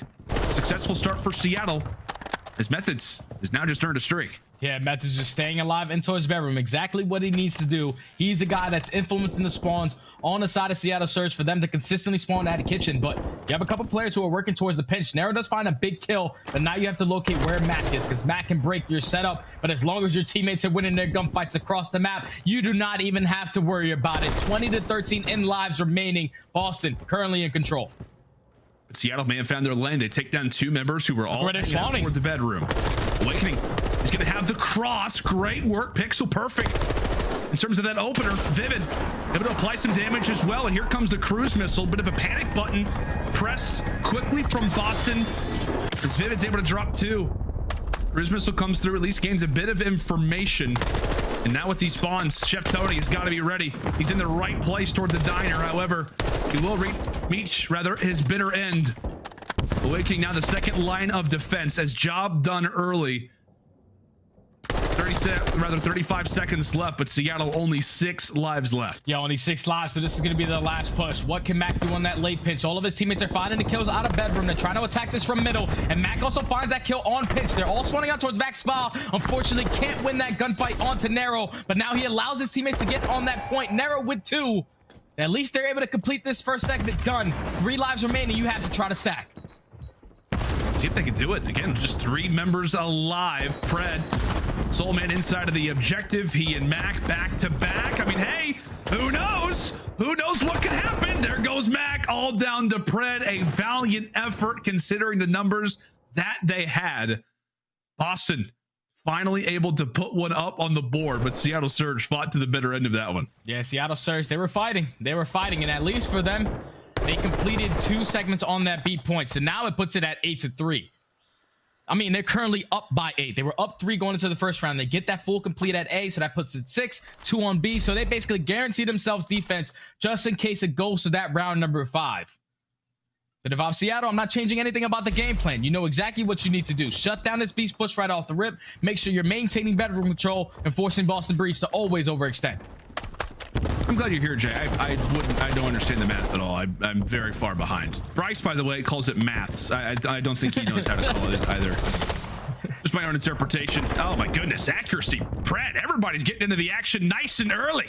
Here to kick off this next round. Round number 4 off to a hefty start. Is Boston Breach. Maybe get back to the game plan. They just want to go ahead and hop on that A objective.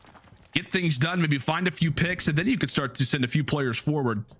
A few stragglers, a few scouts, rather, from this Breach team do get found out. Simp tries to challenge, and that basically is going to be the A zone. Yeah, A is going to be chalked up. Mack still has that precision airstrike to work with.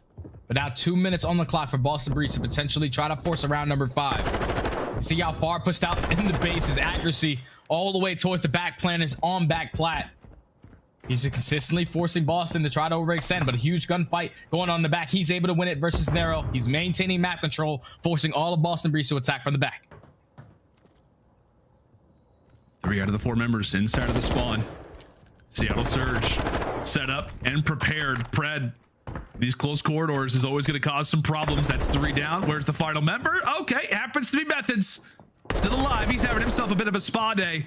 Meanwhile, Accuracy is cutting down player after player as they try to launch themselves into the restaurant. Some great work early. Boston with a few stragglers that have made their way closer and closer toward that B zone.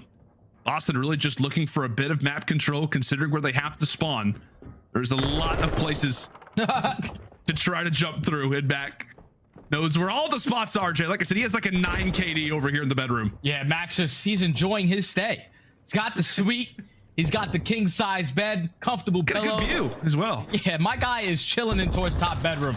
But Boston Breach, they're wasting a lot of time committing on this late flank push, trying to go around the back. But Methodz and Vivid, they combine for 3. So now Pred is the last player up in towards bedroom. He does find 1, but his position is known. Now the spawns for Seattle all scattered around the map. You're going to have Mack, the player that's trying to set up this pinch, working through middle of the map.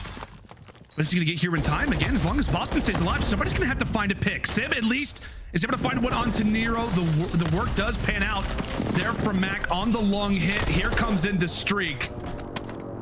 Seattle are able to survive for now, and that comes at a perfect time as well, Jay. 30 seconds on the clock. This is the last push. This is basically the last push. And Nero and Vivid, they combine for 2. They know where Accuracy is, but unfortunately cannot find the kill. So you have to try to attack this from the front. All of Boston trying to put on that pressure, but Seattle consistently spawning out spa. 10 seconds left. They need to stop that clock. They need to get on this point.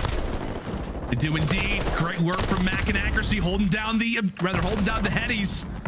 A few more begin to fall. Pred putting the nail in the coffin. Not today, says Seattle Surge, as the coach just comes right out from the back, giving the fist bumps.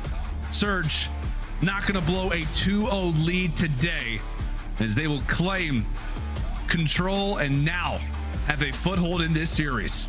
They did exactly what they needed to do on this map. They maintain map control a majority of the time. When you have Accuracy all the way pushed out towards back plat, you're forcing them to consistently overextend through kitchen. And by that, that's forcing Boston Breach to waste a lot of time on this clock. If they get shut down on that back push, there's only like 1 or 2 more good pushes. They wasted about 30 seconds every single time they decided to go for the full flank around spa. And in that situation, if you're Boston Breach, you want to wrap back. You want to try to fight for your bedroom control, because if you can get bedroom, you're consistently spawning back plat. It makes it a lot easier for you to just sprint forward and try to get towards that B site. But instead, you're overextending every single time, just relying on someone try to get an individual kill. We see an uncharacteristic stat line from there.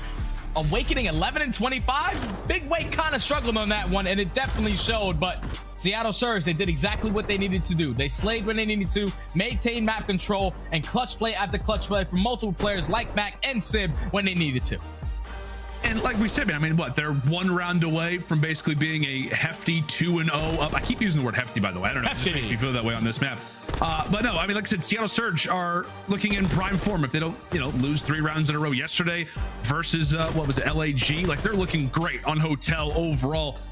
And it feels like a map that just fits them so well. Like, in terms of just the way that the map flows, like you have Accuracy, you can just hang out over at the parking lot, as you said, constantly make the opposition have to overextend. And then when they do, you got Pred, you got Mack, you got Sib, who all can just do whatever they want around the map in those close corridors. And as we mentioned, like you said, Mack has just an infinite KD over toward the bedroom. So you got yourself a really good situation, I feel like, if you are Seattle. And I guess picking up from where they left off in Vanguard, Jay, just being incredibly solid on certain maps and control. Hotel feels like it's theirs. Obviously, yesterday they let it go, but today they make the proper adjustments. They dominated Hotel. They made it very difficult from start to finish for Boston Breach to try to find any success, and they stay alive a little longer in this series, now forcing Embassy hardpoint. We haven't had the chance to watch Seattle play this map. We did watch Boston, and one thing that stood out for me watching Boston on that map, it all came down to that P4 hardpoint. That P4 in towards bottom PD, they simply could not execute a break on Atlanta FaZe. That's where Atlanta FaZe were able to pull the game away. So if you're Boston Breach, you have to make sure for your money hills, such as the P3s and the P4s, because top AC can be a money as long as you early rotate. P4 is a money hill if you can rotate towards PD. Make sure you hold down your top, hold down your hallways, and then P5 5, which is that kitchen hill where they almost fought back into that game yesterday versus Atlanta FaZe. They gave it was like a 43-point game. It's just that one swing up at that P4 hard point. They have to make sure that they're there early. You cannot allow Seattle to get fully set up, because don't get it twisted. I know Seattle lost map number 1, but yesterday they looked like the best hard point team in the game. No, they absolutely did. And I think you pointed out perfectly, like kind of learning from your mistakes if you're Boston Breach, a little bit of a newer one if you're Seattle. And I'll point out another thing. I feel like the Boston Breach actually made a mistake on yesterday versus Atlanta FaZe, Jay. The one little play over at the ACs where aBeZy just slowly climbed up the ladder. Yep. You got to be aware of those little pushes. And I know of somebody in particular who is going to punish you if you're not aware of his position, and that is Pred, right? I mean, he's going to be trying to hit all of the lanes, hit all of these routes. Boston Breach have got to be prepared, right? You're up 2-0. Now you're up 2-1. You've allowed for the momentum to kind of be catered toward the other side. And as you said, Seattle Surge, outside of that opening hardpoint, which they still look solid on in Hotel, this looks to be one of the better hardpoint teams in the game. Again, very, very early on the call, but that was a convincing 2 wins yesterday over LAG. Oh, very, very convincing. Almost 100-point clubbing them on both of the maps. But if you're Seattle Surge, I said they needed a spark, and it was a combined from the entire squad. Even though aCRC probably didn't put up that much kills, he was in a position to allow his teammates to pick up all those kills. So that's the spark that they needed. His to not presence put was felt on the map, Jay. Exactly. It definitely was felt on the map. So now going into this map number 4, like I said, you just have to stay ahead of these rotations. Going into Modern Warfare 2, it's all about rotation and hardpoint. I love saying that, because if you're early set up, you will be able to find a lot of success. If you're not, if you're consistently playing from that back foot, that's when you see a lot of negative stat lines with a lot of big scores. So you have to make sure, if you're Seattle, make sure we're early on these rotations. Whoever's going to be starting off on the good side should be able to get a good chunk of time off of this P1, but when you go to the P2, that's going to get scrappy. P3 is when the game really starts to get out of hand if you allow a team to fully set up. Well, Jay, I mean, what? I feel like all of Seattle Surge, they have their degrees, right? They've all gone to the aBeZy Institute of University of Rotation, so they should be pretty good. That's facts. When it comes down to that very, very important principle when we talk about some good old hardpoint. As here we go into Embassy. Boston Breach find themselves up 2-1. Not a good start. Seattle, a quick 4 down. Yeah, Seattle started off on the better side, so they're getting initial time. They watch every single cut, a clean 4 down to start us off. As Pred has already pushed out towards tennis court. That's 17 uncontested seconds off P1. You usually do not see that, but now with 25 seconds left, Boston Breach have to start thinking about that rotation. Nero with a big gunfight onto Simp to potentially open up this backside towards Vans. And really, if you're Seattle, depending on where these next spawns do come in from, player one's life is going to play a huge factor. So top left, Seattle Surge are going to have to make their way through the back alley. Boston, at least for the moment, doing a great job of trying to get a few of those seconds, as they'll have spawns for new. A few of those spawns actually do end up issuing a few players toward the top right side of the map. Again, on Embassy, it's a little difficult, right? You're trying to figure out where these guys are coming from, a lot of diagonals to try to think about. But right now, it is Boston Breach getting some much needed time here over at parking. And it's weird to see Nero with the M4, but boy, does he make it look good. And that was a beautiful setup as well from Boston Breach to get themselves back into this game. You had a player pushed up all the way back alley, watching the cutoff through the middle of the map. One player in Nero consistently slaying towards that deep street side, and you were consistently forcing Seattle to all spawn at tennis. But now with about 30 seconds left, Seattle, they find the opening through the middle of the map. They're able to execute the break. This final 25 should be theirs, because now you're going to force Boston Breach off that early rotation. And look at where aCRC is. He's the guy that's going to be top PD that can potentially spoil their party by just his positioning, and he does exactly that. They've got the trades. They've also got the close spawns. However, trades are the name of the game, I guess. We've got hanging out over toward the tennis court. Okay, things just get a little bit interesting. Boston's still here. Owakening's now made his way toward the top ACs. Problem being is that Simp, he's hanging out on his belly, having a very good start towards some Embassy. Bottom orange, we head. Vivid's going to be there early, trade after trade after trade, but it's Boston in the more favorable spot for now. It's a great break from Boston. Take control of top AC, but Mack finds the opening through orange. He's able to find 2, cannot find the 3rd. Now this should allow aCRC to potentially hit up the ladder, but no, Owakening is able to take him down. So now the final 30 seconds, you see the spawn flip right now for Seattle. They're starting to spawn out bad side for this P4 hard point, so Boston Breach is doing a great job of just maintaining that side, but no one's actually rotating. They're just allowing aCRC to completely flip the spawns on his own. That is a mistake right there from Boston Breach. Yeah, a bit of a tunnel vision. A bit of a tunnel vision, Jay. Pred, ends up running through. It could be at least the last few seconds for Boston Breach, but it's really just a prayer. It's a Hail Mary toward the end. And now Sib and Accuracy, the ARs, back-to-back, hanging out because of a little bit of an oversight from Boston Breach. Accuracy position is going to be known. However, he at least takes one to the grave with him. So Boston set up and ready to go here at office, but because of those early plays, it has allowed for Seattle to gain a little bit more map positioning. Boston are doing a great job of just holding so far. That's going to be 3 dead in the feed. Now they control the spawn towards the backside. All of Seattle had to try to break this through middle. And Methodz, he might potentially set up a kill feed here, but unfortunately, great shots from Mack. Able to eliminate him from that position. Boston Breach climbing right back into this game. They're doing a great hold on this P4. I said they needed to do it before the game started. And so far, they're answering the call. 25 seconds. Now you're going to force Seattle off that rotation to Kitchen, which is definitely a very difficult hill to break. Without a doubt, partner. I mean, this is a chaotic map. You've got SMGs going off. You got some crazy spawns. Everything and the kitchen sink, without a doubt, here on aBeZy is being felt as we've got ourselves pretty much a dead even game as we fly over toward P5. Currently, it's Seattle Surge in the much more favorable position to close out our first set of rotations. We'll see if they can grab the lead. But Methodz, one of the big voices of this team, Ian Owakening, trying to lead the troops into a bit of a pinch. Not an easy break, as you said, when it comes down to P5, but they've got the right players in the right places. Uh-oh. Here comes Owakening and the rest of Boston Breach. They're able to execute the break. Awakening finds 3, but now it's on Pred. Pred, he does find 2, but the trades come in from Nero. So now Boston Breach currently with control. You see a couple players spawning all the way across the map towards Tennis. So they have to potentially set up this pinch, and they do exactly that, make it 3. Last player up is going to be sent towards the middle of the map. Let's not even peek him, even though he does pick up the nade kill. Boston Breach with a great break to maintain this lead. Great work so far. Sib is at least able to put 1 in the dirt, but now both teams preparing back for P1, trying to prepare back for those preferred spawns. And really, Jay, both these teams want to fight for the last few seconds, considering where that more advantageous spawn is going to be. It's really the bottom side of your map, where the focus is going to be highlighted. And currently it is Boston Breach to find themselves in the more favorable spot and a minor advantage currently in the scoreline. Yeah, if you're Boston, you can take this right now. You're maintaining the map control, like you said.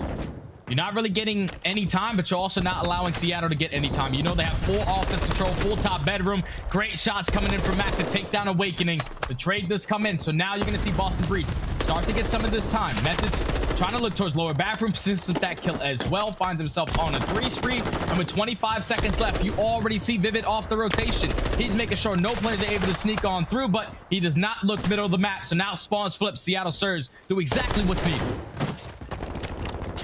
Great work so far. By the way, took a look at a very quick little gander at the scorelines. Accuracy, not the greatest of games. We'll see if they can hunker down and do something. 5 and 17 needs to be adjusted a little bit. Boston Breach with the advantage, and now it is time for them to try and break over here at the parking lot. We'll step aside and see how the comms are sounding now with Breach. Fine, my trailer. He's deep truck. No truck on hill, no truck on hill. Deep truck stun. No, on hill. Low gas, Back right now. Black truck right now. I'm talking for time. Okay. Back truck, Mack dead. What's the pitch? Right for time. Oh my god! Nice. Right for time. One deep, jump for time. There's one down mid alley. For time, uneven. Two, diving. I did hill. Sit for time. Yeah, dead. Nice. I got pitch. Yep. You guys have time? How much deep? I'm ready to get down. Try to get time. I need it. Two challenge real quick. Watch out, nice. I'm hitting. Yeah, I'm even. He's back to time. He's back to time. Bro. I'm watching. He's in me and you. Sit me and you. I'm going. I need it. Okay, I'm going top PD right now. I need it. Top PD right now. They have a trophy. Trophy's on. Okay, I'm going orange. User nades on. I don't see Macy. Orange, bottom orange weak. Yeah, Macy. They're hiding outside. Yeah, nothing I can kill. Orange. Back alley. Nice. Okay. Nice. I'm holding one. Yeah, I'm playing left. I need a trophy. I have top PD only. I'm holding it. Yes, I got your bridge. I'm shouldering too. Oh, you have it all? Yes, I got all bridge. They can be X1. They cannot be top. Bridge, fuck bridge. I'm going to see, Joe. There's at least one. I can't come. They can ladder done. Nice. There's one. Stay down. I got orange done. I got your orange cross. Nice, good play, Joe. Dead. Nice. I'm Mack. I tell you what, those Boston Breach boys are firing on something special. official. A break over at the ACs. Everybody is starting to slay out. And Jay, I'm hearing all kinds of let's go, like took him down, like all kinds of hype moments right now coming in from the breach camp. These guys are on one. That was such a beautiful break indeed. Methodz with the top PD control. He's the guy that gets the first blood. He's shooting trophies down. He eventually allows Vivid to strike onto that point and get a 4-piece to break that setup for Seattle. Now this game is starting to get out of hand. Boston Breach get a great amount of time on AC. They're fully set up for this PD hardpoint. All they have to do is hold their angles, hold your irons down, find your kills, and that's exactly what they're trying to do as Nero finds at least a trade, finds 2 in the feed, but Seattle Surge, they get the break. Seattle Surge get the break. Nero still alive. Trying to put in some decent damage. Seattle toward the outside. Pred at least able to find the pick. He's got that Vaznev out, and he wants to put it to good use. But 3 end up falling, and now Pred pretty much waving the white flag, knowing how difficult it is to break inside of this hard point. Not a lot of work that can be done. Owakening is handling business. 23 and 12 before he hits the pavement. And right now, Boston Breach are streaking into the advantage of this game, 225 to 146. And Jay, they are already at that rotation. We'll see if they can make the early break. Seattle Surge, they've got to do something. Unbelievable. How does he make this play? Vivid from the back alley finds a 3-piece to break the setup from Seattle Surge. They execute the break on Kitchen. 20 seconds away from them closing out this map. Seattle Surge is just playing so damn sloppy. This is very, very sloppy hardcore. We did not see them play like this yesterday, and they are getting pounded right now by Boston. This is not looking good. Nero finds another kill 10 seconds away from this series being theirs. Boston Breach, just a few more seconds. The nade comes in. Owakening there for the trade. Nades aplenty. Someone tossed out a trophy, for God's sake. The hill open only for a moment. Seattle Surge continue to rush in the forces as rapidly and as fast as they can. Boston could try to make a late hit for these final few seconds. Here they come. This could be the moment. A few players starting to stack on up. Seattle will hold. Back to P1 we go. Back to P1, and this is where we say Seattle Surge have to play perfect hard point from here on out. It's not easy to do on a map like aBeZy where you can barely get any time off of this P1. They're doing a great job trying to soak up as much time as possible. Methodz is trying to set up this pinch. At least finds one, gets an extra second closer and closer towards that finish line. Seattle Surge not allowing Boston Breach to get any time off of this P1, but it's starting to get scary. You can also pay attention to that game clock, 2 minutes and counting. As trades go back and forth, Boston Breach is trying to find an opening. Well, this should be theirs. This should be theirs. Methodz is able to find 2. It's a 1v1 for the point. Civ able to keep it alive for the time. Has to win this engagement. Mack is here. Trade after trade. Then Owakening just put him away, and he has. Boston Breach, a perfect start to their MW2 season. A win versus Atlanta FaZe yesterday, and a win here versus Seattle Surge. A solid statement. What a series from Boston Breach from start to finish. They come out, they take the first 2 opening maps. They fall short in that control.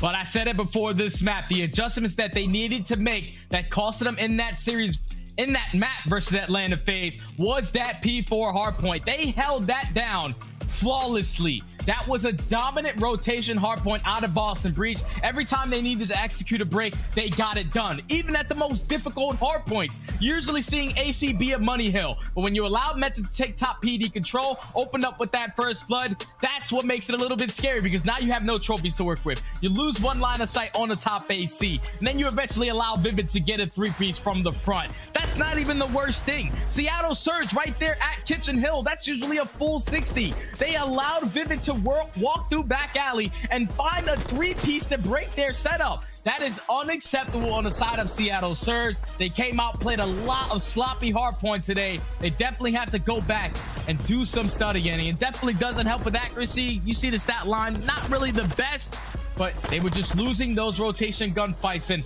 every single time Boston Breach fight for that junk time, they were also executing the break at the initial of every single one of these hard points. Boston Breach are not a team to play with, man. They came out and played today. And again, it's just it just shows you the move that they made during the offseason. It was the right move, at least so far. It looks like that is the case. W's versus Atlanta FaZe and Seattle Surge. Two teams. I know it's a different title, but two teams who were in the top 3 of champs last season. A nice beginning here for Boston Breach as they kick off their opening weekend with a lovely 2-0 start. And Jay, like I said, I mean, it feels like the perfect combination. They were a team that started off great in S&D for the end of the year, got great at hardpoint. Now it feels like those things are connected. And on top of that, they do lose the control today, but they looked excellent in control yesterday. Yeah. Obviously, it's 2 different maps. You're going up against Seattle, who looked fairly strong at Hotel, but everything else, they knew exactly what they needed to do. It looks like Boston Breach have a great understanding on how they want to play at hardpoint. Obviously, they lost Embassy yesterday, but they come in today with some VOD review sessions, with some practice, and get it done where they needed to at that P4 hardpoint. That was the difference of the game. We saw that they almost gave it up at the beginning of that first rotation of hardpoints, but then they execute the break immediately. Boston Breach just came out, played on a whole different level today compared to Seattle.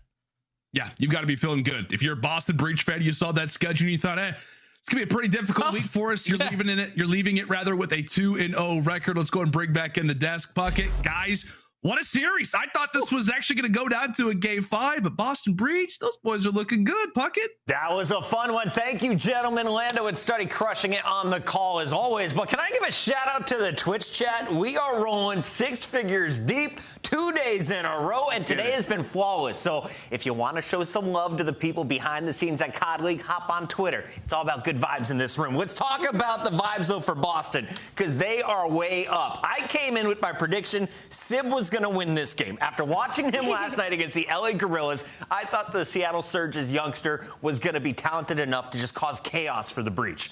After watching this series, I've now changed over to a purely Owakening fan. I'm like, if I'm Boston, I'm giving this man the bag, the 3-year deal. aBeZy, break down this show for me, because you and Ant both went with Boston. Finally, you got a prediction right today. Wow, you didn't have to add that last sentence in there. Like, you just did not need to put that extra dagger in.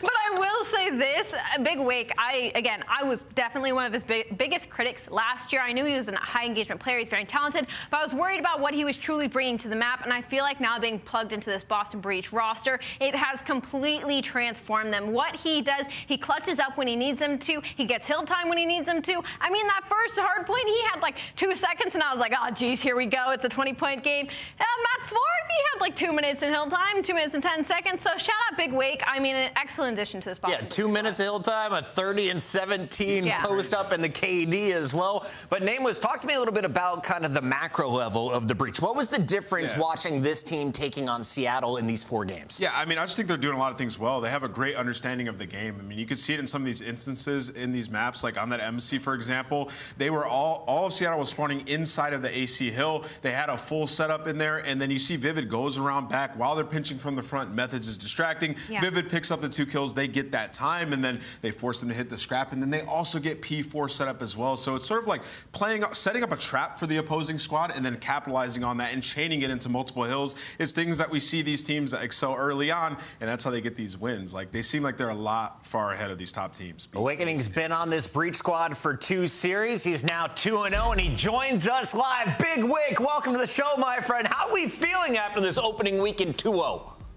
We're feeling good, and we're super confident, and we're just super excited and happy to start off 2-0. Now, I have to say, it's a pleasure to finally be talking to you. Nameless has been gassing you up since I signed the contract. He's like, you got to watch this kid. You got to see the kid. For anyone who missed you last year and is now watching you this year, how would you describe yourself as a player? I'm more of a fast flex player. Like, I don't have the best comms, but I think I can like take over the maps and I can honestly do everything. Like, I'm just like a true flex player, I feel like.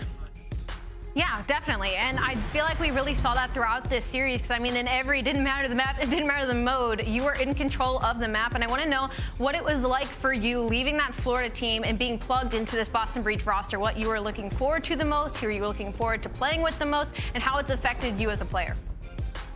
I mean, I was looking forward to playing with all of them, honestly, and I was just super excited to be able to like be like an AR flex, and like have 2 main subs like run in front of me and stuff. So yeah, I was just super excited for that, honestly.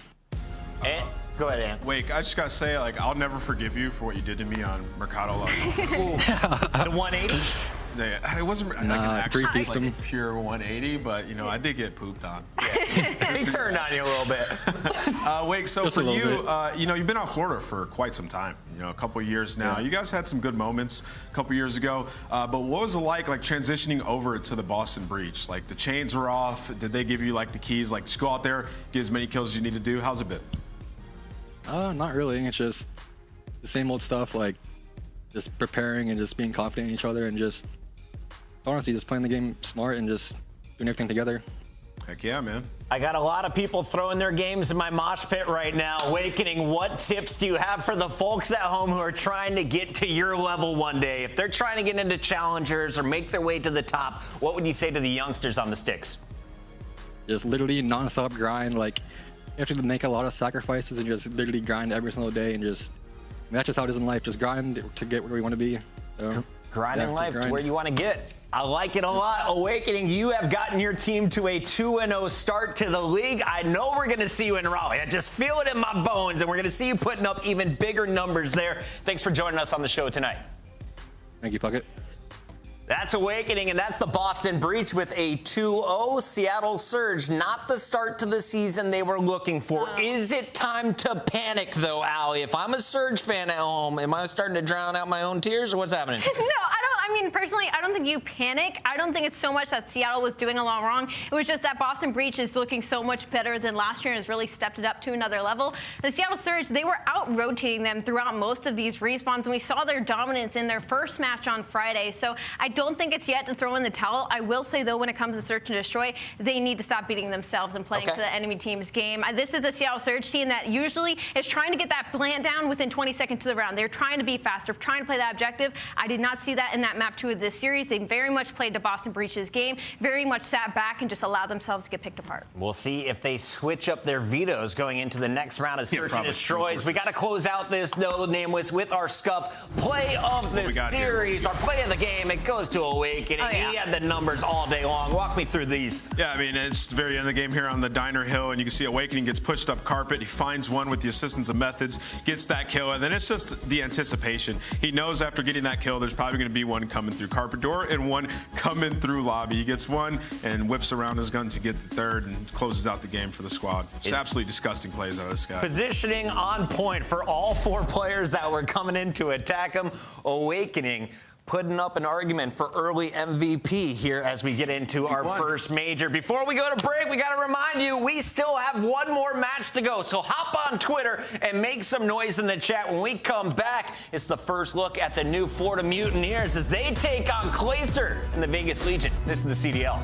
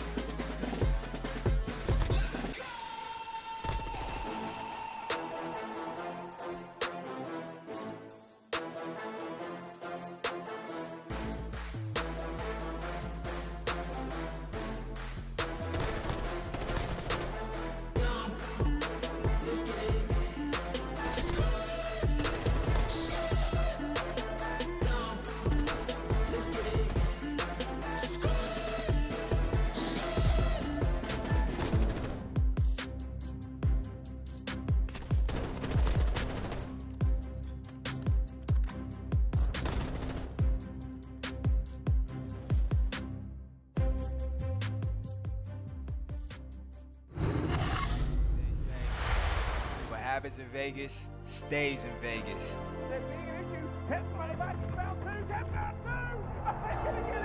Because in the end, whatever goes down,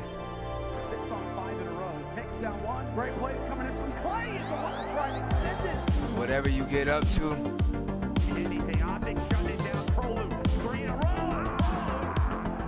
your triumphs and transgressions,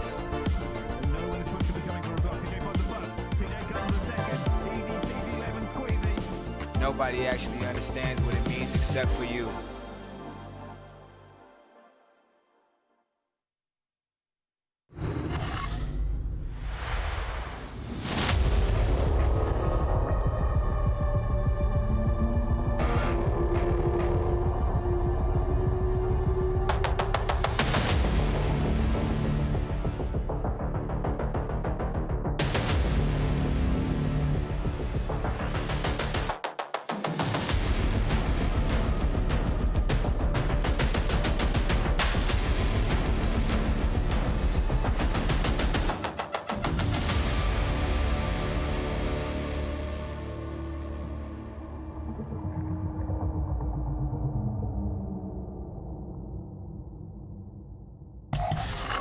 And we are back gearing up for the final match here of day 2. It's the online qualifiers leading up to our first major in Raleigh, North Carolina. Quick reminder, tickets are on sale. We are going to North Carolina December 15th to the 18th, so get your tickets right now. Chris Bucket alongside aLLeY Cat. We got Nameless, and we got another battle to talk about. Let's start here with the team that everyone's been sleeping on. That's right, it's the Florida Mutineers. aLLeY, I went with the squad.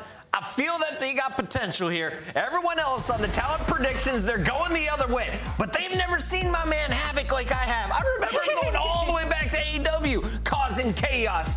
He's now got Major Maniac, a guy who's had a ton of success back in his ATL days. You've got Brack back in the CDL. You got Vico. How do you see this team working out? Listen, I know what I'm getting out of Major Maniac and Havoc, all right? We saw a little bit of Havoc last year. He shook up the scene just a bit, but couldn't pull out anything in the end. The biggest question mark is going to be Brack and Vico being brought up from the challenger scene. Brack is a face that we have not seen in a long time, Vico being on his rookie years. So I think this is a team that's going to be very good at search and destroy. I think the biggest question mark for me is going to be Respawn. Now, Ant, we kind of talked about Vico and how he was a student, right? This is a guy who's putting all of his energy into school. This is his first opportunity to put all that energy into Call of Duty. He's got his pure focus. This is a squad flying under the radar. Not a lot of talk about their scrims. Where would be the danger in playing against a team like Florida, if there is one? I mean, it's the search and destroy. It's like what aLLeY said. Yeah. I mean, Major Maniac's teams are typically good at that game mode. What we've seen out of Vico as well is he's formidable in that game mode.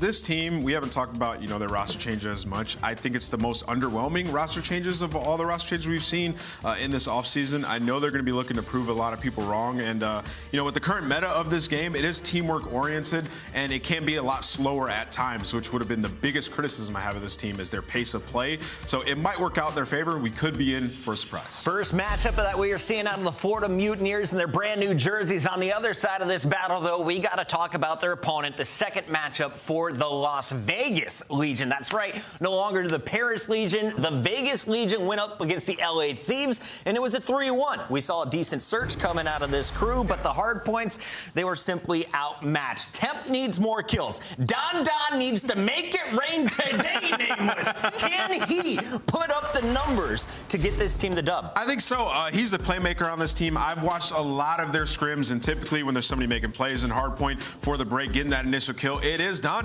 Temp is the one doing that. And yesterday, we saw them set up on a couple of hills, and namely is like the Barbershop Hill on Mercado, which they will be running back in this series. They had a couple blunders where they just gave up that first kill. Can't happen today. aLLeY, real quick, we got to take a look here at the maps and modes. Walk me through your thoughts about this series. How do you see the 5 games playing out? Are we going to a game 5, or could this be a 3-0? Embassy Mercado's in the building now? How do you see it happening? I think we're looking at a 3-4 series game here. I'm very excited to see Mercado. We have yet to see that in Search and Destroy. I'm excited to see it in Game 4 as well. But I think because Vegas Legion played up against LA Thieves, they kept both hardpoints within 50 points. I think this is Vegas Legion that we're heavily overlooking because of their opening series against the back-to-back champs, and it should be a good one. It's time to get into the games. Chat, let us know, who are you feeling right now? We got our casters ready, the great Brits. Brycey, Ton, take it away.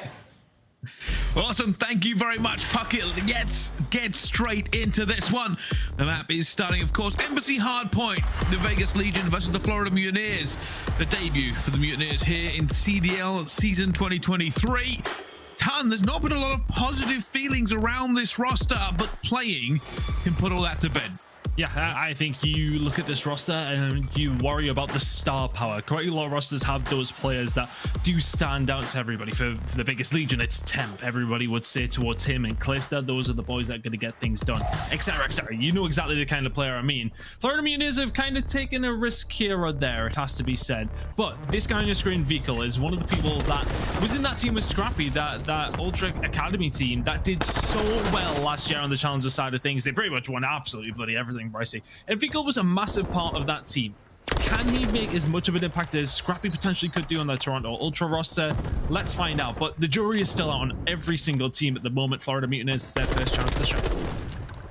I feel like there's almost a mental block around with Vegas Legion as well. Like, obviously last year was so bad for them. I just want to see them get some wins and go, okay, kind of mentally reset how we felt about them for quite some time. But at the moment, both teams just fighting for positioning on the minimap. You can see it. They're fighting around the back here, probably with a big kill, but Havoc is waiting.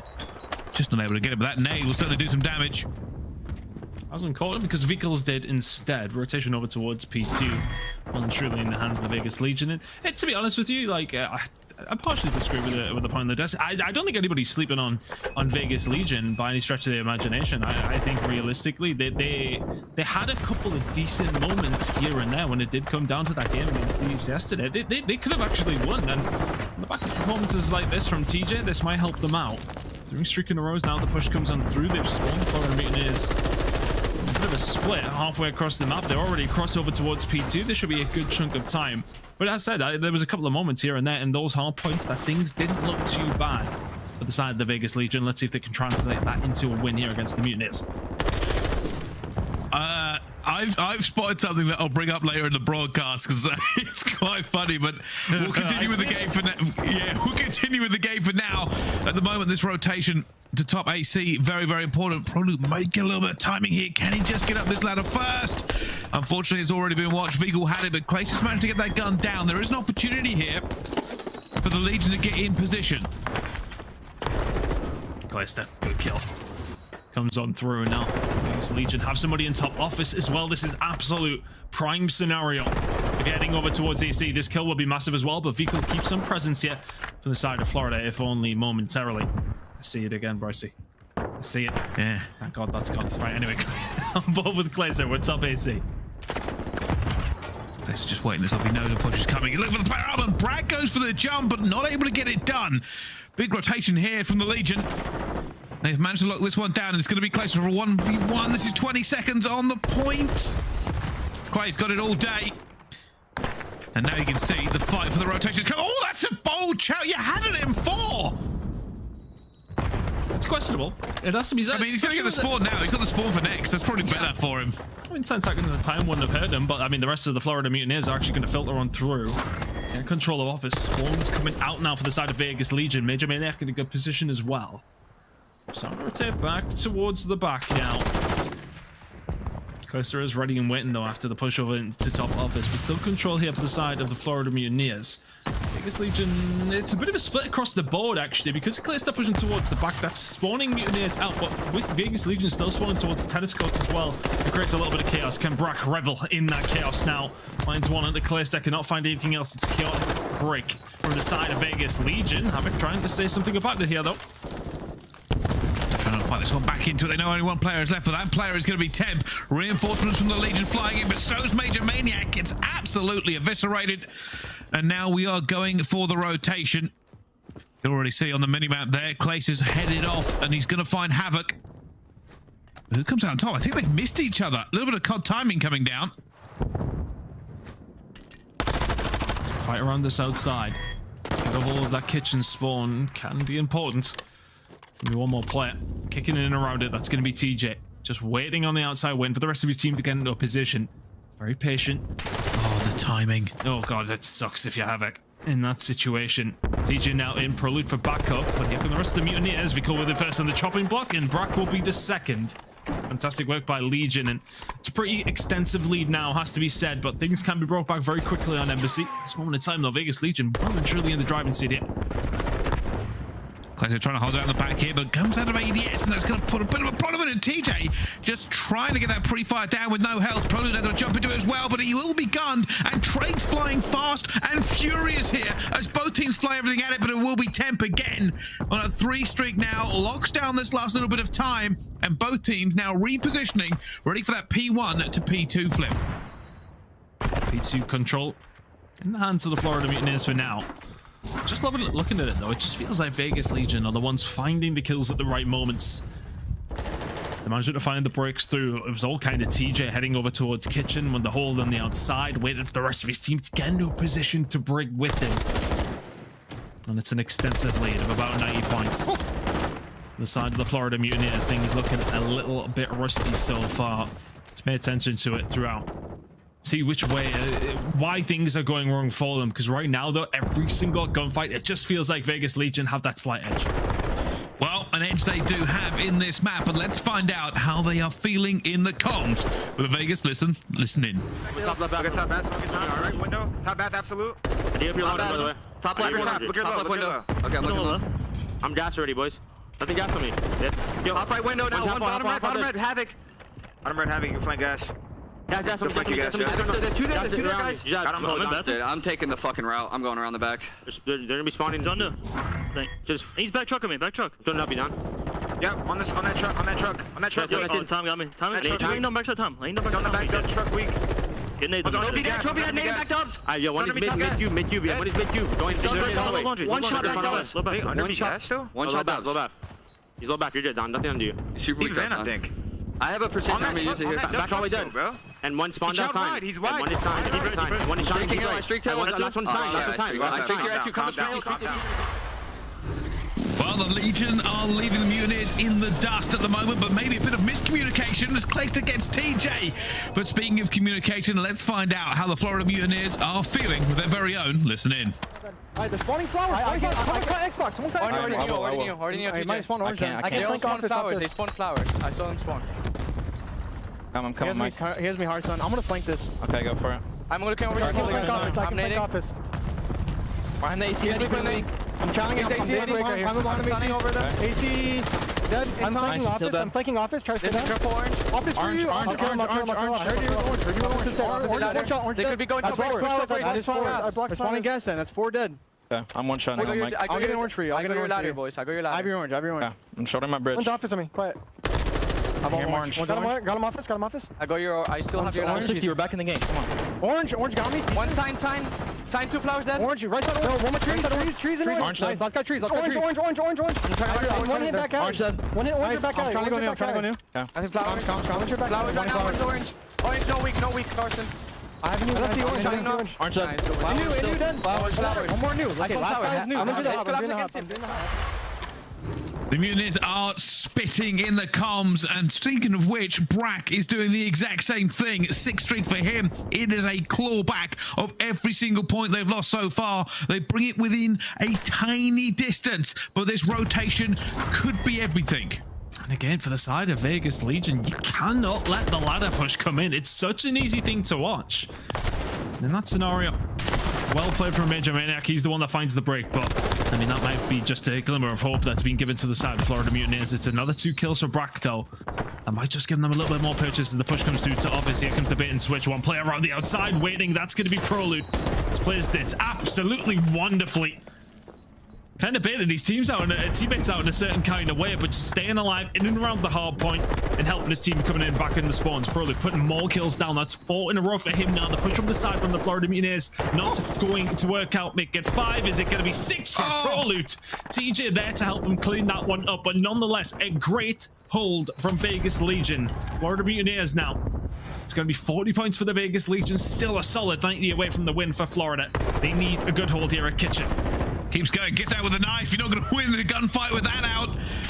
And now the rotation. This is always a little bit of a blitz here as we go into the kitchen. Both teams will usually throw a lot of bodies at this point once they get close. At the moment, though, the Mutineers have pushed this map out significantly. They do have a bit of breathing room.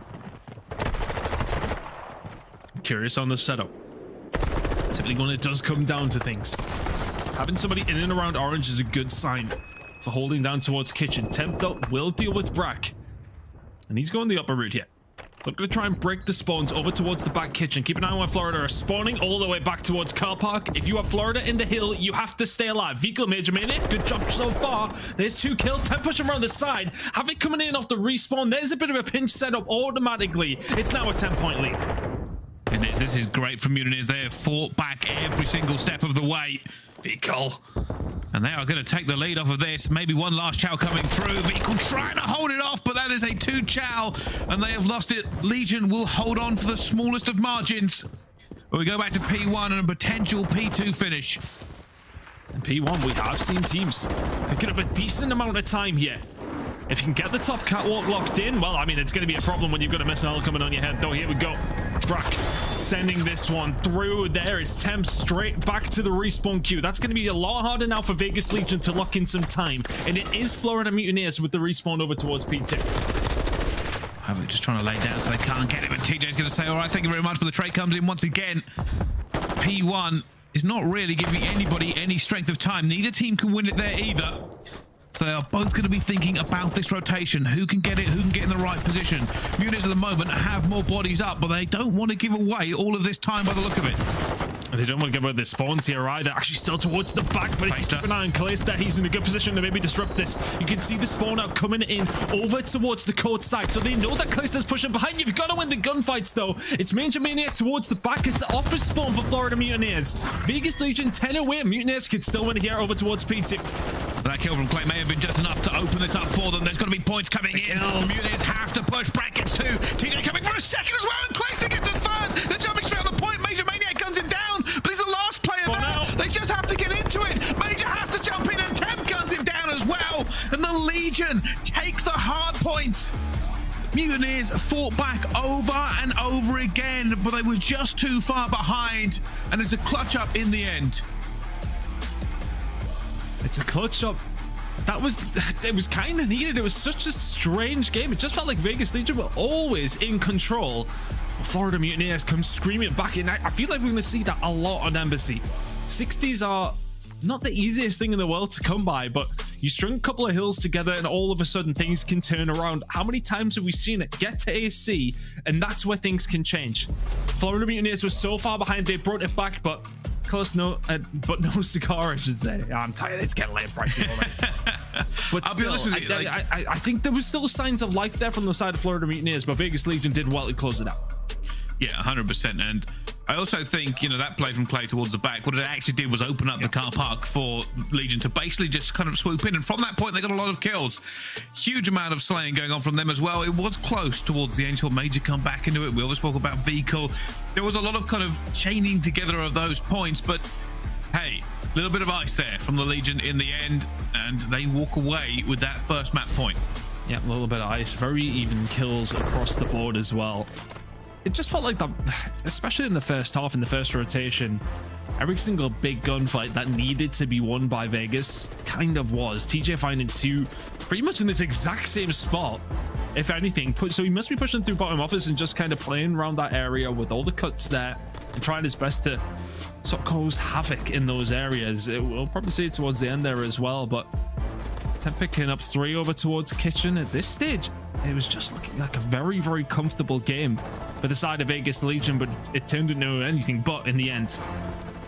Havoc and Co just breaking over towards AC. I wonder if we'll get to see it at this moment in time. This is TJ. The second time around. It's P2 for TJ. That's when he's getting the job done. This is where Brack popped off, headed over towards P3. But yeah, TJ had a game. I mean, TJ was giving them the hand so much they took away his arms in his profile picture. Like, that's it. It's just insane. Trying to nerf my boy, but yeah, real good play from him. There was some question marks coming into the season.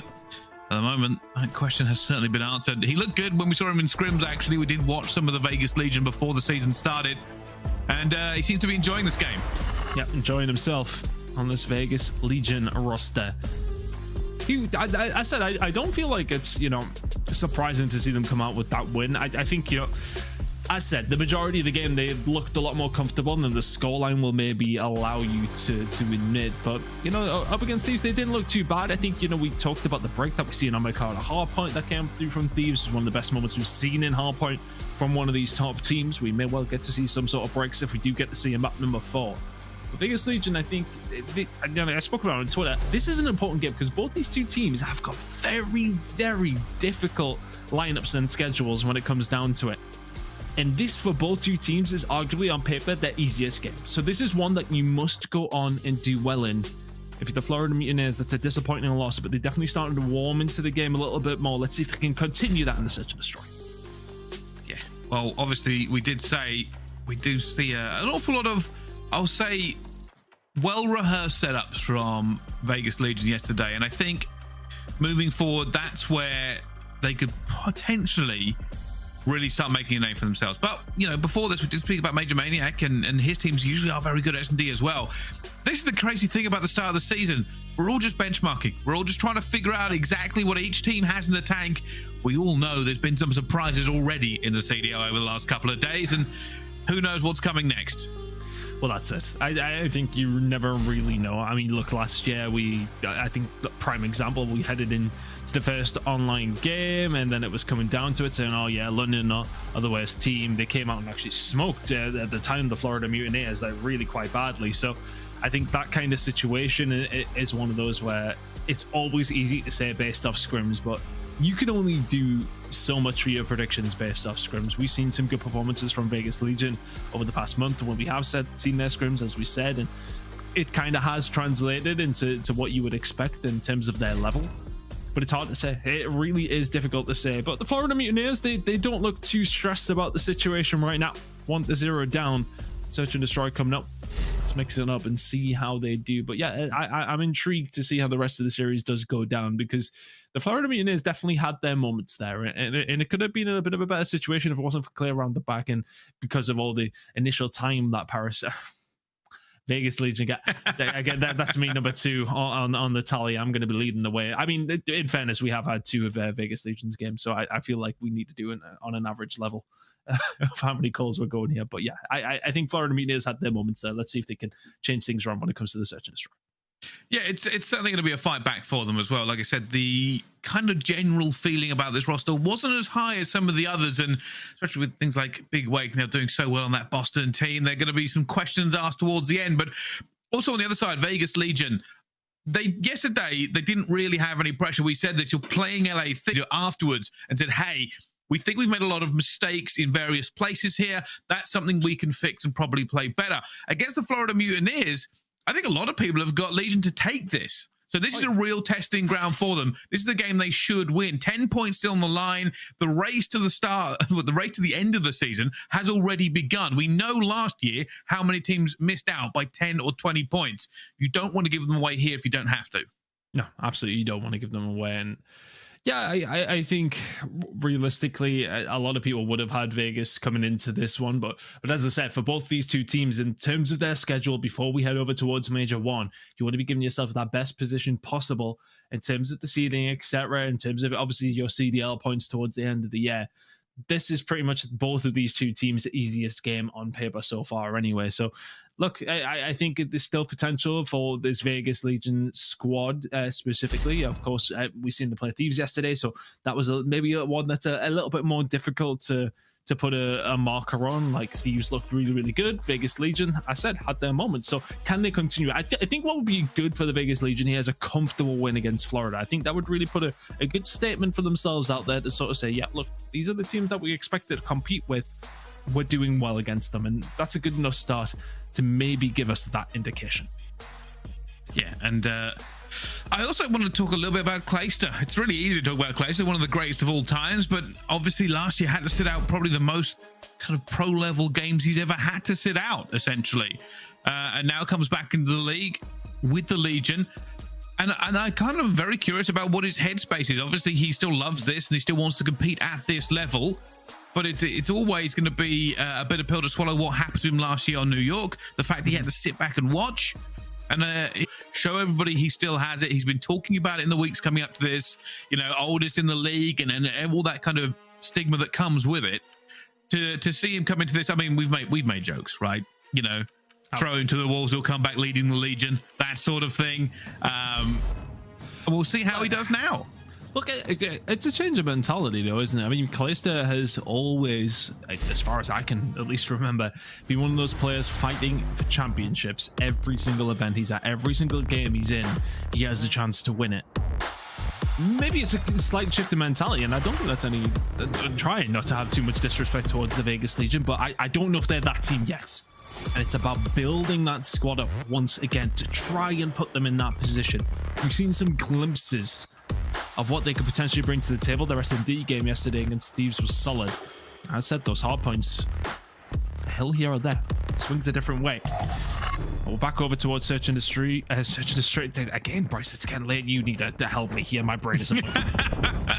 Don't worry, we've never liked you for your brain anyway, but at the moment the push is about to come in. You can see both teams are about to just collide. Havoc's going to have his teammates. Clay's already got that first blood. Havoc looking for this one. Up top, and that is a spot that people will certainly start using already. It's a collapse. The Legion already just losing so many players. Probably left alone. The trade will come through, and that is a fast round. And I'm not going into the mosh pit after this, because that is something I personally haven't seen yet. Havoc with the little jump up. Not a lot of people out, but a lot of aggression coming through from both two teams, and that's something typically we will see quite a lot when it comes down to Mikado Search and Destroy. The pre-nades coming over. If you can escape them, sometimes you may end up getting into these gunfights a little bit tagged up. Vico finding the kill there towards the end. Well played. Florida Mutineers trying to bounce back as quickly as they possibly can. Brack with a sniper. We did see the big boomstick get used in the previous round. And then kill with it. A little bit of an alternative push here from the side of Mutineers through the mid-map. But could be in a good position and catch a TJ. Wait a minute. Absolutely not. He's in the side swipe. Not going to go through. A vehicle was just throwing bullets down to try and stay alive. Reinforcements for the Mutineers coming in as well. A 3 versus 3. And they're just being very, very careful about it. They know they don't have control of this site yet. Oh, okay, Brack. Just peeking the angle, and all of a sudden that really does open things up for the side of Florida Mutineers. Major Maniac ready and waiting. It's always a hard gunfight for Temp. Priestahh now will be pushing from the side that you would probably expect if you're Florida Mutineers. There's the child. There's another round. 2-0 now. Well, they are locking this down at the moment. The Legion don't really have an answer. Let's see whether or not they can do something a little bit different, maybe, and not get caught. It does seem like Mutineers have some strategies that are working out, playing around that sniper. It does put them ahead here, which is a big regain for them. 2-0 currently on the S&D, but 1-0 down in the series. So do Legion try and change it up here? Do they worry about that S&D play coming in? Looks like a pretty standard hit from them again, straight down the back alley towards A. We'll see this 9 times out of 10 when it does come down to it on Mikado. Doing it again. Havoc. Oh. Yeah, there he is. Priestahh will fall. Probably will trade though. It's a 1-for-1, 3 versus 3. That's how it's coming in. Stun going out. Proloop in trouble, but does have some cover. TJ with the first to drop. Does he know that Proloop is there as well? Yes, he does. Shots are in. Havoc just about surviving and finding a third. Looking for the ace now with Temp. Alive and kicking still. He's stunned up. He's in trouble. Yeah, they've got him. They've got him. Havoc says thank you very much. This house is all mine. I know the tricks, I know the tips, and I know every inch of this place. They just cut them the ribbons. I believe that was the ace. Coming in from Havoc. That's got to be a nice feeling. Finds one for the entry.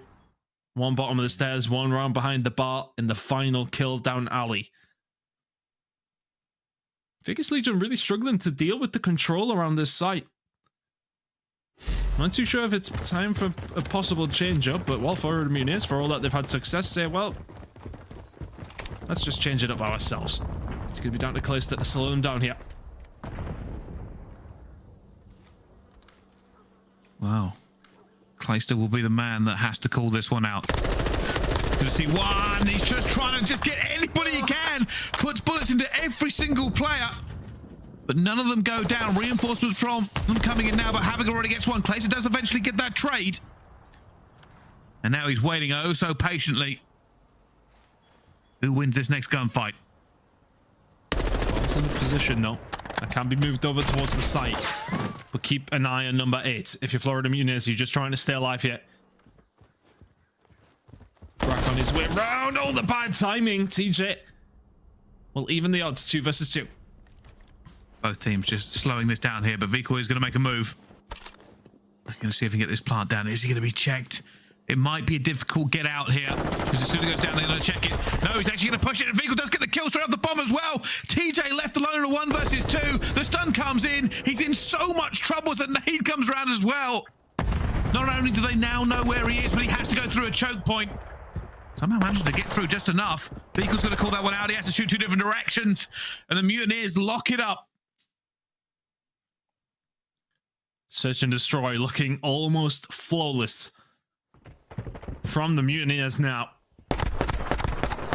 And I honestly just love the patience for the play for Brack to come around from behind. They kind of time it wonderfully, but then he gets terrible timing as he pushes through to Dark. It's an unfortunate gunfight, doesn't go his way, but it does not matter in the end. KiSMET, I want to say maybe 3 bullets from finding 3 kills. Everybody tagged, everybody weak, but not quite able to finish any one of his 3 courses that was presented to him. Here we go though, Paris, Vegas, second time's the charm. Shots coming in, KiSMET will find one, TJ another, 4 versus 2.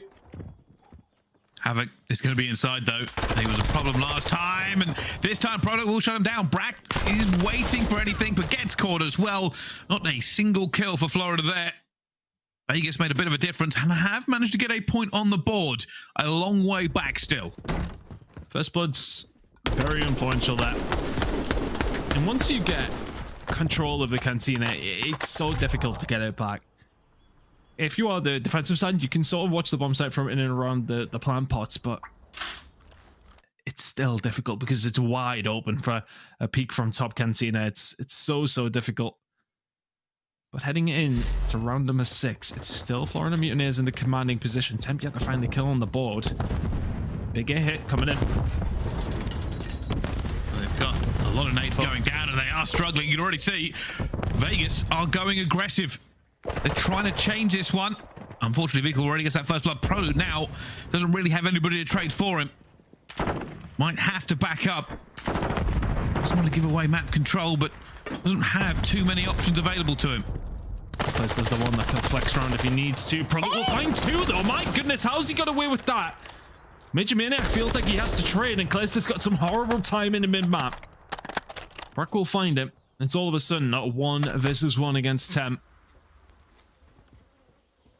Temp hasn't had the hottest of S&D so far. And now they will find each other in this building at some point. COD timing may be the difference. I think Temp may have heard him. Now he's waiting for it. Neither of these 2 players have full information about where the other might be. Temp's wondering, did he go B maybe? Brack playing this one nice and slow, but Temp time is very much on his side. Brack knows he needs to plant. Temp will lie in wait, and here we go. It's the easiest check possible for Brack. He's right. He's right completely. Oh my goodness me! Temp still wins the gunfight. A stressful situation for the Legion as they bring it back. Oh, Brack must have heard him. He must have heard him. Could have been disastrous, but they get away with it. Another point for Vegas Legion.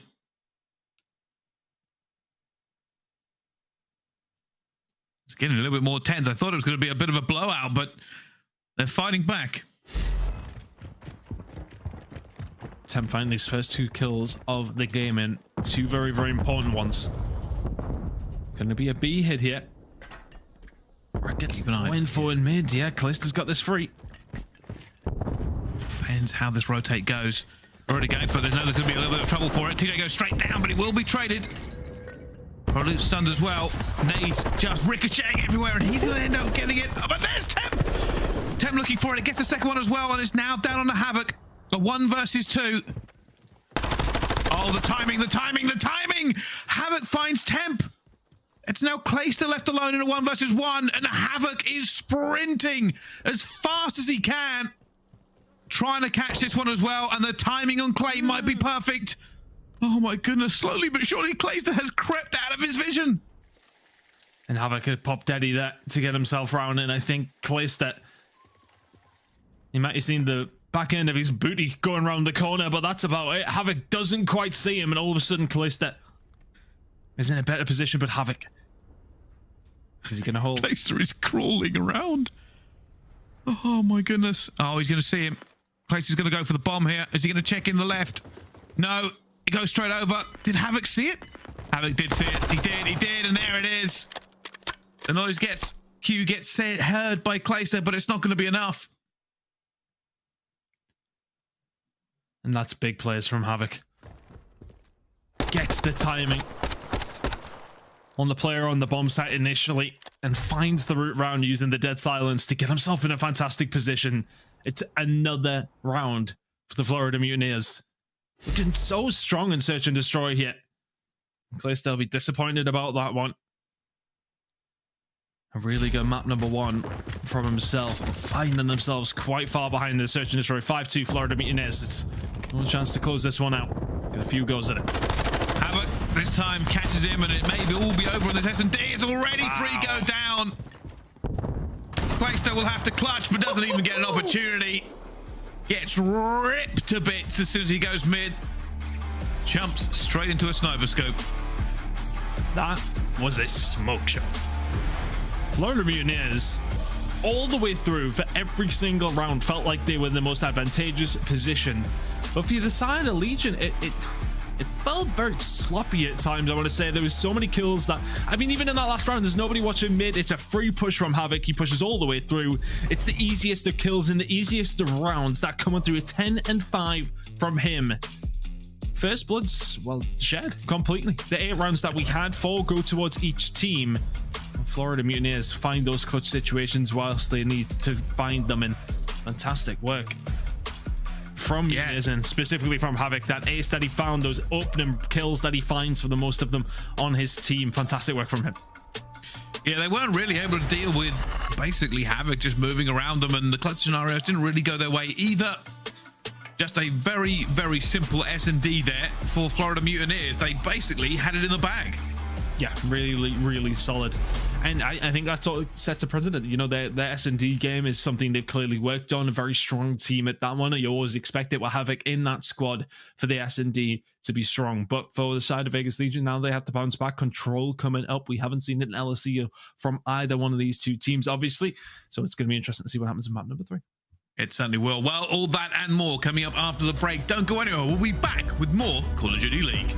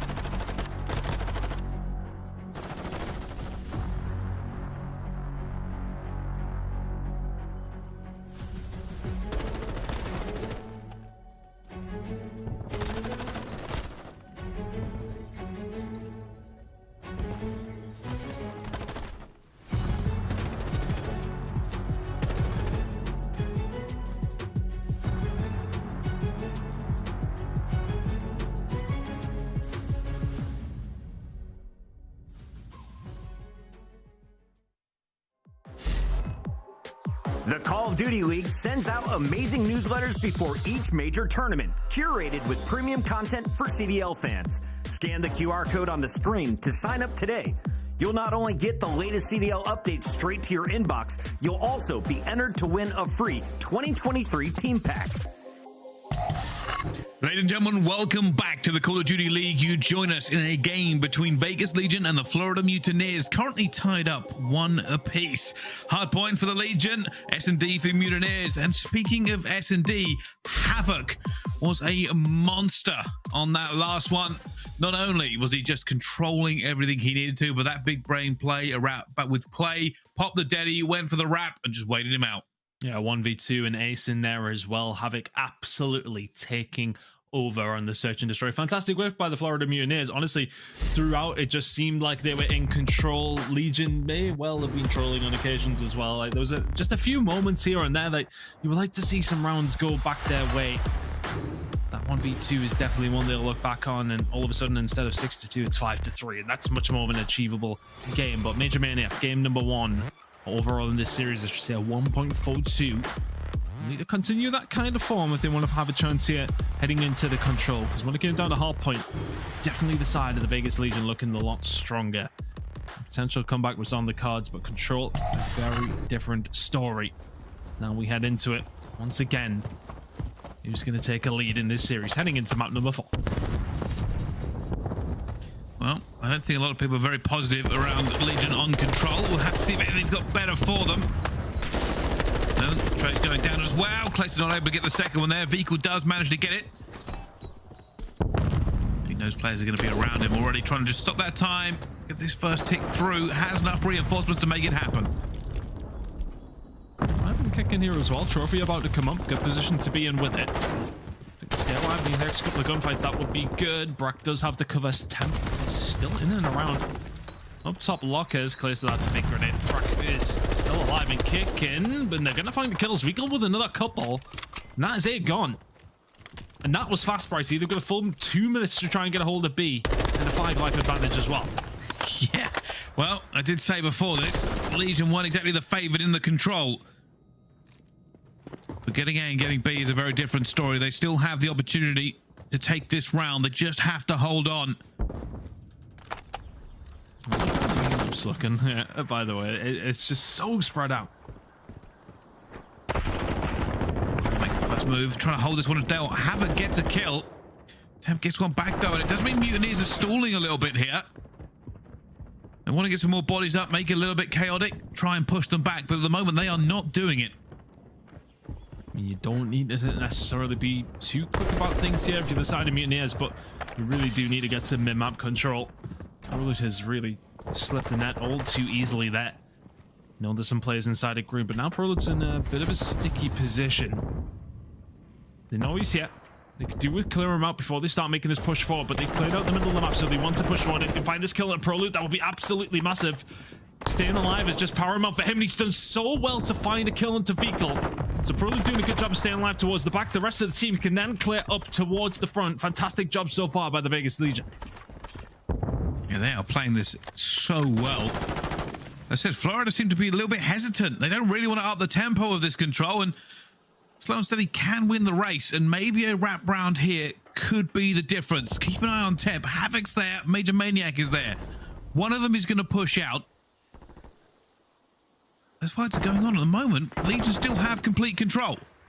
It's about the players in the right position, staying alive at the right times, and well, that was none of the above. Temp now has to find something. A couple of kills would be beautiful. Finds absolutely nothing, and all of a sudden, if you're Legion, you're in Narnia, you're sprinting out of the cupboard, and you're just trying to get anywhere near the point. That is went so fast. See you later. Into round 2 we go. Oh wow, we said they were slow. But sometimes slow is smooth, and smooth is always fast. Unbelievable. The 4 stack. They get the wipe. They all jump on. Trophies come flying out, and that's it. It's done before they can get back in. And because they find those kills halfway up the map, it makes it so much easier just to stack that point. You find the kills, you move forward, you jump on it. As soon as Temp was dealt with, that's 4 down. You're all screaming at each other. You know where they're spawning, and it is so far away. tough break for the Vegas Legion, because honestly, after losing A so quickly, they defended B really well, but 1-4 dead, and it can be game over in control. Havoc getting aggressive towards the office. Dead to right here with 60 in HP will go down, and it's going to be Vegas Legion now making their push over towards A. At the moment, Legion aren't really finding anything. They're getting some mid-map control. Brack trying to see if he can catch anybody off the respawn. Not at the moment. He knows nobody will be here. Might wrap round, but now Clace is going to go down as well. Major Maniac's behind them. TJ's got to look several different directions. He knows where these players are going to be. Down he goes. Major Maniac gets out at the same time. The Legion not looking as cohesive as they could be. Temp does get a kill. That's going to hold it down for them for just a second. Vehicle comes flying in, but Temp guns him before he could do any damage. I think that was a desperation play coming in from Vehicle to maybe just try and do something over towards A. Job is done though for the side of Legion. 1 minute 50 seconds to make a push over towards B. Can they find something themselves after Florida Mutineers dispatch of them rather fast? Towards the end of that round at least anyway. Perlin now trying to make some noise, trying to find something towards the backside. Major Maniac though, you can see himself all the way over towards green. He's gonna have a little bit of extra company here. If you can find the kill at the Temp as well, that's gonna really slow things down. Having a look in your mini map, there's gonna be Temp who wins the gunfight and then gets traded once again. Major Maniac doing well. Both two teams kind of just spread all over the place here, looking to find anything they can to give themselves an opening. Right now it's looking more like Florida Mutineers' defense is gonna hold strong. Closer looking to see if he can catch anybody. Does find Vehicle as well. Now going back to the site. Waiting for reinforcements, waiting for these kills to come through. He's in a very dangerous position. See what's going round. That's a big gunfight. Tem ends up winning it, gets away with his life as well. And now the Legion are moving on to B. They have the numbers here. Look, they cut off the respawn. It's going to be a fight, but it's knife versus gun, and it doesn't work out for them. Havoc cuts down Temp. And Clayster has to try and plug the hole that's been left. Gotta go here. That tick is coming in. Oh, they left the second tick. Oh yeah, well that's right. Streak coming in. That's going to slow things down. Florida very much committing everything to holding down this defensive round. Let's give them an opening to get back inside the point now. And you can see Major Maniac pushed up, dies though, as does Havoc. And now all of a sudden Vegas Legion can push up to the point once more. TJ on that box that Cammy was yesterday. Very, very difficult kill, and there's so many guns against him. Brack desperately trying to get that one as well, but Legion will walk away with it. Both offenses won so far here in this control. It's tied up at 1-1 again. And Legion look comfortable. I don't know, it just always feels like you have to overextend with a defensive player to try and put some pressure on. You're always making that push over towards green to try and just slow the team down who are trying to make this push. And then all of a sudden, as soon as you lose that gunfight, you have no presence in the map. It almost feels like you need to kind of do that with everybody. You need to get mid-map control with everybody and kind of just cut off the head of the snake, so to speak, and then retreat back. Because it feels like, especially if these two teams are sending somebody forward, and then all of a sudden, as soon as they die, there's no plan B. There's none. This moment in time, though, plan A for the side of Florida Mutineers is going to have to be get out your spawn, because Vegas Legion have found those kills, and they are all pushed up halfway through the mid-map. Wow, they are really just laying it onto them at the moment. They want to try and get a little bit of a spawn trap going, but it's not going to happen for them. Let's now just try and stay alive as long as possible. Temp gets the kill again and gets out. They're just trying to keep them on the back foot, but A is slowly but surely ticking towards them now. There is advantage to Legion if they can close this properly, but it's not easy to do. Oh, well played from Robert. Sniffs Havoc out. Still starting to come in for Legion once more. Mutineers not done and dusted in this round just yet. The advantage that they did have after that first round completely negated by the fact that Legion do it straight back to them. Vehicle, though, does well, finds two. Temp in a position to maybe help his teammates out here. But again, just being a nuisance, that's probably one of the most underrated, I want to say, roles that some players do play when it does come down to control. Being a nuisance, being a pest, being a pain in the ass, Brassy. That's what you got to do. Yeah, and you can see, I mean, Temp was on a streak there at the time, just trying to get as many kills as possible, give them every opportunity to shut down this attack by Florida, who are now looking for it. Brack already looking to even keep this door open for his teammates, but TJ's all the way in their spawn. There are a lot of things Florida have to do before this goes well for them. First of all, take down Temp. Looking for him. Unfortunately, Clayster is going to get a better timing onto that one as well, but Major Maniac ends up killing his own teammate, and that may shut down the push for a minute. Just back out there. That fight very, very wisely. But again, here for the side of Vegas Legion, you've got nobody pushed forward now. So you're all sort of sitting back, waiting for the push to come. Through the mid-map, 2 players starting to make their moves, though. Temp already around, playing the route, finding the flanks, finding the kill as well. Gonna have to wait for his teammates to deal with that, as Clayster will fall. But again, good map control this time around for Vegas Legion. They've committed more men to it, and they have a healthy life lead as well. You know what? I don't hate this. You know, Temp is always going to try and sniff out a kill on any single map, so letting him go a bit rogue, run around, be a nuisance, and just slay and do what he does best can work out for them. But 20 seconds left already. There's 3 down. Florida may have found something in the dying seconds. Probably managed to get 1 back here. Not a 4-stack coming in. They're not going to be able to do it again. At this time, the Vegas Legion are sprinting across this map. They want to be in the right position. Scared of a stack. Prolog with a huge gunfight as the rest of the Legion put the squeeze on. If your vehicle, you need to get in a position to help your teammates out from up top, but Major Maniac's doing the job himself. There's 1 tick over towards B. Havoc will find another. Brack, though, how on earth have you done that? They've done it again. All dump on, all hit it, and it's Florida. They just wait to the dying seconds and snap into action. And just the kills were not going down for the Legion. That's the second time it's happened to them. And well, it does mean the Legion are going to have to do this again. They have to get another win. Just despair. I know they're not there anymore, but still. I mean, they do everything right for 90% of the round in both their defensive rounds. It's just one of those situations where you absolutely cannot let it happen. Now the Florida Mutineers have their defense, which they haven't managed to hold themselves. We haven't seen a single defensive win out of these first 3 rounds. Are we going to see one here when it matters for the Florida Mutineers? Well, pressure is now on. Major Maniac, though, Teddy pop, but not able to get that shot down, and he has to run for his life. And that life has been lost. If they can get this, they'll have a significant amount of time to try and enact their revenge and get another offense round. Havoc, slow, steady, looking for Temp, puts a bullet into him and backs off. Major Maniac eventually gets 1 more. There's only 2 Legion players holding this now, but it has been taken. A secured, 2 minutes 10 on the clock for them to try and get B. It's not typically a solid defensive plan from either one of these teams, but it's very, very fun to watch. The absolute chaos that'll probably ensue with about 5 seconds left to go. We got, well, 1 minute and 40 or so before we hit that point.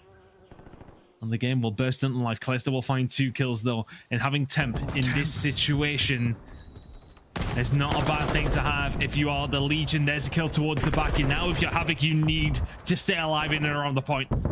Prolog may just pause this for a second. He's doing so. Doesn't want to give up his life. But any time that clock is stopped gives them another opportunity. They have the life lead. Eventually will be taken down. They have slowed this down now, Legion. They know they have a little bit of time. TJ's going to call that out. He sees Vickle, but he's not able to get him. Vickle gets away. Eventually will be shut down. The silence popped here from TJ.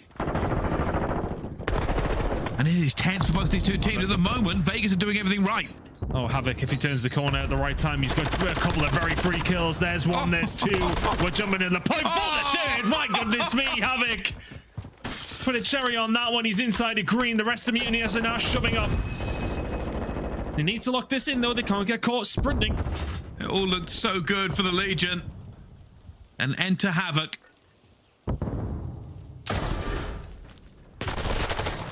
They need to regain. I thought they had that one in the bag, and they just lost so many players. Still have a life advantage, but the time will be the difference here. Florida Mutineers playing this player who pushes up just a little bit more cutely now. They're losing the gunfights in and around the point. And this is a little bit of a stack here from the side of Legion. Now Røkkr will find one, find two. Another kill potentially coming on through. 40 seconds remaining. Legion's still with an advantage here and still with 2 ticks. They've got somebody pushed up in the spawn of the Florida Mutineers as well. Røkkr's just trying to find the kill, and he can do.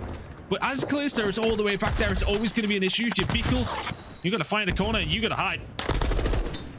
To make a way, it might be here. Oh, it was Havoc who got him. It was Havoc who got him. It would have been one of the most disgusting turns on we've seen on Modern Warfare 2, but it is going to be Legion have somehow found defeat from what could have been the jaws of victory.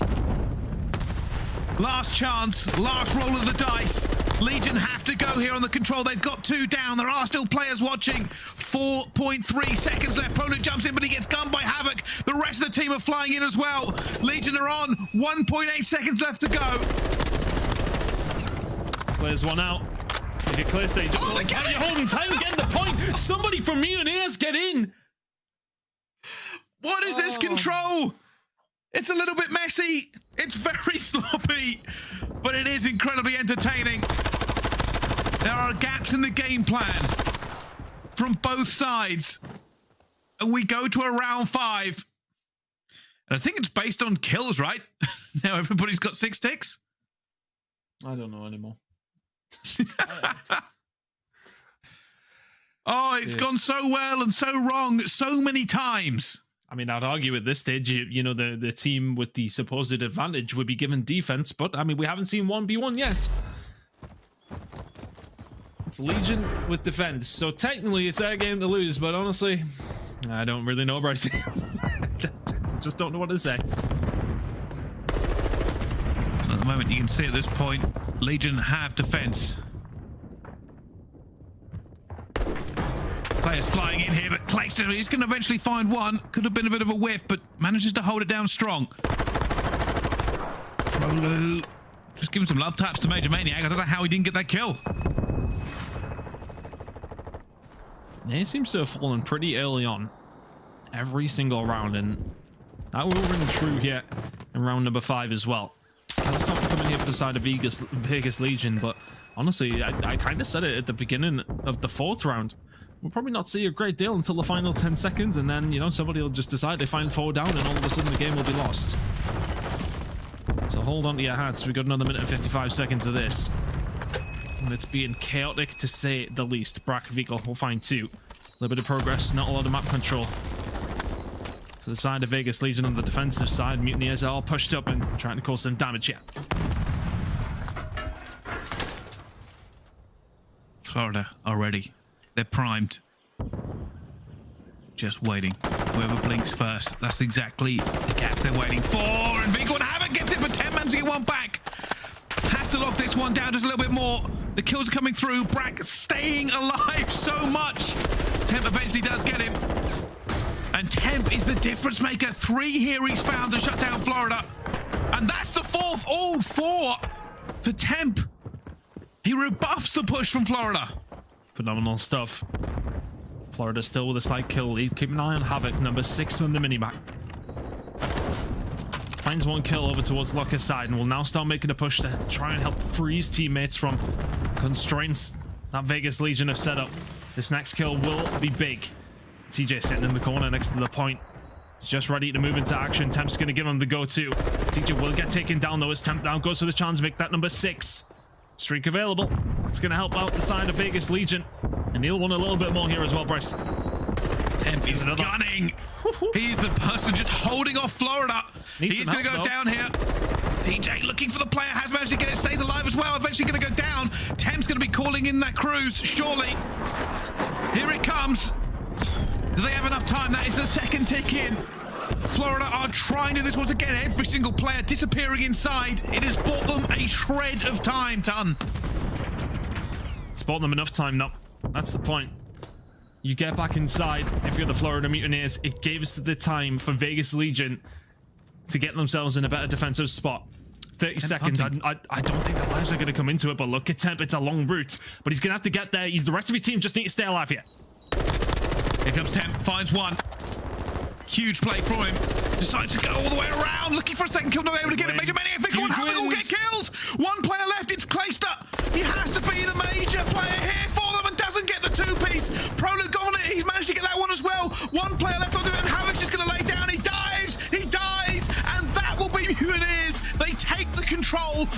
the dying second play. Every offense won. Watches that control.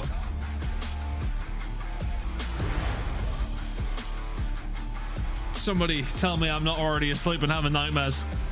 What on earth is going on?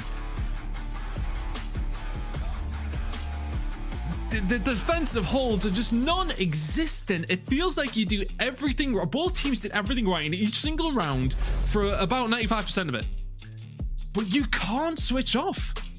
You cannot switch off. You see players like that towards the end where Temp makes that route round, but you bank so much on the rest of your team staying alive. He finds one, but then the rest of his team aren't in a position to help him. They don't find the kills, and all of a sudden, you just need to not go 4 or 3 down at the same time every time.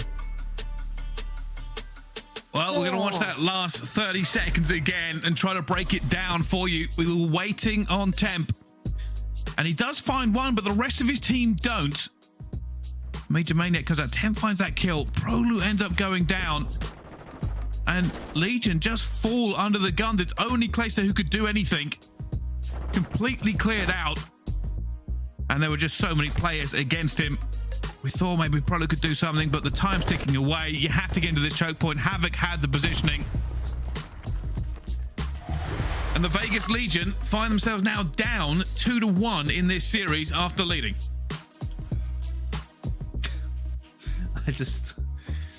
I don't know. I think it's back to the drawing board, probably for both teams. So on the map in particular, I would say aBeZy Control maybe is one to pick against either one of these squads if you're one of the other teams. That was interesting to say the least. We'll maybe put that one in the back of our minds, mostly for our own mental health as we head into map number 4. But what a crazy game. What a crazy. At least it was hellishly entertaining, if maybe not hellishly frustrating all the way through it. But nonetheless, it will be a Vegas Legion lost, and somehow Florida Mutineers have found themselves in the league here. Very, very good Search and Destroy performance out of them, you have to say. A comfortable win for the side of Legion in map number 1, but that control is something that I think a lot of people would be looking to and go, I just don't actually know what's going on. Crazy. I'll tell you something. Pricey. I'll say always entertaining. I think we can say, regardless of what's happening, always entertaining. And the map was just a highlight fest, and here are just some of them. All the way through, this game could have gone either direction. The truth was the momentum back and forth, back and forth. We thought teams would lose the round. We thought they wouldn't get the point. Then they did, and a 4 down, and a 3 down, and a 1 down. And it has been breathtaking and a roller coaster and kind of insanity.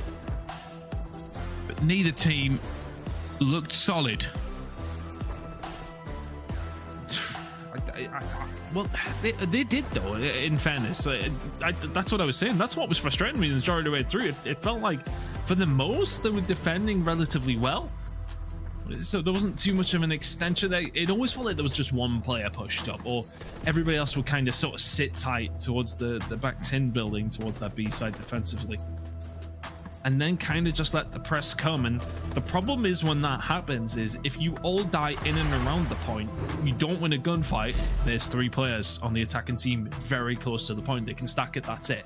You're in trouble because of how far away you spawn. You need to be almost dying in a better spot. If you're going to die, don't die on the point. You need to be further pushed up to just prevent them from being able to jump on, and then all of a sudden you're immediately in trouble. Yeah, that's one that both teams are going to have to go back to the drawing board. They'll be listening to me commentate this one back and just be like, wow, it's slaughtering them. But I think it's fair, though. Like, both teams did not defend well. And as we said towards the end, the supposed advantage is to have the defensive round, and that was proven to be otherwise for both these two teams, at least anyway. Yeah, there are certainly lessons to be learned and VOD to be watched. That's what I'm going to take away from that control. They're going to try and figure out where the problems are, and if they can do a little bit better next time around, because control is done and dusted for this series. Hardpoint will be up next. Last time we saw a hardpoint between these two, Vegas Legion walked away the winner. But can they do it again? Are they feeling themselves? I'll tell you something, Florida Mutineers seem like they're in very high spirits. Yeah, they've got to be feeling good after that. I can't imagine Temp is maybe just a look of disbelief. That's one of those games. Either one of those two teams could have won that 3-0. Either one of those two teams could have beat 3-0. but you've got to put it in the back of your mind now as we head over towards the Mikado hard point. 7 Hills, of course. It's an interesting one to say the least, but we did see a game from the side of Las Vegas Legion on this map yesterday, and just undone by really good play when it does come down to the LA Thieves and how well they performed on this map in particular. So let's see, can they maybe just lock in some hills a little bit better than they did yesterday? I said it, it's a typically 90% of the gameplay coming out of the side of Legion is solid. It's just that other 10% of the time is costing them maybe a little bit too much. Well, TJ opens up strong, wins that first blood here, and will be the battle of spawn for P2 as well. You can see the way the Vegas are stacking this already. They do not want to give it up. Keeping hold of that spawn, as you said. Major Maniac. Oof. Free fire coming through, probably just trying to escape, but Simp and Co. Hedges is a good place to start looking down as we make the move over towards Cantina in a second. Major Maniac, though, wins the gunfight. Let's do the rest of the Florida Mutineers, and it's a push through aLLeY. That's going to be rebutted pretty much immediately as Temp and Co. continue to lock down where they need to. It's a good extension of the lead, pretty much off the rip. 10 seconds left to go. You've got control of P2. Brilliant start for the side of Legion. Yeah, Temp's going to have to cut back here. He's going to have to look for the players he knows are coming. At the moment, they have the advantage. They have the positioning for it. They just need to make sure that nobody gets through and they get easily broken. They've done so much hard work to make this work for them, starting on the preferred side. Good shots, and this is, if you're the side of Mutineers, the absolute worst spot you could possibly be pushing from. They're trying to find a kill through the mid-map.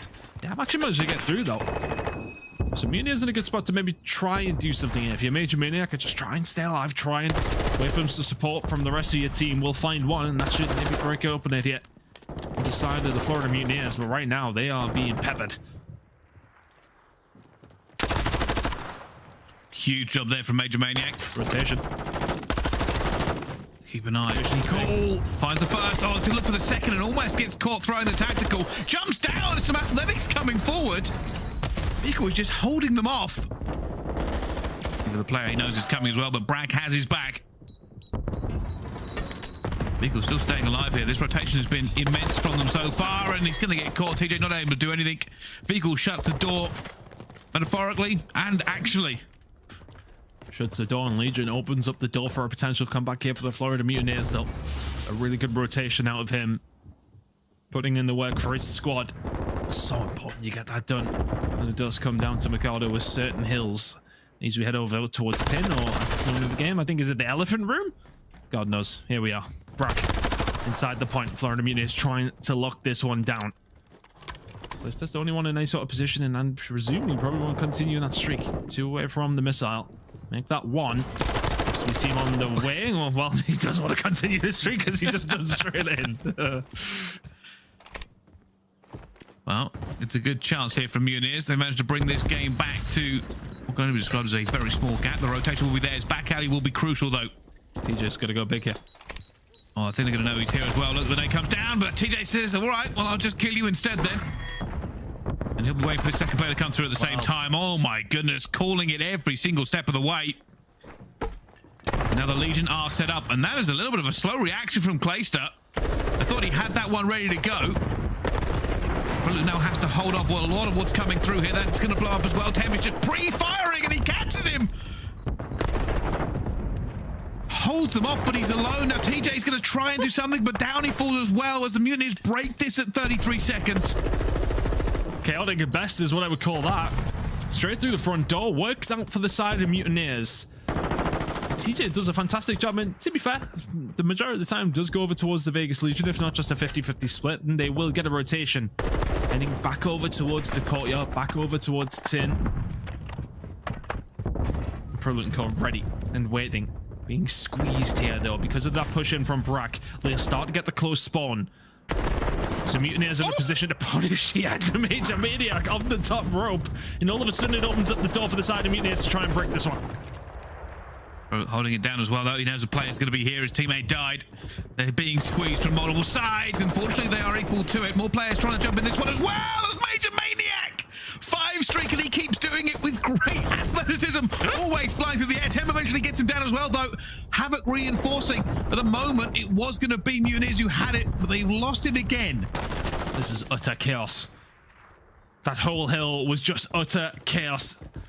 5 kills now for Tem in a row. Major Maniac and Vehicle, though, just combining back, and it just feels like nobody's got control of this game. Nobody knows which way it's going to go. Everyone's just like, yeah, okay, well, yeah, we could lock this down, or we can just fly at each other time and time again, and I'm down for that. That is absolutely fine with me. Now, while they are behind at this point, Florida are in a very good position. This is not an easy break. It never has been. They've already opened the door one way. Brack is going to find that first kill into the back, though. Gets that Trove system down just in the nick of time. More players trying to reinforce. It's a hard force from them, and eventually Vegas do get the kills. Major Maniac tries to get another one, but ProLoot shuts him down, and that's open. They don't even know that it's open. They're expecting one more player. I don't understand that from the Mutineers. Vehicle goes to challenge that with ABeZy. Why are you challenging? You can just chill in that building. You've got an AR up top who can stop the push if he needs to. They're going to break it back because, well, I mean, at this stage in this game, why wouldn't they? Crazy, crazy scenes on both these two teams. But yeah, that seemed like a bit of a misstep by the side of Mutineers, but they'll get it back nonetheless. Heading over towards B7. Neither team really in control here. The spawns probably just about benefiting the side of Mutineers. Get rid of these couple of kills. They're in a good spot. Major Maniac, nice and easy. It's a good rotation out of Florida. Well, Florida now in the lead, and that could be extended even further.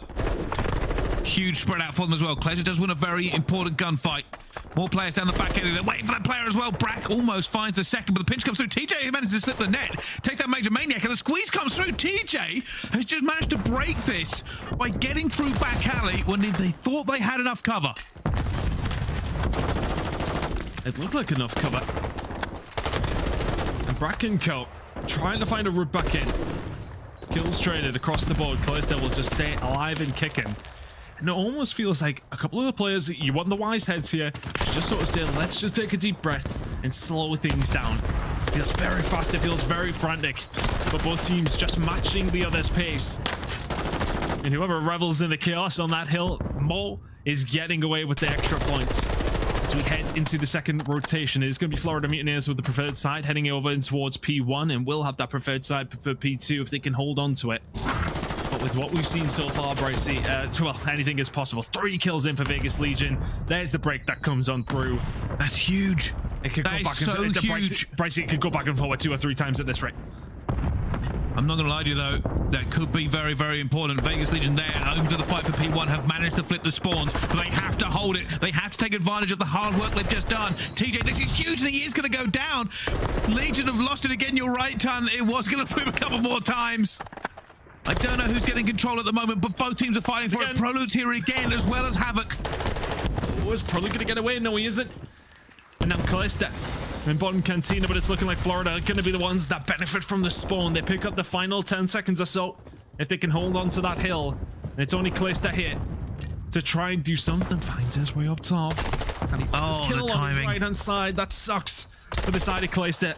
But that last little bit of scrap time, going to go over towards the side of Vegas Legion. It's about a 20-point game, but P2 can spell danger for the Mutineers. Could lock a full 60 here. Well, here we go. They're getting a lot of info here because of how far Brack is pushed up. They should know where they're coming from. It's slow, it's steady. Vegas are trying to just get through. They've managed to get some bodies in the area. They're now going to get to the house, and Tem makes a huge gunfight as well as TJ breaking in. Major Maniac now has to hold them off. He has top control, but nothing else, and down he goes as well. What a break by the Legion. Wonderfully done.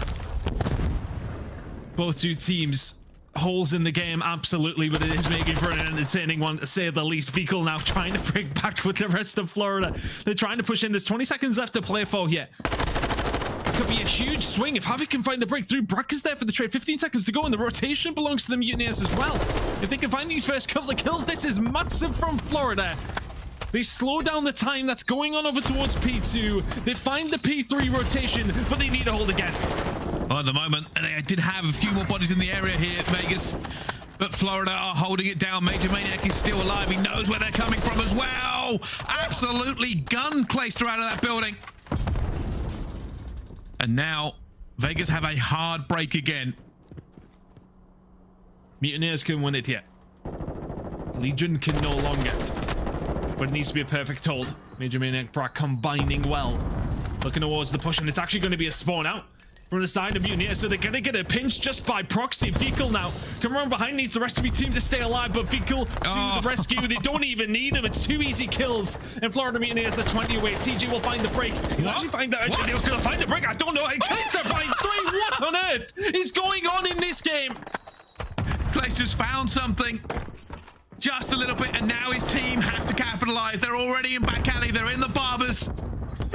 The game's not over. Reinforcements flooding in. That back alley is stacked trophies and players. Here they come. Brack with drop shot around the corner. The old classic. Temp just holding down the alley. The comms must be fast and frantic here. Florida Mutineers getting the time. They're in the point. If you're Legion, you have to break. Florida Mutineers at 15 away. Temp has got to do something. The rest of his team are here. Prolo just straight through the front door. Gives somebody else a haircut inside of Barbers. Brack is away back to the respawn queue. And Legion are in the point. Prolo on 1 health. Desperately stacking this point. They're doing everything they can. Temp coming to reinforce. It's the last seconds of this one. Look at it. They're just waiting. Here comes the push. The big push from Florida coming in. Hammer gets the first one as well. Clayster just throwing bullets down. TJ gets 2. They're back into the point. Temp is just spraying everything back alley, and that's a wipe. That is it. It's going to be done and dusted. The Legion have managed to hold on and fight back against Florida. We are going to a map number. Get there. Oh, we're so close. We're going to a map 5-ton. It was written in the stars. Whew. I'll tell you something. Game. The Legion just pulling that one out of the fire. I was expecting a bigger reaction. I'm on breath. What How on earth have they done that? Clayster with the 3-piece in tin.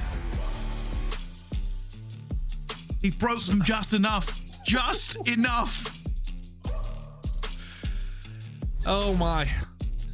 If this is indicative of what kind of year we're about to have, then we are in for a banger, ladies and gents. Wow, wow, wow.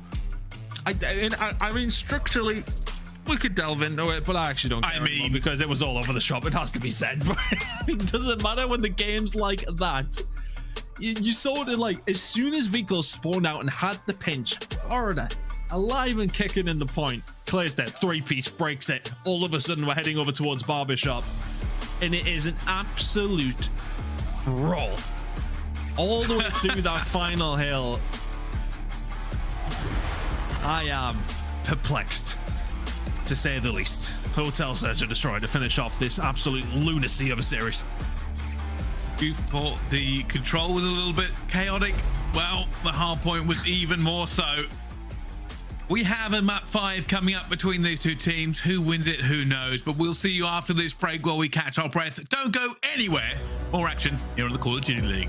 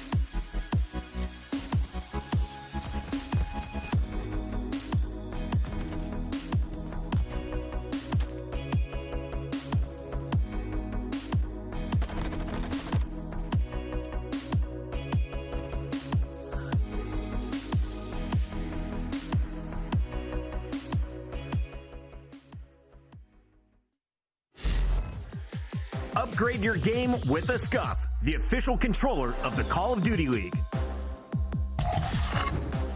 Ladies and gentlemen, hello and welcome back to the Call of Duty League. Vegas Legion and Florida Mutineers are tied again after the break, 2-2 from these two teams.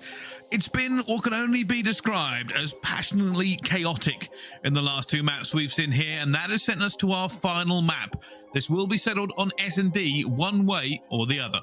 Oh, it feels like a drunken bar fight, this one, Brycey. It's bizarre, it has to be said. A crazy game. I said we've seen flaws pretty much from both two teams in these last two maps, but it is not taken away from what has been the entertainment of a brilliant series. First two maps were mostly comfortable for both two teams, it has to be said. The Search and Destroy, Florida Mutineers looked fantastic. Legion was sloppy.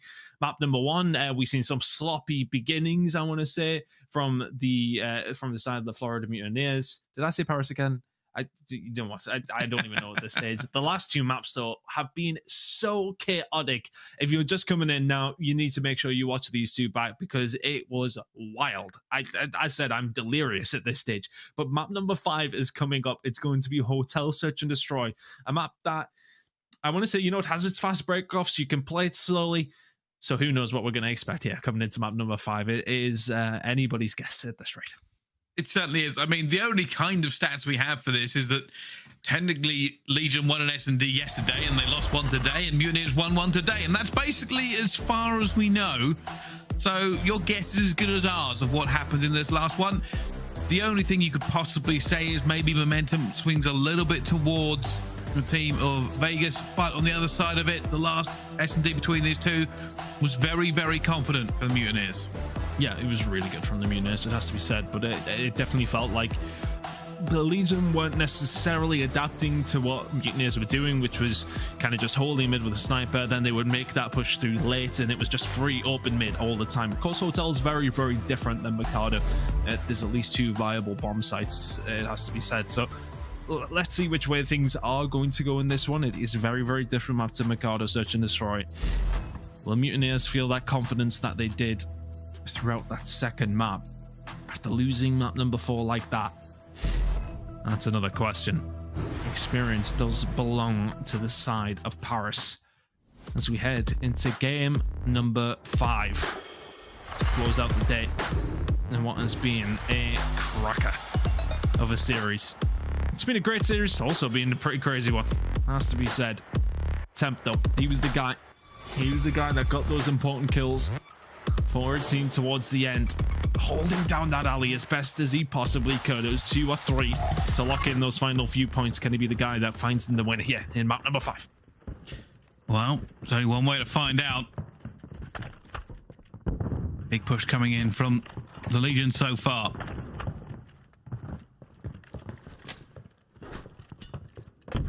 Over towards B. Starting to come in now. Grenades going out. Havoc and Coach is going to have to hold on tight here. Very weak. Good play from the side of Legion. Now they have full control of Kitchen.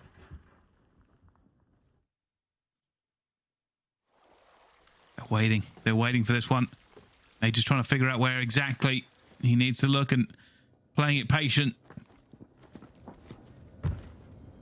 Probably hearing footsteps all around him. It's all balanced on a knife edge. It's like nobody wants to move. All 2 teams with plenty of bodies. Bullets gone through the wall there. Don't think anybody actually gets tagged. And, well, Brock's definitely being tagged by that, though. So do Legion choose to move forward? Well, they don't. And Major Maniac comes around, slipped through the back door, and gets out like a thief in the night.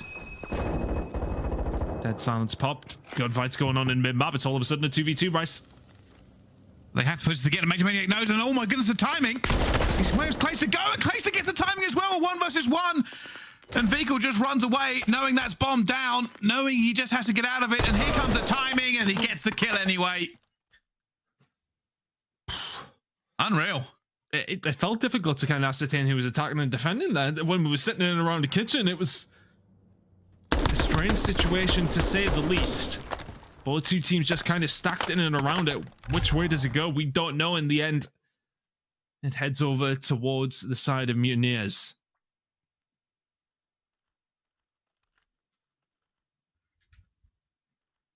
I mean, in that situation, Calista in a great spot. And just timings across the board, really, from both two teams. Don't go their way, but in the end, it is ultimately Mutineers who benefit. Vico 3-0, and has to be said, his first CDL showing. Seen some positive signs from him. Maybe not that challenge. Oh well, two-piece to two-piece. It's the buy-into kitchen as well. That's now going to be a problem for the side of Legion.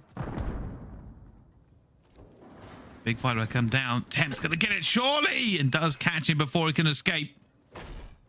Havoc, a 1 versus 2, and also the ace, if he can pull this off somehow. We've seen an ace already from him in this series. Dead silence used up. Oh, he's going to be spotted as well. That's tough. Vaznev, this situation. Ciao! You don't fancy his chances. I mean, they know where he is. It's one of those that you could wrap back around, but you're always in a tough spot in that scenario. Well, comes flying out, and there are multiple players watching him. 1-1 now between Vegas Legion and Florida Mutineers. Who pulls ahead? Who stamps their authority on this game?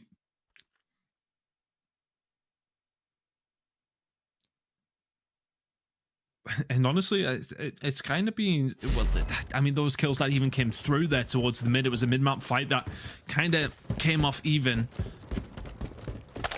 And honestly, as soon as Havoc was behind them, I thought they had a good chance there, but Mutineers couldn't hold the advantage that they had.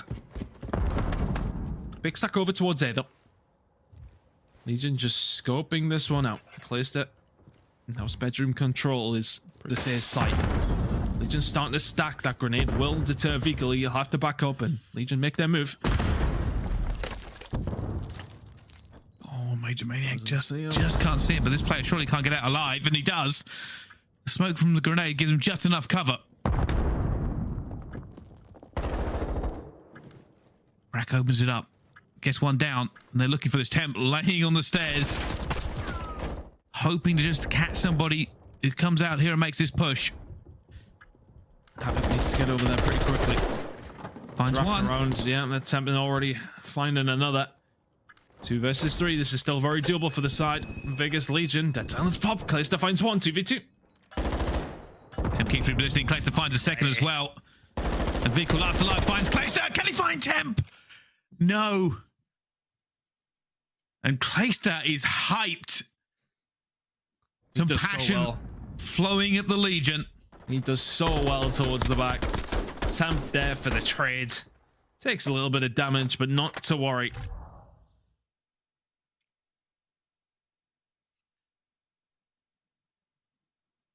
Well, advantage to the Legion. It feels so close. Let's find out now if Mutineers can answer back. Snipers out. Starting to open the doors. Dare you to peek it. Oh, Calista! Picture perfect. Absolutely picture perfect from Calista. Opens things up. Defensive round advantage now for the side of Vegas Legion. Who can he see? They're playing around the snipe pick again. They're going to wait for Clay maybe to clear it. No, Clay's backed off. Proluk will be the player who might have an opportunity to seize this. At the moment, that bomb is going down. Vico is planning, and he should be able to get away from this cleanly. Oh, he almost jumped straight into a gunfight then. He's going to use the smoke of the grenade, but it's not going to be enough. Doesn't get over. Clears the top bedroom with the sniper. In this sort of situation, he needs to find a pick, because unless he does, he's completely useless. But Proluk will find the kill. And all of a sudden, Havoc left in a 1 versus 3. Well, if anyone can do it, Havoc can. Finds the first, looks for the second. They've got to chow him. They've got to go for it and tries the gun, but it is perfect teamwork. They chow at the same time. And they get away with it. We're definitely going to have to run that close to the snipe back. Perfectly played. Vegas Legion, another round their way. There it is again. Oh, the pixels. The tiny margins from that player just taking the top of their head clean off. Clay is feeling it here, and map number 5. I said the experience belongs to the side of Vegas Legion. It's the experience carrying them through 5 and 2, respectively, from both Temp and Priestahh. Make it over towards B, though, potentially this time for the side of Vegas Legion. Havoc, hold tight, son. Does he hear them? Yes, he does. Oh, he knows something's coming through. All the nets coming through as well. Havoc's going to be close and absolutely destroyed before he can get anything going. Fast plant now coming in from Vegas. Major Maniac going to push straight into this one as well. Looking for it. He finds Clayster in the back. Down he goes. Nobody has covered that for him. Major Maniac going for the second play, but I don't think he's going to see him down as well. And now Vehicle left in a 1 versus 2. It's all going to Vegas at the moment. Oh, Temp's going to challenge. Temp's going to be very, very weak. Doesn't know which way to go here if you're Vehicle. The wide angle. P comes on through. Vegas Legion. Another round here on map number 5. And honestly, I feel like that really does come down to Temp. The late rotation from him. He sends himself over towards B. Just a little bit of recon work, if you like. As the rest of the team head first into kitchen to plant that bomb. He rotates late, catches players off guard on the way around. Fantastic stuff from the side of Legion. Much better from them in this Search and Destroy map in particular. They were poor on map number 2, where this has been quite clinical from the side of Legion so far. Let's see. Mutineers fight their way back into this. They've had so much greatness in this series so far. Can they do it again? Another big push coming down here. Looking for it closer behind that door.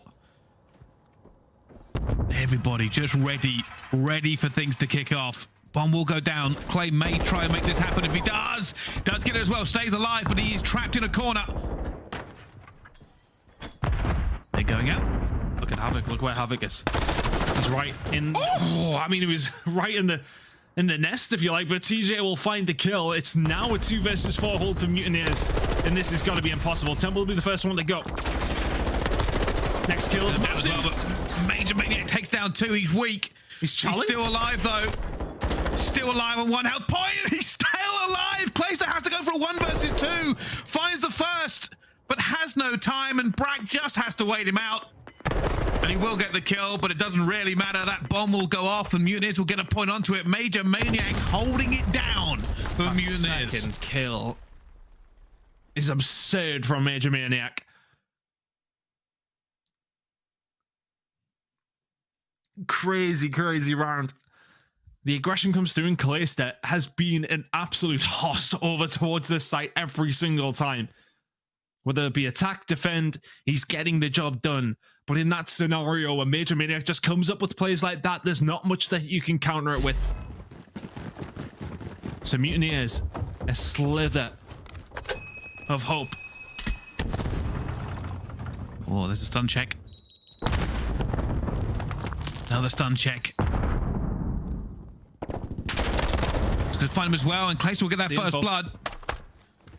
However, I think they're going to try and bait this one out. Are they going to rotate to Clay, or are they going to use Clay as bait to try and go the other way? It looks like they're rotating to Clay. So Major Maniac is obviously going to be very important here. Brack is not going to see a great deal, if anything. But that noise will now start coming through if you're Major Maniac. I'm just trying to survive as best as I can. Finds one. If he can find a second, it would be brilliant. He will not. Brack towards the back. Needs some help. Does have some utility. That door is shut. Oh, it wasn't. I mean, I don't know what's going on with the door. Nonetheless, now it is Keep shut. closing the door on him. Bomb down, 3 versus 2. They are laying down and taking every single corner here.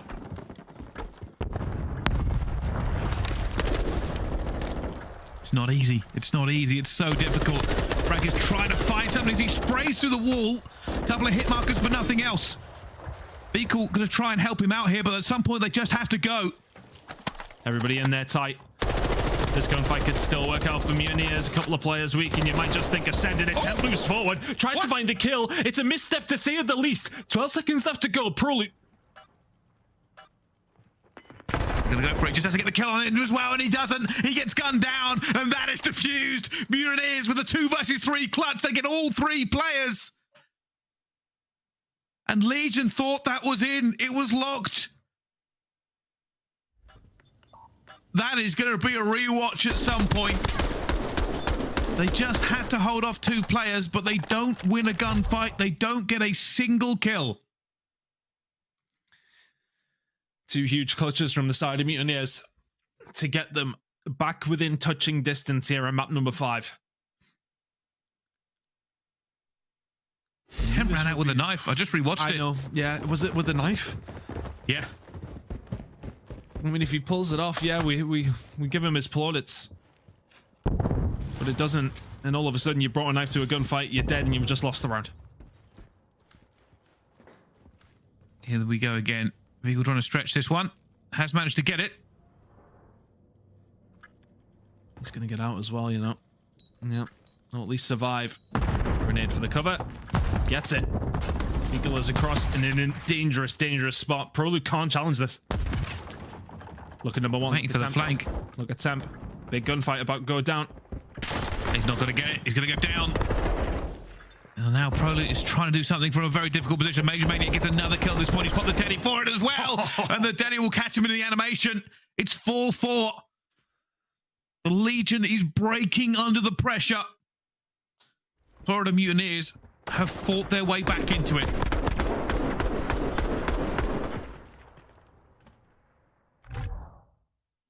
Things will start to get very, very tense. We said that this game is important for both of these 2 teams. Things do not get any easier than this. And that's not any disrespect to either one of these 2 teams. It's just their schedules are hard. There are no easy games in the CDL, and this is proving it. Let's see. I mean, here's a Wolfpacker. They are. Vickle's the only player who could slow this down, and he has to. Keep an eye on Temp, though. It looks like he may be the stopgap. He has the TAC 56 out. I don't think he knows that so many players are coming at him as well. He's going to be flanked. He is going to go down. That bomb has been taken out as well, and Florida are now just clearing house. ProLuke left alive, and at 1 versus 4, nowhere to go, no hope, and Florida take the lead, 5-4 in this S&D. Wonderfully orchestrated by the side of Florida Mutineers.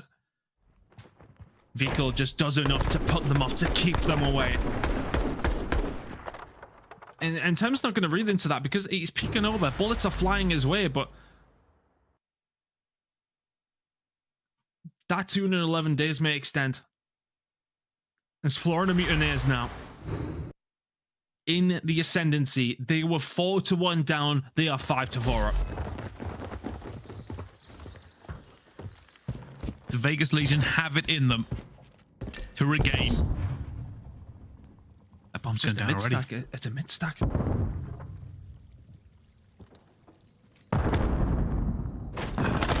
Proloads! Gonna get away with it though.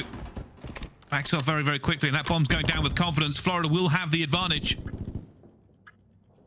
Get back on up. I feel like this one's on Prolid to try and find a kill on the flank. Placed there. A grenade over towards Vehicle. He goes down. Prolid, massive kill coming in. It's a 4 versus 2. It's a 4 versus 1. And round 11 beckons. Of course. After everything we've seen this series, it has to come down to this. We will be going map 5, round 11. A fight to the very bitter end. Legion found something. And now let's see. One last opportunity for both teams. Well, me, you, and the tens of thousands, if not nearly 100,000 in the Twitch chat right now are here to enjoy the very first map 5, round 11 of the Modern Warfare 2 season. Let's see how it goes down between the Vegas Legion and the Florida Mutineers. What a game this has been in such an important series for both these two teams. How does it go down? It's going to be Mutineers on the attack. Temp all alone. Needs to find a kill here, or even just get out. Oh, he stunned himself. It's a disaster. He's already dead, and Vehicle and Colt are in the kitchen, and they are cooking. Vehicle's found another. Vehicle is here. Catches him. Oh, have a taste one, and it's just close to left, and down he goes. It doesn't end with a bang, it ends with a whimper for the Legion.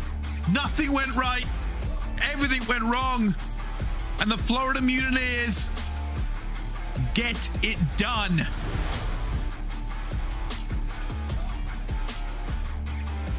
An absolute banger. There was mistakes, there was flaws, but all of them perfect in their own little way, Brycey, because that was thoroughly entertaining. Both two teams somewhat throwing caution to the wind and just flying at each other all day long. Every single map had its moments. And the search and destroy, if you're the Vegas Legion, you are, I believe, 4-1 up, if I remember correctly, and cruising. Look at those first bloods. That is 8 first bloods out of 11 rounds, and you lose 6-5. I honestly think the Legion were a little bit put off by the Florida Mutineers attacking kind of decisions, like that vehicle stretch with the bomb. Yep, constantly getting it down. Constantly getting it down. I just think it really hurt them. They just weren't expecting it. They didn't really have a counter for it. They only managed to take that vehicle cleanly once after it, but yeah, a lot to break down as S&D. Florida managed to fight back. They held their nerve, and they walk away with a win here in the CDL. It's just a great series. I mean, it had its moments here and there. This is wonderful from PlayStat. Fantastically done. And I love the plays from Vehicle, the grenades going down to smoke on the cross. We heard about it. They go 4-1 to the Legion. And I believe it's a 2 versus 4 to make it 4-2. Mutineers comes to, and then just coming up. And then this round as well. And fumbles across the board from Vegas Legion. 2 rounds where you say to yourself, you probably shouldn't be losing. And those 2 rounds would have made a massive difference. Well, yeah, obviously. Well, that's what I mean. You can't, when it comes to a 6-5, you can't afford to be losing 2 versus 4s. You can't afford to be 3 men inside a kitchen, bomb down, and one of your players running out with a knife. Well, he must have run out of ammo. I'll give him the benefit of the doubt. That's what I will say. He must have run out of ammo from all the firing that had gone on beforehand, but it's unfortunate. Sometimes that's the way it works, but the 2 versus 3 it just never worked out for them, and I'm sure our studio has a million things to say about this one. So Puckett, over to you. Thank you, gentlemen. That is back-to-back games that hurt my head, but we got our Game 5, Round 11. I was telling production, it's been too easy of a day. We're going the distance, and my Mutineers are going to make me 2 for 2 on the desk. How are your predictions going, aLLeY Cat and Nameless? Dude. I'd rather not talk about it, Puckett, if you don't mind. Let's talk about this match then. Interesting game back and forth. If you looked at game number 1, a lot of momentum for Vegas. Search and Destroy comes around, though, and I start to notice the Mutineers got a strength on the squad. When it came to that game 5, though, aLLeY, should we have even been close to a round 11? I think the casters commentated on it. 8 first bloods for Legion, and you lose 6-5. I'm going to be completely honest with you. This entire series was a headache from beginning to end. And then in that game 5, we just witnessed a breakdown. You do not go up 4-1 and you give up that many rounds to go into round 11 and not even be able to close it out, especially with the momentum a player like Clayster has put in your side. That snipe was a pixel. Yes. It was insane. Everything should have gone for Paris Legion, and it was just hiccup after hiccup after hiccup. I mean, they were in a beautiful position to put the bomb down A side. If you work so hard to trick them to think you're going to be that long on a map like Hotel, and you finally get the situation where they send 3 players into kitchen and have 1 on A, and you're not even trying to plant the bomb, and then you don't even have somebody properly set up to watch the back and just get pushed out. It was a breakdown. Some mistakes in the game. I think everyone's going to go over their VODs and realize where they can improve. And there was a lot of improvement to do on both sides of this. But the Mutineers are coming in. They have everyone against them on social media. They've got a brand new roster, and they just pulled off the W. They did have a Scump play of the game as well, and we should revisit some of the good parts of this series because the Mutineers walk away 3-2. Yeah, I think it's probably the play aLLeY was just breaking down. It's that search and destroy round where, you know, they're set up inside a kitchen on the side of Legion, and right now this is an extremely tough position if you're the Mutineers, but Temp gives them a freebie. He runs out with his knife in his hand, and that's going to allow the other teammate as well in Florida to collapse. They get the second kill, and from here on out, they have the advantage. They have the positioning, and you could just use the 2v1 and wait for the guy to kill you off bomb, and that's a GG. I mean, that's patience. They listen for the sound cue, they got the freebie, and they execute the win. Like, I know Brycey was trying to be like, oh, well, maybe he was out of ammo. That doesn't mean you run out of side door. Like, the only thing I can think of is maybe he was trying to get the drop on the 2 players because he knew both of them were back there. But even then, you're a man up. You have ProLoot inside on the backside to watch either if TJ gets pushed or if Temp gets pushed. And then Temp pushes himself. And so what that does is ProLoot now looks where Temp dies. He gives up TJ. TJ loses his gunfight.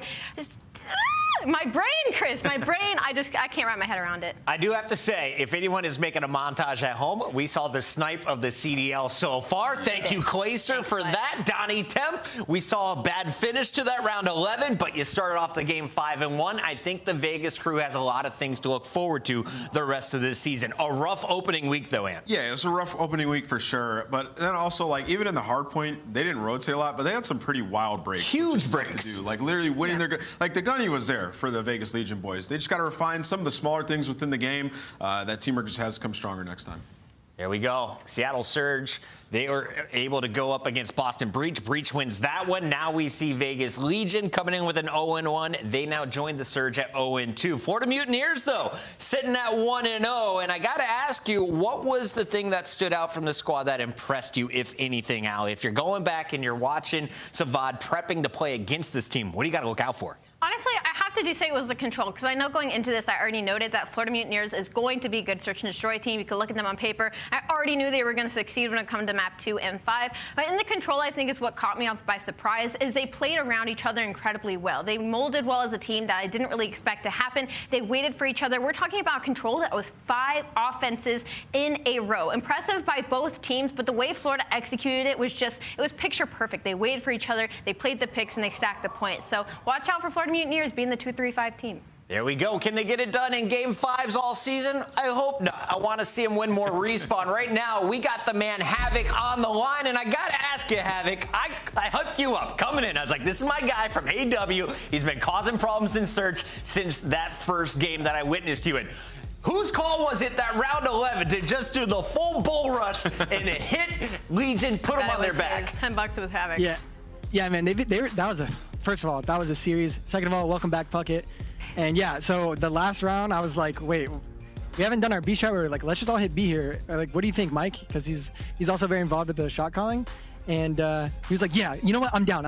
And then we just went ahead with it. They were doing it to us all map, and it ended up working out really good. I almost naded myself and team naded, but it worked out. So. It almost. Fortunately, one of your stuns caught Donnie Temp, and that slowed down his whole defensive plan. You guys just stormed in after that, and you walk away with your first dub of the season. Can you tell me a little bit about the formation of the team, though? Because if you went to social media, everyone's saying, when is Florida going to announce their team? When are they going to come together? You guys now have your 4-man lineup. How did this team get put together, and what are your expectations for this first stage? It's Javi. We picked him up. Our team formed pretty late. We were kind of like the last, remaining good pickups. And I think we got really blessed with the people that we got to pick up. I mean, personality-wise, like, we're all really good friends right now. And obviously, hopefully moving forward for the rest of the season. And we just meshed really well. And we knew from the beginning of practice that over time, once we dial in our game, we're gonna be hard to beat. Love to hear it. Yeah, definitely. And sorry to talk over you guys when you do that. I was like, I know it was Havoc that made the play call. Like, I just know when it comes to some insane, like, momentum changes in S&D, it's usually you, because you usually have something crazy. Like, you know what? Let's just do something off the wall. And it certainly caught them off guard. Temp even stunned himself in that position. You caught him so off guard in that cat call room. But my question for you now is that control. It was 5 offenses in a row. That is not something we have really seen in this game at all. Winning an offense has been impressive so far. So I want to dig your brain a bit. In scrims, has that been something that has been happening for you guys, or is that just like an in-series, like, crazy phenomenon? So I was actually talking to Tom Ogre 2, our manager, and I was like, he was like, does that happen in scrims right after? And I was like, honestly, like, no, like, that map is relatively moderate to win an offense. It's pretty neutral, but 5 in a row, like, you can't predict that.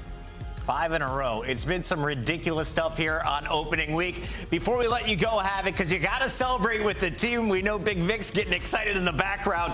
What do you think about this game right now? Where is your greatest strength as a player coming late in your career now? Yeah, so I'm loving the game. I think it fits my playstyle personally really well. I've been known lately in my career to be like kind of ratty, which means like, you know, getting in like pushed up spots or like being a nuisance on the map or taking good routes. And I think that's going to be my strong suit this year. I just got to keep working at it, open mind, you know, take all the criticism from my great teammates, and that'll be my strong suit for the year. Havoc, you're a young man, but what is it, 9th season for you? It's great to see you killing it still and doing it in the Florida Mutineers jersey. Congratulations on that ballsy 11th round call and your first dub of the season, buddy. Thank you.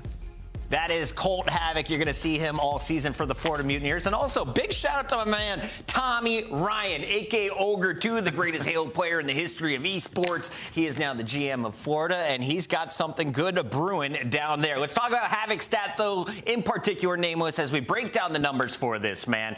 He's been bringing some inconsistent numbers throughout his career. Another good day here in the CDL. I mean, I think last year he sort of figured it out. Like, he got picked up into that Minnesota team and started frying, and now he finds himself on a squad that wins the first game. And, you know, he looked good throughout it, especially in that control. He had some really big plays for the squad on that last offense. If it wasn't for him getting that kill onto Clayster, I don't know if they were going to be able to take that one down. But he's just an elusive player on the map. SMG player is going to be up close and personal, making plays and search and destroy. He's going to be a thorn in your side. Like, he's a great player to have on your team. Yeah, watch your flank, man. Havoc's coming at you from a side you're not expecting. Mutineers get the W there, but that's not the only match we got to recap. Let's go through all of today's action, starting with the first pick that I got right. Minnesota Røkkr versus Toronto Ultra. All of the experts are saying Ultra's the team to beat. Well, Minnesota showed me enough yesterday to give me some faith, and, well, they came through for me in this battle. Oh, they certainly did. And honestly, I'd like to say that Afro certainly came through for you in this battle. Continuation from what we saw on Friday. I mean, he was just literally unstoppable, and I'm happy to see this consistency from a rookie that was last year a bit, you know, when we got on land it was a bit questionable, but online was seemingly frying, but couldn't find a whole lot of success under the London Royal Ravens. Now on this Minnesota Røkkr squad has seemed to found his home. And on the other side of things, the Toronto Ultra is certainly an unfavorable series from them, and unfortunately seeming to continue from last year's franchise tendencies of just not being able to close out series and close out maps even when they're ahead. That's going to be a battle for the ages, I'm telling you. They started off here. They get that first W against them after Toronto threw Bance and Cammy to the Wolves. These guys are going to be battling in the North all season long, and it's just so impressive, like, seeing Minnesota Røkkr continue to be good at search and destroy. This is a brand new team. They look so strong in the mode, undefeated so far there. So it'll be interesting to see that develop as the season goes on. Bance and Cammy get their revenge in the battle for the North. Standy still looking like a strong pickup, though, for the Ultra, and we're excited to see what's going to come out of Toronto in their second matchup, which is coming up tomorrow. This wasn't the only series, though. We got to talk about the boys in London, because when they matched up against the Subliners, everybody was going for New York. This was the most one-sided series we have seen in our first 2 days. A 3-0 here from London. Absolutely, and then it was another year 2 rookie from last year that was really putting up the numbers in Nastie. So happy to see an M4 in his hand, and I mean, he just seemed unkillable. I'm going to be honest. When a play was being made, it was Nastie popping the 2, Nastie popping the 3, or being there for the final trade. So New York clearly has to go back to their camp and figure some things out, because their teamwork seemed to be there throughout these entirety of these hard points. But London Royal Ravens still somehow came out on top, man. I mean, seemed just frying in this clip as well. Everybody had their moments, Dave. Dude, it was beautiful. I couldn't believe the coach said I'm so low after seeing that match. Like, watch them in that control, too. Just a 3-0 smoke show. Yeah. Just dominating them, even on the offense. Everybody was playing well. Asim in the search and destroy was popping off as well, picking up 2 pieces left and right. The London Royal Ravens, like, a little bit surprising. And on the flip side, like, New York Subliners, this is a team that I had a question mark coming into the season. I did not know how they were going to perform. They look lost, Puckett. They did not look like they've been scrimming every single day, 3 scrim blocks. They have a lot of work to do. Yeah. They look like they're really far behind. You looked at some of the highlights of this one. HyDra had a really strong slaying performance. He also had an ace in their search and destroy game. But at the end of the day, a 3-0 is a 3-0, and that is not something you can afford if you're looking to build early season momentum. You got some talent on this lineup. Priestahh, Skyz, KiSMET, and of course, the new guy HyDra. What will they do moving forward? We'll have to find out. The Frenchman, though, he is the threat for New York. We'll see if he gets it done. When you looked at this battle, Who were you expecting from Boston to be the hero? Was it Owakening once again, Nameless? I was expecting Big Wake, and that's what we saw. We saw Big Wake popping off for the team. I mean, it was a good series by all means, but they seem ahead. Like, these guys on their pushes, on their breaks, multiple times where Seattle had a good setup in hardpoint. By all means, they should have been able to lock it down, but it's Vivid who gets in behind, or it's Methodz who's making the big play. And when you need Owakening to just go forward, get a two-piece for you, he's getting it done. So the move that Boston Breach made, swapping out TJ for Wake, it's worked in respawn because they never looked this good in that game. And I will say to that point, especially in that very first hard point of this series, like Boston Breach were still making like pretty glaring mistakes. Like there were some times where I was watching Vivid that I'm used to being the higher IQ player, making the route, making small mistakes like hitting a last 10 seconds, kind of messing up the spawns, and they were still able to pull out through the W. So room to improve, but beating teams like Atlanta, beating teams like Seattle Surge, who are in talks of being top 6, top 4, top 2. So a great start for this franchise. Again, one of the younger franchises. It's only their second year, and they're starting out 2-0. And I have to say, great job from Boston Breach in general. Yesterday, we saw Sib kind of off the leash, putting up huge numbers for Seattle Surge despite that loss yesterday. He comes in today, and I was looking at him and Pred's KD throughout this series. It seemed like Boston did a good job of making sure neither of those players ever got on more than a 4-kill streak. They were making sure no one caught fire throughout this series. Yeah, they were tame today, and that's a testament to the system of the Boston Breach. You know, they had a couple moments where they put Seattle in the blender, just wanted them super far away. We'll see if that continues for Seattle, but we've seen slumps out of them before, Puckett. They weren't performing well. They were able to get out of it. Well, Twitch chat, I've been trying to delay, been trying to buy you time for a few extra drops before your night ends. But here is the close. We got to get you ready for tomorrow, though. We're coming in Sunday with a brand new day of 4 more matches. The LA Guerrillas take on the unbeaten London Royal Ravens. Texas OpTic's back in action against the Mutineers, who got their win in Game 5 tonight. LA Thieves take on Atlanta FaZe as FaZe looks for their first win of the season. And Ultra Subliners, somebody's walking away with a W. I think that squirrel on the left has a lot more fans right now, though. aLLeY, Nameless, as we close out day number 2, what is the one thing you'll be taking home with you tonight, aLLeY? I am going to think of my prediction and then go against it heading into tomorrow. There you go. And Flip see the if that script works tomorrow. out. I like that. What about you, Nameless? Boston is the real deal. They look absolutely disgusting, beating 2 of our top 3 teams from last year. They're not to be slept on. Chat, let me know, what do you think are the top 5 plays of the week? I'm bored in the mornings. Might as well make some clips. We'll see you tomorrow bright and early. 1 p.m. Eastern for us, 3 p.m. Eastern for all of you who are watching at home, and of course, 12 o'clock if you're watching it on the West Coast. Thanks for tuning in for another night of CDL. We'll see you all tomorrow.